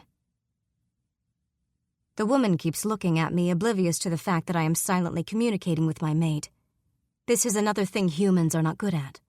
They do not understand that I speak silently with my Gabe. But she wants an answer. She wants to know if I will watch her child while she works. I say one of the human words I do know. Hess. Almost, baby girl, it's yes. He is proud of my attempt to speak aloud, though. I figure if a Talim can learn the human sounds, I can learn them too. Yes, I correct. The woman smiles, all white, blunted teeth, and the boy grabs a handful of my hair and continues babbling. He talks, and I pretend to listen, occasionally mimicking a word he says aloud. Bird, he calls when a winged creature flutters overhead. Burb, I say. He giggles, and his happy laughter makes me chuckle too. It becomes a game very quickly, with him saying words and me repeating them badly on purpose. And his delighted laughter fills the hot courtyard. His mother glances over with an occasional smile, and other young ones hear the sound of our game and come sit with us. Soon enough, there are several children with me, all pointing at objects so I can mispronounce them. Small hands tangle in my hair, and 2 little girls braid tails into the thick length, chatting and telling stories in their sing-song language. A new scent touches the breeze, and I frown to myself, sniffing. What is it? Gabe asks, his hands buried deep in the mechanical parts of the generator. A bad smell. The boy in my hands gives my hair another tug, shouting something in my ear, and I smile and set him down. Nearby, 2 of the children are playing a game with chalk-lined squares and rocks, hopping on 1 foot. They are close to the fences, where the strange smell wafts ever closer. I scan the distant buildings. And then I see it. A cat of some kind, but much larger than the meows that come for ear scratches and like to sit on laps. This one is human-sized and buff-colored, and he slinks toward the fence as if stalking one of the small girls that plays nearby. He could eat her easily, her small arm or neck crushed instantly between those jaws. I spring into action. Without thinking, I detangle myself from the group and race toward the fence. Before I even make it there, I shift forms, launching myself into the air. Someone screams, but I do not stop. The cat sees me and freezes in the shadows, and there's no time to even go airborne or extend my wings. I race forward, and when it tries to slink around the building, I catch it in my claws, snap its neck, and then swallow it whole. Problem solved. Holy shit, you got him, Tiva. Gabe's tone is impressed. You all right? It was moving too close to the young ones, I tell him as I take to the air to scan for other predators. There is nothing on the breeze, though, so I circle low over the hive again. Did I do wrong? You did awesome, babe. Just watch where you land so you don't squash anyone. I do. I carefully find a spot on the roof and then hop down before shifting to my 2-legged form. One of the children is holding the shreds of my pretty dress, an astonished look on his face. No one says anything. I walk slowly forward, my heart pounding. Have I cost Gabe his hive? Is everyone afraid of me now? "Tiva, burb," the little boy says, toddling up to me. He holds his arms up for me to pick him up, and I look over at the mother. She blinks, and then smiles at me, nodding slowly. "Burb," I agree, relieved. They do not fear me. They know you're different, but it's okay, baby girl. You're protecting the little ones, and no one's going to chastise you over that. I look over at my mate, and he's so proud as he gazes at me. There are greasy smears on his chest mingled with the sweat, but the look on his face is nothing but pleasure. You thought you didn't have a place here? He teases me. You're the best protector these children could ever have. Pleased at the compliment, I take the child and haul him into my arms. I settle him on my hip and then return to my seat. Another child, the one holding my dress, carefully drapes it around my shoulders, and I realize absently that I am naked. Someone chatters, and then sticky, small hands grab my hair and start to braid it again. Protector, not a destroyer, not a wild creature or a mad creature. Just a protector. Part of the hive. I like that. Epilogue. 2 months later. Gabe. A cat jumps on my chest, waking me up from sleep. With a grunt, I pet Miss Scarlet and glance over at the other side of the bed. But Tiva isn't asleep next to me. I'm getting better all the time at touching her mind without being intrusive about it, and the patter of vague thoughts and amusement tell me that she's awake and talking to someone. Yawning, I plop the cat on the other side of the blankets. She curls into a ball and ignores me, and I swing my legs over the side of the bed and rub my face. It's early as shit. I peer at the morning light streaming in from the open window at the far side of the room, a luxury now that the fort is protected by 2 dragons, and sometimes a 3rd. It means that we're not getting attacked by interlopers looking for new territory. That means windows don't have to be covered in metal to protect from fire. It means a breeze at night. Mosquito bites, sure, but sometimes the breeze is worth it. "Scooter?" I call, slapping my leg. No response. The dog's probably with Tiva. All right, then. I rub a hand down my face one more time, then pull on my jeans and a shirt. I slip on a pair of work boots as I head out of the room in search of my mate. I can feel her laughter again, and it makes me hungry to see her. 2 months of Tiva at my side and in my bed hasn't been enough. It'll never be enough. even if I live to be 100. I'm happily addicted to my mate. I head down one of the school halls toward the cafeteria. Tiva doesn't really like the food humans eat. She'd much rather go hunting for a deer or a rogue cow when we're out and about. But she likes hanging out and listening to the kids chit-chat. She gets along well with all the adults, but Tiva's got a special bond with the kids. I stick my head into the cafeteria. It's early, and breakfast is just now getting started. There's a few of the ladies in the kitchen, and to my surprise, I see Charlie. He's recently gotten sweet on one of the elderly cooks, and I grin as he leans over the counter and gives her a wink. Did I think he had one foot in the grave 2 months ago? Amazing what a recovery a man can make when he gets himself a girl. Another one of the cats curls around my legs, meowing. I absently pet this one of Mrs. Peacock's new kittens. We're becoming a little overrun with cats, but they're also keeping the rodent and bug population under control, so no one's complained. Plus, it gives us all a sense of normalcy to have pets around. I take another quick look in the cafeteria, but there's no Tiva. No children either. My mate will definitely be where the children are, so I need to locate them. I could just reach out to her with my mind and let her know that I'm awake, but I like surprising her. I like watching her from afar, too, like some creepy pervert. But there's just something so damn open and pure about her expression that I can't help myself. She's all smiles when I touch minds with her, and sultry invitation. But when she talks to the children, her eyes are as wide and full of pleasure as theirs, and I want to see that. So I don't touch my mind to hers. It's kind of silly to try and surprise someone you have a mind bond with, but I freely admit that I'm that silly fool when it comes to Tiva. I open the door outside, and the early morning humidity dampens my skin. I step outside, glancing around the weed-strewn blacktop and the neat rows of plants on a fleet of flatbeds, ready to be wheeled under cover at a moment's notice. I don't see Tiva. But I hear a child's shriek and giggle, a touch of Tiva's mind showing her pleasure, and I head in that direction, grinning. Sure enough, back behind the school, there's a large muddy ditch that probably had some use once upon a time, and now just serves as a magnet for every child in the vicinity. Tiva's there with them, her bright red hair gleaming in the morning sunlight. It's in a loose braid this morning, tendrils falling out and dancing on her shoulders. She wears a yellow tank top and brown shorts, and she squats in the dirt with Toby and Reggie.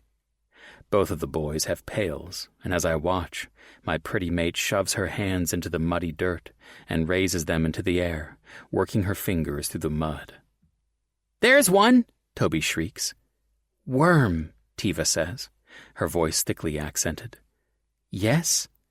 "A big one!" Reggie cries out, clinging to Tiva's arm.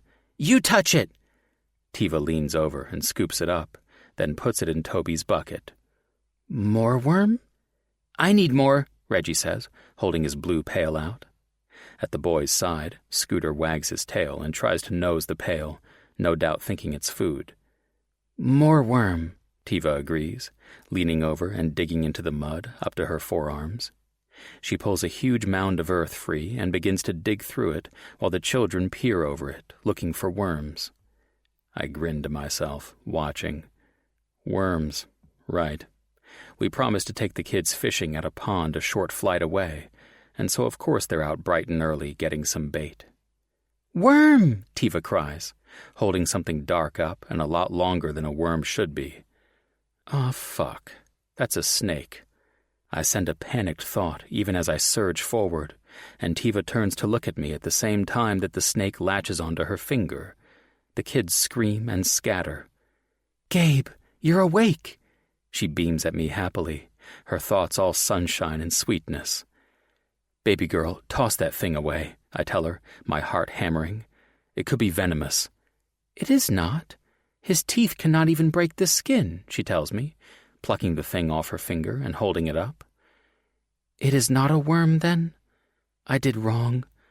"You are doing great," I reassure her, moving forward.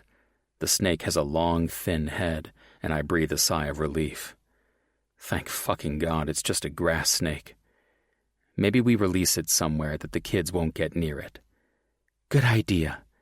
To the children, she calmly announces, "Not worm," and gets to her feet. "It go." "Did it bite you?" Reggie asks, his little face bleach white. Scooter licks him and whines, worried. "Tiva good," my mate promises, and I'm impressed at how excellent her spoken English is. She's better every damn day. "It is because you help me. I hear the words and feel you think them. It makes it easy." Tiva saunters toward the fence to release the snake. I follow behind, still feeling protective. My heart won't stop fucking hammering, even though I know it's a grass snake. More than that, Tiva's a dragon. It's not like a snake bite can fell her. At least, I don't think so. "It will need to be more than that," Tiva tells me with amusement, as she crouches at the edge of the fence and lowers the snake. "Bye-bye," she tells it, and the kids giggle. "Let's keep it to worms, shall we?" I say aloud, pretending to give Tiva a stern look. "I'll get a shovel and we'll do a bit more digging." "You are joining us?" Tiva's mind fills with pleasure. "I like it when you play with us, my mate." Just hearing her thoughts, full of sultry promise, makes my dick go hard in my pants. I wag a finger at her, even as I head into the gym for the gardening tools and discreetly adjust myself. "Now you're not playing fair," I tease her. "I never play fair when it comes to you," she purrs. Damn, she really does not. I love that fucking woman. I love her quick, clever mind. I love the way she's determined to learn spoken English because she likes talking to the kids. I love that she's ferociously protective of both the young and the elderly, and really, of everyone at Fort Shreveport. From the moment we returned, there's been no question that this is now Tiva's home. Everyone adores her, from crotchety Lester all the way down to the most traumatized, shy women. It doesn't matter that Tiva's Draconi, or that she occasionally struggles to remember simple things like all Draconi do. She's one of us. More than that, she's mine. But because she's mine and I know what she needs, I don't let her have the last word. I push back against her playful thoughts. "I'll make you regret those words later," I send, filling her mind with a mental image of me holding her down while I fuck her hard. I can feel the quiver of pleasure that rushes through her, distracting her from her task. She recovers a moment later, but the arousal is still humming through her, coloring her thoughts. "Hurry with the shovel, Gabe," Tiva tells me, as I head into the gym. "We need many more worms. I told Deirdre that we would bring Ella and Carl with us this afternoon after we bring Reggie and Toby back. Their mother says she needs a day off." I laugh to myself, even as I grab a shovel and another bucket from the supply closet, then jog out to meet them. "You know we don't have to take on every child in the fort, little destroyer." "I like it," she tells me sweetly. "I like being the protector of all of them." She looks up from the muddy ditch as I head back toward them, her golden gaze meeting mine. "You are all mine to look after." "Well, you're damn good at it, love." A sly smile touches her face as she digs her hands into the muddy earth again. "Besides, it is good practice." "What's good practice? Fishing?" I ask as I approach, distracted by the cleavage she's showing in that yellow tank top. Damn, but her tits look incredible this morning. "Not fishing," she admits, and looks up at me. I squint at her, not following. "Then what?" Tiva gets to her feet lightly and crosses over to me. She takes the shovel out of my hands and then grips my wrist. Her claws are shorn short.